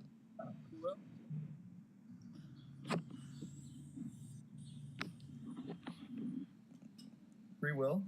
Yeah. Who here thinks they have free will? I like what we're talking about now, but we could talk about something else. Free will doesn't exist. Yeah, exactly. Yo, Volsi, if I could just have a one-on-one with Benny, I would love to just respectfully let him speak and let myself speak and just kind of go into free will just a little bit here. Can you do that? Yeah, no, that's not a problem. The only thing that I would say about free will, when we're using the definition of free will, most people use the definition of kind of like a dictionary definition, be able to do something without an outside force influencing it. The thing is about that is that I would always say when people say outside force, they don't mean like, it's raining outside today, so I wore long pants, therefore no free will. What they mean by something like a puppet actually controlling me to wear long pants. You see what I'm saying? That's what most people mean when they say no outside force controlling you. You feel me? But when it comes to that, if we were to think about it in that way, yes, you can say free will exists, but then you have to get into, determinism, the subatomic level. That's why I don't like it. But go ahead, Benny. Metaphysics and meta-ethics. Exactly. That's why it kind of gives me a headache. But we're one last thing before Sandwich and Benny go at it. Y'all, we're at 15K. Let's get us to 20K likes. We're at 34 people here. We dropped a little bit. Go ahead and smash that like button. Let's go ahead and hit that goal. Subscribe, please. I do have a YouTube. This is all on YouTube. We've been here for 3 hours, y'all. We've been here for 4 hours, y'all. W stream. But I'm gonna get off here soon because I got homework to do, man. I've been on here too long. So this will be the last. I think this will be our last go around. Benny and Sandwich, you guys can go ahead and go into free will for like the next 30 minutes, and I'll interject if I need to. Go ahead, you guys. Yeah, do you have a leading question, Sandwich? Yes, my friend. Yes, my friend. I would love to hear your perspective on this. So, as we are born here, we're given so many things before us. There's religion of, both of our parents. I think if you know your parents well, you're aware of the born in. So we're aware of the things that, they must be aware of, will. They must have had some choice in my outcome. And so we go forward thinking like, oh, okay. So, I'm part of this and that, and then here I am, and I'm given the option to choice, but suddenly I'm feeling like, I think that maybe I have my own perspective of things. Maybe they're all wrong, right? Maybe they're all wrong, and I'm here, and I feel like who I am is something different than these things that are forced upon me. So what do you think? Do you think that I feel like, just that description depicts many people born in this time, like you and I are. You couldn't be more than 10 years apart from my birthplace. So I feel like, maybe, they're aware that we are pressured to go into this way or that way, but all of it is just forcing us into something. So what do you think? Do you think we have a choice when we're put in this place? I know it's so unfair and it's so wrong. We're forced into religion and this God is so wrong because there's bad things all around us. But maybe he was aware of our circumstance, and maybe he's aware that we are part of this whole. We are just. And he's looking upon us to see what we'll choose. What do you think? Do you think we have a choice in anything that happens in our lives, Benny boy? I would say there's an illusion of choice, but when it comes to free will, like Volsi was saying, you gotta kind of define it and come to an agreement on what you agree free will is. Now, can you show me anywhere that free will is mentioned in the Bible?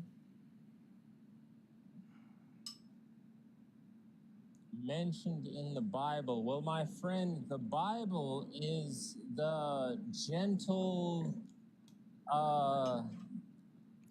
inclination. See you later, Adam. Thank you for being up here, Adam. Oh, Go ahead, Sandwich. we are here, you know, with many choices, and I'm telling you, like when I say I'm telling you, I'm saying that, hey, in the space that you were born in, which is Christianity, because you were born in the United States. So in that space, you were born in this space, and we're telling you, hey, live in this way. And then you have all of this, oh no, I won't be told how to live. I won't be told how to do things. I'm my own person. But then at the same time, there's scientific discoveries, you know, explaining how, hey, there are microorganisms that are deciding your thoughts. It's Hey, Sandwich. I'm sorry, I gotta interrupt real quick. What Benny is actually asking for is a definition of free will, if it matches up with the Bible. And if you don't read the Bible, that's fine. But do you have an actual definition of free will so he can go ahead and give his definition, and then you guys can go ahead and argue along those lines? What is your definition of free will? Free will? I would love to do that. Free will means that you have a choice between the options presented before you. And the options presented before you, one of them makes you feel much better. You want to live out your life in such, you know, fruition. You want to fully enjoy your presence here because you know it's fleeting. Every time you go to sleep, it disappears. And you're sent into the dream realm where other things control you. But, you know, and then you wake up back into the same space. So, hey, you want to define that space, that's up to you. But it's not up to me and you. It's up to somebody. So your definition is free will is just the choice? The choice between one or the other, yes. Choose. Free will is the deciding factor. The seat of consciousness that you sit in and you decide left or right. I should do this that makes me feel good, or I should do this that makes me feel bad, but they deserve it. That's exactly what I'm defining. Okay, so say you're hungry and you got two options. You love red meat, you love steak. Steak is one of the options. The other option is a salad. You do not like salads. Now, are you gonna pick the steak or the salad?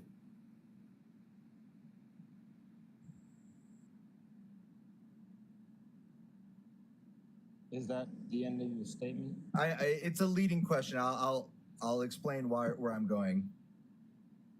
Would you pick the steak or the salad if you like steaks? If I am aware of my existence and I'm... Let's not add to the hypothetical. Just if you like steak and you don't like salad, would you pick the steak or the salad? You would pick the steak, right? You like A or B, and you have you want to explain what one choice. I'll go with your one choice. Yeah. Okay, so you would go with the steak. Now, why would you go with the steak? Why do you like it? Because I experienced life from my own observation. Because it tasted good, I'm guessing, or you had a good memory involved, or something like that was involved. An outside force caused you to choose it that way. Either you have an affinity towards the taste of steak because you have more taste buds on your tongue in a certain area. You know, there's so many different reasons. Shoot, the fact that you even went to get any food was because you're hungry.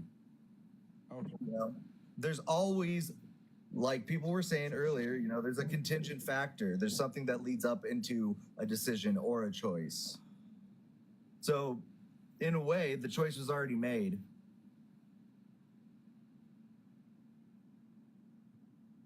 Okay. All right. Yeah, the choice was made. I like what I So experienced now, more if you than can't, if you can't make the choice, if the choice was made, you do not have the free will to change the outcome of that, of how that choice is going to go. And like for instance, with Christianity, they say God knew. God is all knowing. God knows the future. He knows the past. He's outside of time. Whatever. He has a plan. But they say free will is humans' ability to go against God's plan. But how is that possible? If he knows something's going to happen in the future, there's no way you can stop that from happening.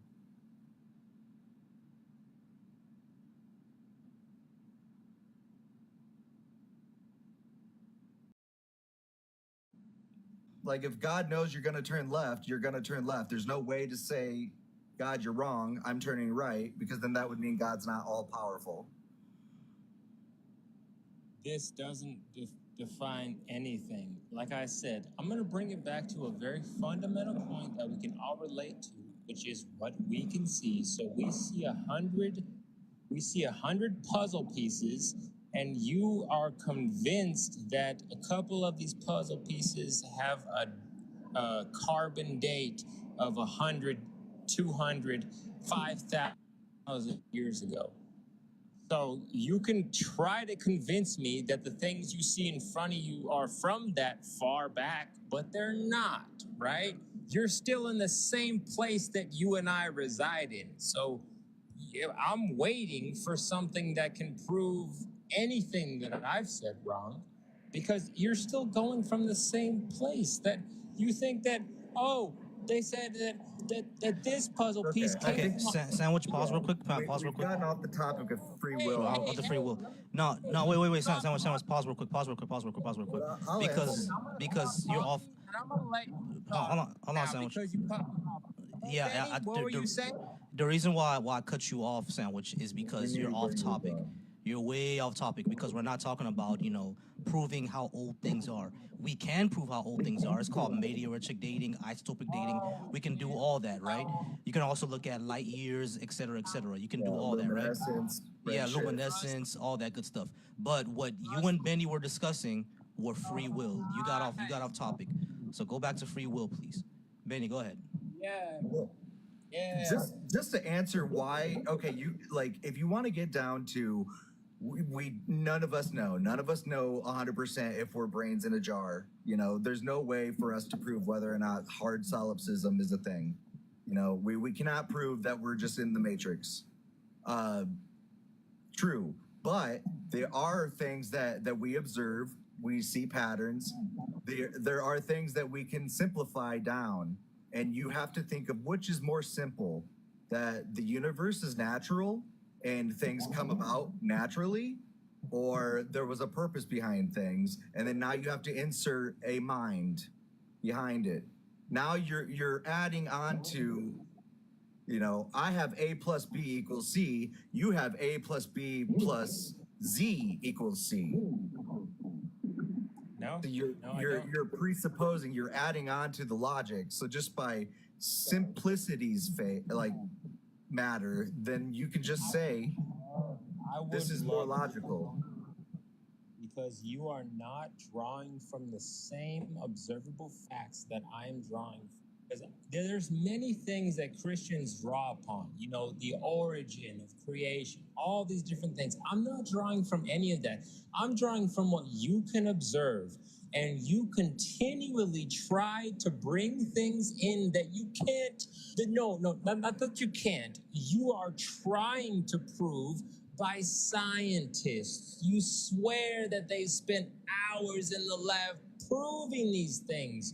You swear that these things are true. No, you trust them more than I've done the labs. I've done the science in many of the. I've done the genetic, mathematics in my genetics class.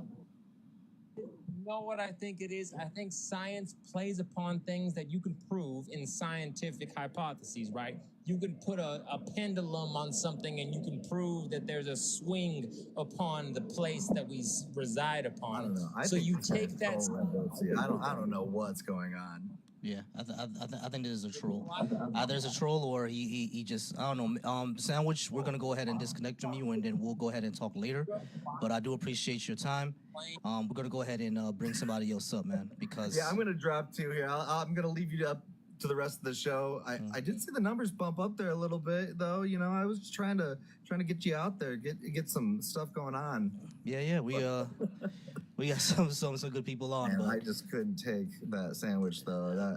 yeah. There was a lot of words, not very much going in between. Yeah, lots of lots of word salad. But I am gonna go ahead and end soon. I know I saw Cody and Chris in the suggestion Our box. house? Yeah, Well, is Chris is are you theist or atheist? I think Chris is atheist. Okay. Well, I'm gonna drop if Chris is atheist, so you guys are all good. Not a problem. Have a good night, guys. Have a good night, man. I'll see you over at Justice Live. W Benny for in the chat, y'all. W Benny.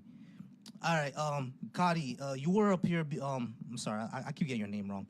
You were up here before, and you came back, and Chris is back, and she's an actual physicist who can better explain some of the questions that you had before. But what did you have for us again? I was just gonna make. I was hearing the line of argument that Sandwich was making, and obviously it doesn't seem too consistent. But I could defend his position better than he could defend it. I would argue. Okay. I actually don't like talking about free will. I don't know if Chris does, but she can if you like talking about that. Cardi, you know my view on it. We don't have free will. Free will can go free will itself off a cliff. Yeah. That's my viewpoint. I don't think we have it. I think it's a illusion. I think we have choice, but not free will. Yeah, I'd like to start off by saying, obviously, I don't think I'm going to change anyone's mind. I could just have sufficient evidence for my position that I find sound, right? There's obviously going to be a point of contention where we disagree. That's obviously, that's what we were talking about earlier, Chris. We were talking about, like, the physicalist point of view and idealism, yeah? So it's like, well, how can we prove that, how can we prove one position over the other? I think there's sufficient evidence for both. It's just depending on what meets your criteria of truth. Yeah. Yeah, and I think we agreed that we'll never convince really anybody of anything because we do all have our positions based off of whatever, and no one can really beyond prove their their position to anyone. Otherwise, we wouldn't be on here having these conversations. Yeah, so I guess like my argument I was trying to run would be, holding like the dualistic standpoint, saying that the mind is independent from the brain. Yeah, so I believe that it's not the brain first, then the mind. I believe it's the mind and the brain.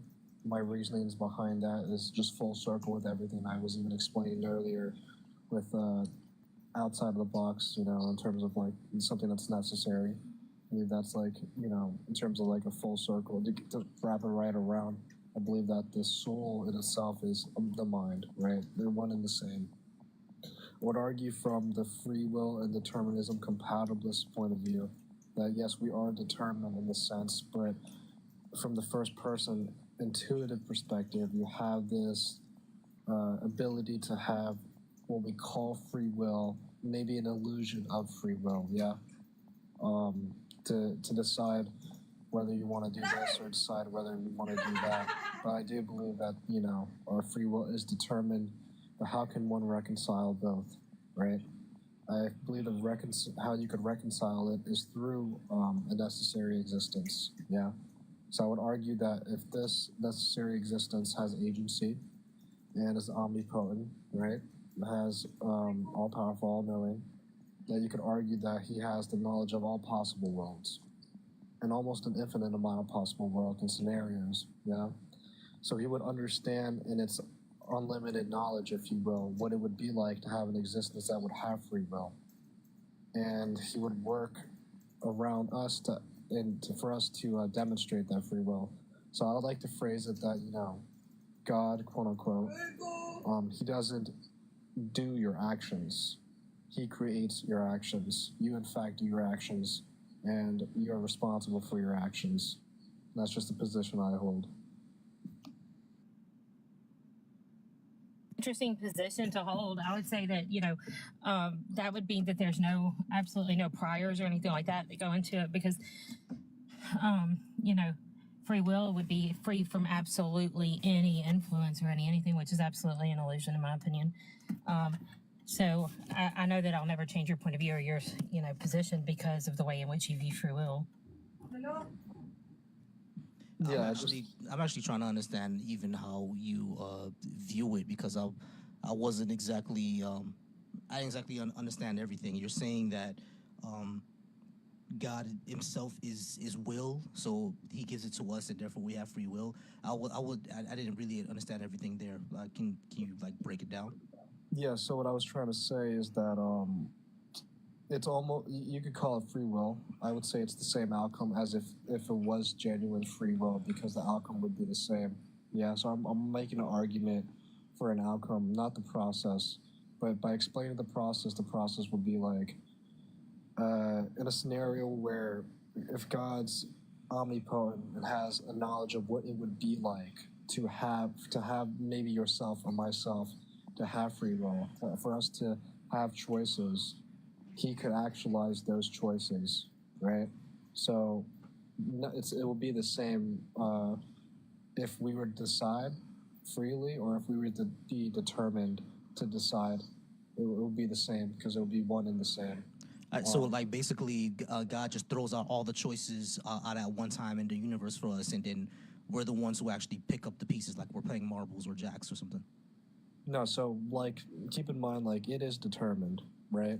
Ultimately, we're saying that God has the ultimate outcome. He knows the ultimate outcome, right? Mm-hmm. But knowing us and how we would operate and what we would choose, how we would choose, it would not dictate whether I don't see the contradiction in where you would have a choice if God creates something that you would want to do, right?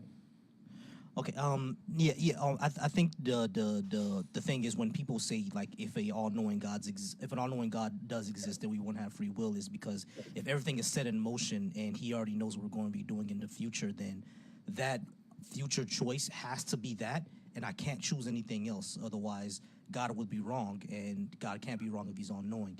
You see what I'm saying? But if you're saying that God creates all choices and then it's up to us, I think you can sneak in free will that way. But if God is just viewing, things like a movie, and He knows the past, present, and future, and how the movie ends and everything like that, in that movie, we can't make any other choices because it's all set. So is that how you're describing free will, or are you describing? I'm not understanding the way you are. Is it like He's giving multiple choices and then we pick what the multiple choices are in that situation, or are our choices already set and He already knows what they are? Because if it's the second one, we can't have free will in that. So I'm actually arguing for the second one.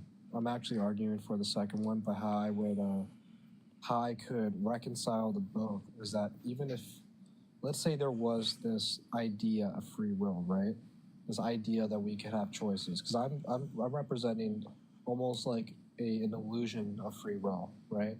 But I'm making the point that illusion or not, you still would make the same choice as if you would have free will. I'm saying that what's making that actualize would have to be, or what allows the grace for that to happen would be God. So for okay. Now I think. Well, I know what you're saying. So God, being all powerful, He would know what free will is. So even if He sets the courses in motion and know everything that we're going to do, because He has free will Himself, He's simply doing what you would have used your free will to do anyway. Yes, exactly. Okay. I think I understand that. Like, so basically, if He didn't create anything, He knows what you're going to do anyway, since He has free will, and if you were to give it to you, you would have used your free will to do this anyway. So I'm just going to create it so you can use your free will to do it. It's more of the illusion. It's a complete cop out. Yeah. Well, actually, go ahead, Chris. Go Go ahead, because I think under that we still wouldn't. But go ahead, what you're saying. We still don't. It's a cop out, though. It's no offense, Cardi, but it is a cop out because you're saying that both exist simultaneously, but free from one another at the same time, and it's just a way that you can get around the whole God knows what you're going to do and what you're going to do before you do it argument. And it's just a cop out to me. So he made it so you literally can't argue it with him. Well, I would argue a cop out. You could argue it being a cop out, but it's definitely conceivable, and that's how we would reconcile. You being responsible for your actions from a religious point of view. It's definitely conceivable. It's definitely possible. It's definitely if we accept the premises before that there is a God, right, all knowing, all powerful. This all knowing, all powerful God could do this. So I mean, cop out or not, it's definitely something that would reconcile or allow I think Cardi, the reason why it seems like a cop out is because of this. Like, cause I get what you're saying.